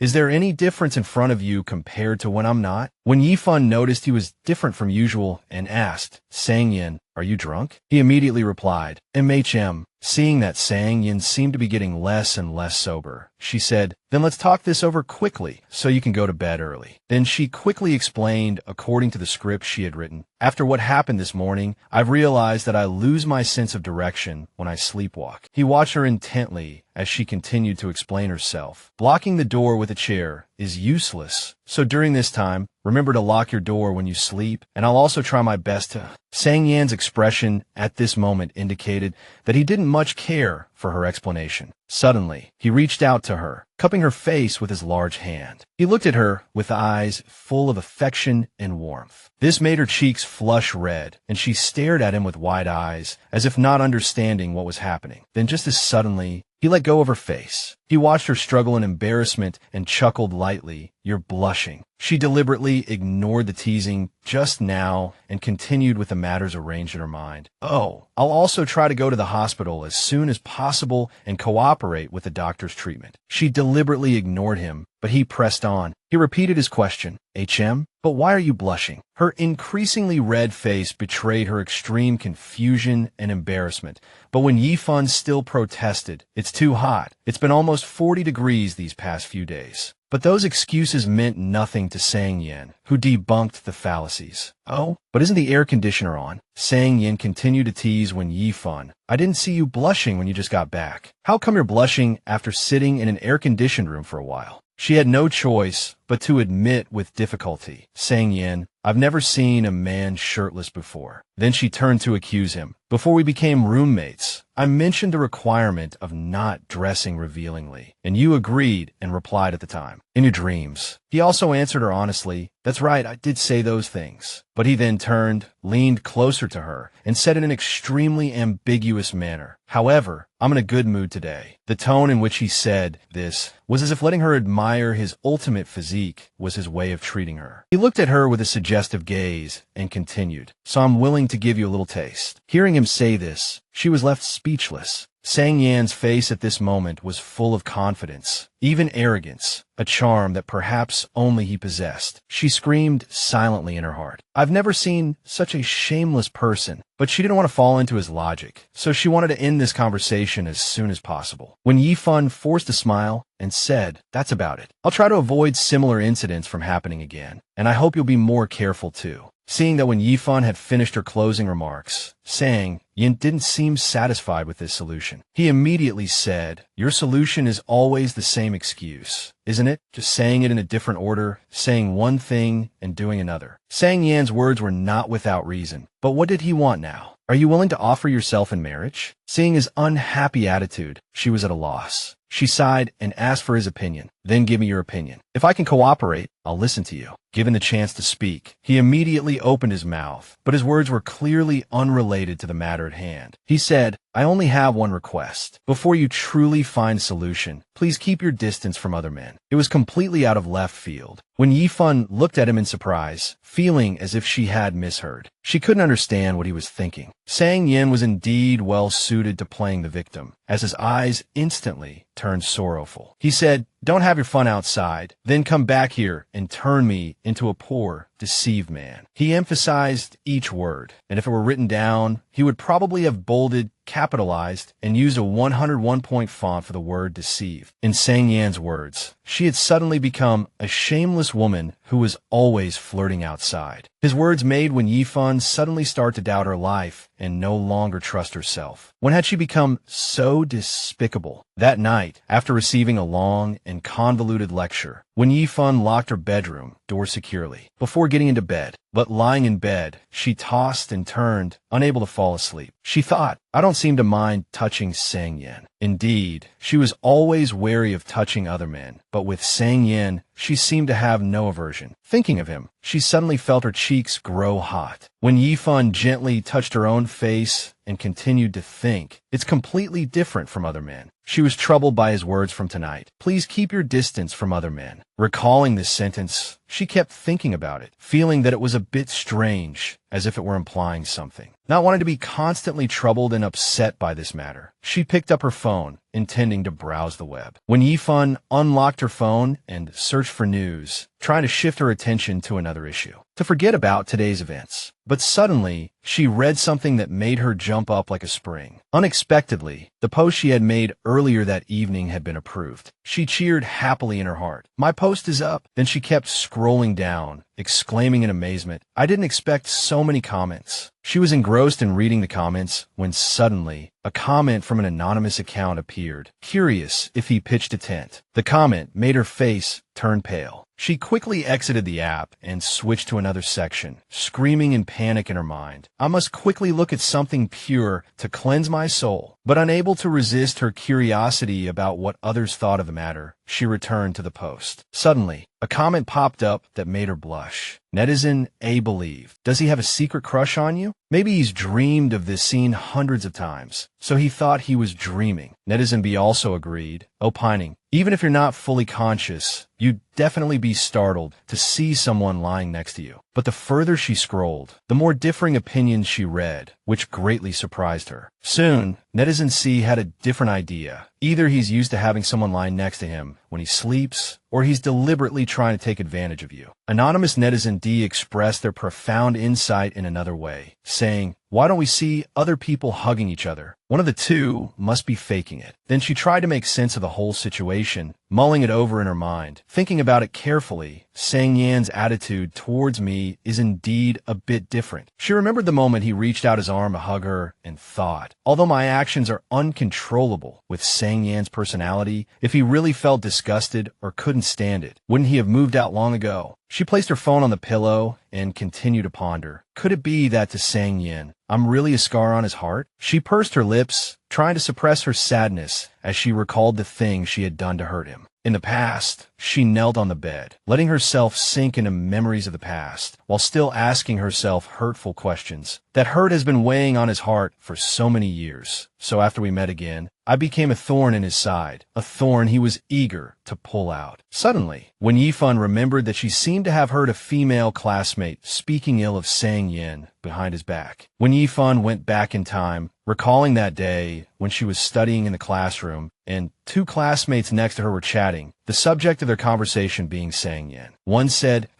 Sang Yan's arrogant look is really annoying. Perhaps she didn't care much about what they said. However, when the name Sang Yan was mentioned, she was like a robot whose password had been updated to his name. When the name Sang Yan was mentioned, she immediately paid attention to their story, her eyes widening as she turned her focus to the two classmates. But it seemed the two girls were unaware they were being watched, so they continued their complaints. The short-haired girl chimed in, "Just you wait, no one has it smooth all the time. Sooner or later, he'll encounter something he can't do, something he can't get." The other girl nodded repeatedly and continued, "Exactly. Let reality teach him how to behave and beat that annoying streak out of him." But back then, she knew he wasn't that kind of person. She recalled Sang Yan's tall figure, his confident stride. She thought that dazzling and proud young man should have everything he wants. She had followed his shadow, believing he deserved everything he desired. Looking at his smile and his eyes, she had thought that even if he wanted the stars in the sky, they should be plucked for him. The young Sang Yan of those years was a perfect masterpiece of creation. She had thought that he should have everything so that he could remain forever passionate and radiant. That day at the familiar Semper Cafe, when Yifan had a date with Zhong Xiqiao. The two were chatting at their usual spot in the cafe. Zhong Xiqiao started, "It's finally National Day. We can have a good rest for a few days." When Yifan agreed, yeah, suddenly remembering her good friend's ambiguous relationship, Zhong Xiqiao asked, "How have you and Sang Yan been lately? Is there really no chance for you two?" When Yifan answered honestly, "We're roommates, but we're both busy with work and barely see each other at home." Seeing this, Zhong Xiqiao excitedly shared the news she had recently heard. Xiang Lang and Su Haoan are getting along well, and I heard from him that Sang Yan seems to have been constantly set up on blind dates by his family recently. Hearing this news, when Yifan felt as if she had been struck by lightning. Her face went blank, as if she hadn't processed the information. She unconsciously repeated Zhong Xiqiao's words. "Blind dates?" Zhong Xiqiao, not noticing her friend's strange reaction, continued, "Yeah,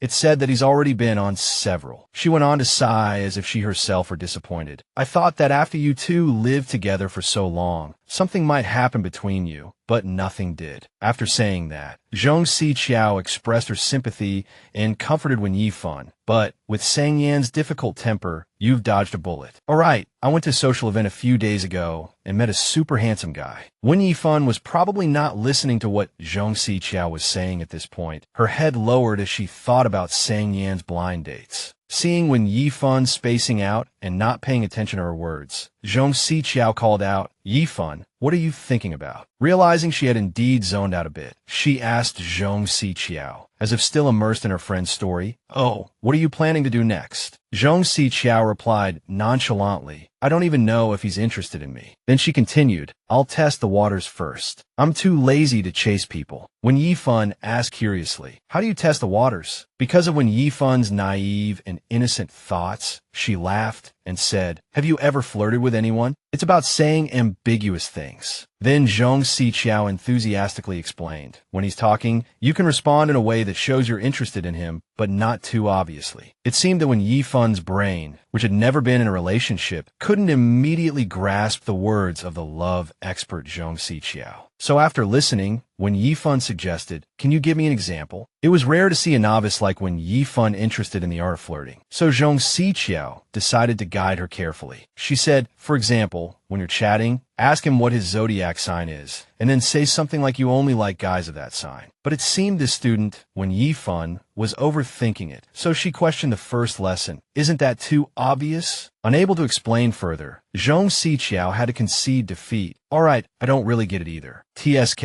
And here I thought Ms. Zhong was a master of love. Turns out she's a novice too. With that, Zhong Xiqiao brought her water glass to her lips for a sip, then mused, forget it. If he's not interested in me, then I'll just chase him. She continued, otherwise, I'll feel very regretful. One Yifan, who was playing with her straw, suddenly stopped upon hearing her friend say this. Zhong Xiqiao's words had hit Wen Yifan directly. Zhong Xiqiao smiled as she mentioned the guy she had just met. I think he must be very popular, but I'm definitely the prettiest girl among those chasing him. This confidence made Zhong Xiqiao's smile even brighter. Wen Yifan was still staring intently at her friend, while Zhong Xiqiao continued to chatter. If I don't chase him, and someone else succeeds in wooing him, wouldn't that be a huge loss for me? In the evening, watching Xanadu. As soon as Wen Yifan stepped into the house, she saw Sang Yin sitting on the sofa, arguing with someone who sounded like his mother. Sang Yin said sharply, what do you mean? Waited for a long time. When did I agree? Seeing that he was busy, she didn't want to disturb him. Wen Yifan went to the kitchen for a drink,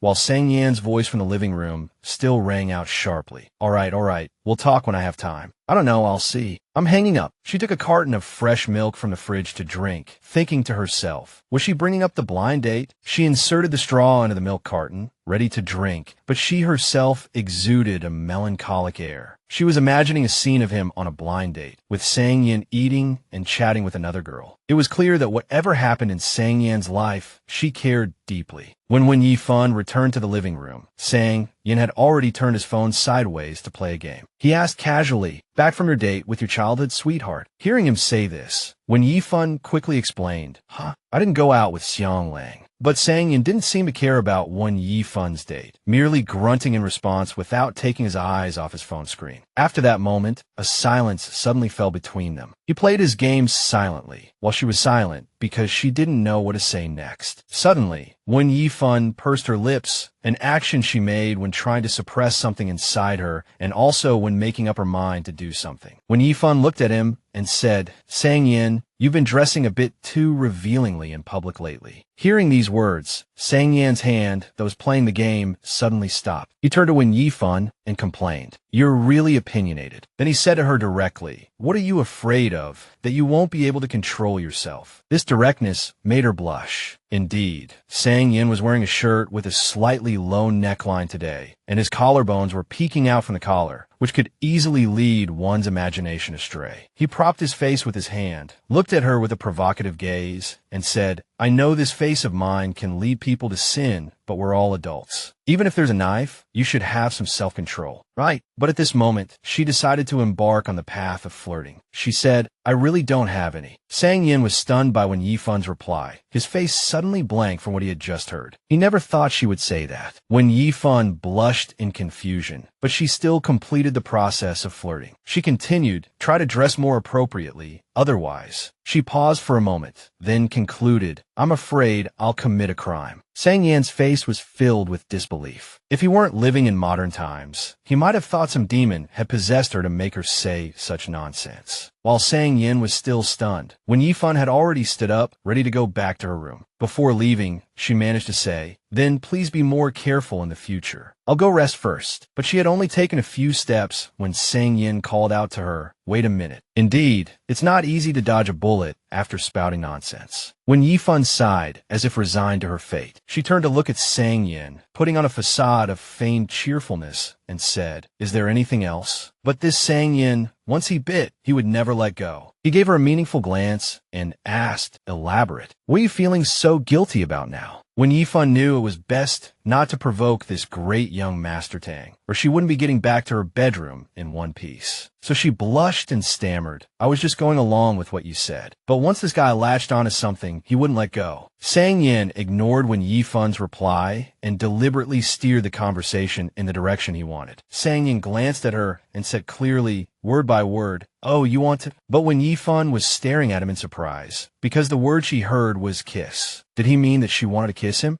But what Sang Yin had intended to say was molest me. With a straight face, he was deliberately trying to stick this label on her. Of course, she couldn't accept this accusation. She had lived an innocent life for over 20 years, not even daring to hold a hand, and now in his eyes, she had become a female hooligan who specialized in harassing innocent men. She was truly speechless. Instantly, when Yifan's face turned as red as burning coal. But the more flustered she became, the deeper she fell into Sang Yan's trap. At this moment, he was leisurely propping his face up with his hand, his posture relaxed, his whole being exuding a kind of nonchalant coldness. He said, "Come over if you dare." This was indeed a deliberate trap. At this point, when Yifan truly regretted provoking Sang Yan, she had only jokingly tried to create a little ambiguity, but who knew this guy would be so aggressive that not only had he taken the bait, but he also wanted to swallow the entire lure. So when Sang Yin said that, she quickly shook her head and stammered, "I didn't mean that at all." Then she turned and called out, "I'm going back to my room. Good night," and scurried back to her room. Sang Yin remained in the same posture and didn't say anything more, just silently watching her figure. Then he quickly returned to his game, but his face now showed an unprecedented sense of ease. As for Wan Yifan, after entering her room, she slammed the door shut. She stood frozen behind the door for a long time, replaying Sang Yan's provocative words, "Come over if you dare." How could she dare? She didn't have the guts. Then she tried to calm herself down. When Yifan took a deep breath and regained her composure. When Yifan thought to herself, regarding her probing, Sang Yin seemed to have no resistance and even seemed ready to counterattack. Did he think she was just mimicking his way of speaking, or had he sensed something unusual? After analyzing for a while, she felt she couldn't reach any conclusion, and she felt very frustrated. When Yifan thought sadly, "I can't figure out at all. Do I have to probe a few more times?" But then she remembered how he looked just now, and her heart suddenly softened. That was still a look she would never forget. When Yifan smiled to herself and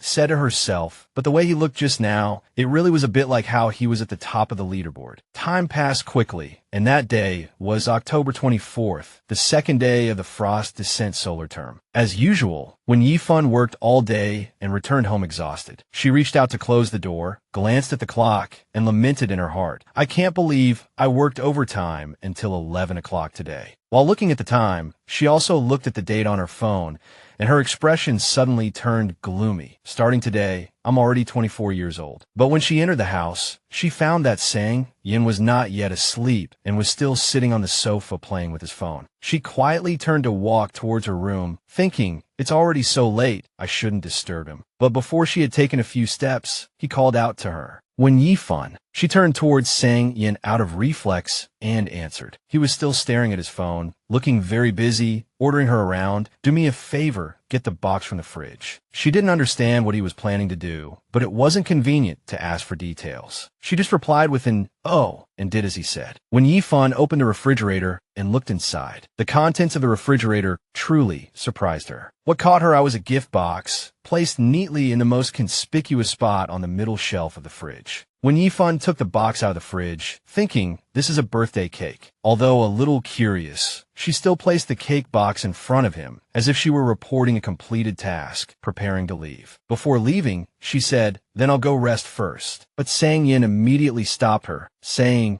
have some. When Yifan looked back at him in surprise again, not understanding what he meant, but she responded softly and obediently sat down beside him. Even if she were slow, she now understood that this gift was for her. But she still had to ask Sang Yin, "Did you buy this for me?" He tried to answer as if it were nothing. Just bought it casually. However, this small act of care still made her blush with emotion. When Yifan said thank you, on the table was a strawberry cream cake, exactly the kind she liked. The ripe red strawberries stood out against the snow-white cream. Coincidentally, she was born during the frost descent season. Such a meaningful and thoughtful birthday cake. Yet this guy claimed he just bought it casually. She looked at the cake and said with deep emotion, "I haven't received a birthday cake in years." Then she proposed, "Can I take a picture?" Sang Yin showed a satisfied expression and said, "You can." When Yifan raised her phone to take a picture, her face beaming with happiness, Sang Yin watched her silently, and her happy expression also warmed his heart. While when Yifan was posting the photo on social media, Sang Yin quickly placed candles on the cake. He lit the candles and said to her, "Make a wish." When Yifan, like an obedient puppy, immediately clasped her hands, closed her eyes, and prayed silently. After making her wish, she gently blew out the candles. However, Sang Yin was very curious about her wish, and he immediately asked, "What did you wish for?" She replied, "Aren't wishes not supposed to come true if you say them out loud?" But Sang Yin was unusually generous at this moment and decided to play the fairy godfather to help her realize her wish. He said confidently, "If you don't tell me, how can I help you achieve it?" This extra gift from fairy godfather Sang seemed to stun her for a moment, but she suddenly lowered her head. Her eyes held a hint of sadness as she confessed, "It's related to my work." Saying so implied it was beyond Sang Yan's ability to help, so she didn't say more. Perhaps he also noticed the trace of sadness in her eyes, so he deliberately teased her, "Oh, I thought you wanted me to be your boyfriend." My God, Sang Yin was throwing out a line, and it wasn't just a simple line, but definitely a delicious bait. Hearing Sang Yan's words, when Yifan was stunned for a moment. However, she quickly regained her composure. She pretended not to hear and ignored his words, pushing the cake towards him and saying, "I'll cut this much for you. It's late. It's not good to eat too much cake." He clearly saw her avoidance and could only hum an agreement before digging into the cake. When Yifan put the rest of the cake back in the fridge, reminding him as she opened it, "It's almost 12, you should rest early." At this moment, he suddenly became very obedient. Sang Yin said, "Okay," and stood up, preparing to go back to his room. But before he could leave, when Yifan walked towards him, she stood in front of him, looking directly at him, as if she had something to say. However, he spoke first when Yifan. He called her name. Hearing him suddenly call her name, she asked in return, "What's wrong?" He glanced at the clock. There were still a few minutes until 12, still within her birthday. He said to her, "The gift is under the sofa. Go get it yourself." His cold expression couldn't hide the warmth within. Sang Yin was indeed the cold on the outside, warm on the inside type, the standard for the legendary domineering CEO. He then stared at her, making her feel a little guilty. He looked at her as if he had discovered something on her face. Then he reached his hand towards her. Just as when Yifan thought he was about to do something, Sang Yin just gently patted her on the head and said, "Happy birthday." After pointing out the gift's location to one Yifan, Sang Yin hurried into his room, his face still filled with unconcealed joy. Suddenly a call came in. Sang Yin opened his phone and saw it was Su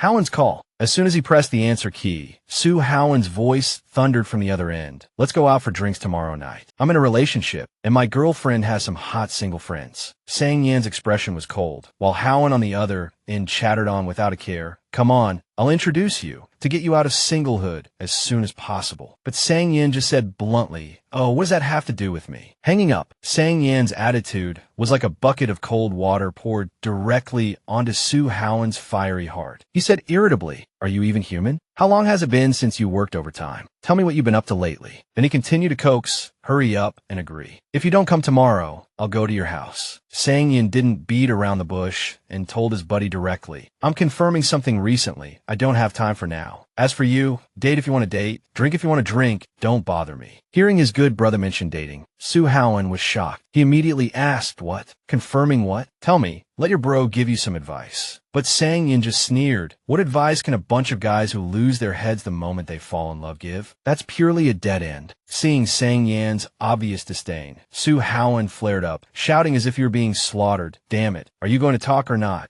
The beast-like roar was so clear that Sang Yin could hear it even after moving the phone away. He could imagine Su Howland's annoyed face without even looking. So Sang Yin also tried to be accommodating and said, "Fine, I'll say a few words reluctantly." Sang Yin continued, "Recently, a girl has been trying to pursue me. I don't have time for anyone else, understand?" Back in the living room, when Yifan walked to the sofa and looked around. But soon she found it, a gift bag tied with a beautiful bow, placed neatly on the sofa cushion. When Yifan quickly picked it up, she curiously opened the gift bag, her heart filled with gratitude. The cake was already a surprise. I didn't expect there to be a gift, too. She happily hugged the gift to her chest. It had been a long time since she had received a real birthday present. It turns out the feeling of being cared for is so warm and happy. She hurriedly took the gift back to her room, closing the door and sitting on the bed when Yifan curiously began to open the gift bag. The gift inside left her stunned. Inside was a bottle of perfume called First Frost. She looked at the gift and murmured, "Is this my name?" She carefully held the gift in her hands, and an irresistible warmth spread through Yifan's heart. Memories of high school flooded her mind. That day, Zhang Xijia sat in the classroom and asked her, "Yifan, do you have any nicknames?" She replied, "It's First Frost, because I was born during the frost descent season." She and Xijia were chatting happily, not noticing that on the other side of the classroom, Sang Yin was paying attention to their conversation. When she mentioned the name First Frost, his eyes fell into deep thought. Perhaps from that moment on, the name First Frost was deeply engraved in his mind. That day, walking down the school corridor, she suddenly noticed Sang Yin standing there. Realizing he seemed to be waiting for her, when Yifan approached Sang Yin. Sang Yin looked at her with an affectionate gaze and said, "Wen Chu Shuang, see you tomorrow." Now, when Yifan cherished the perfume bottle in her hands, thinking, after meeting Sang Yin again, "He never called me that again, so I thought he had long forgotten this nickname." When Yifan put the perfume back in its box and gently closed the lid, when Yifan leaned back on the soft mattress, hugging the gift box from Sang Yin to her chest, her face filled with happiness and contentment. Perhaps fate had been especially kind to her, allowing her to meet Sang Yin again.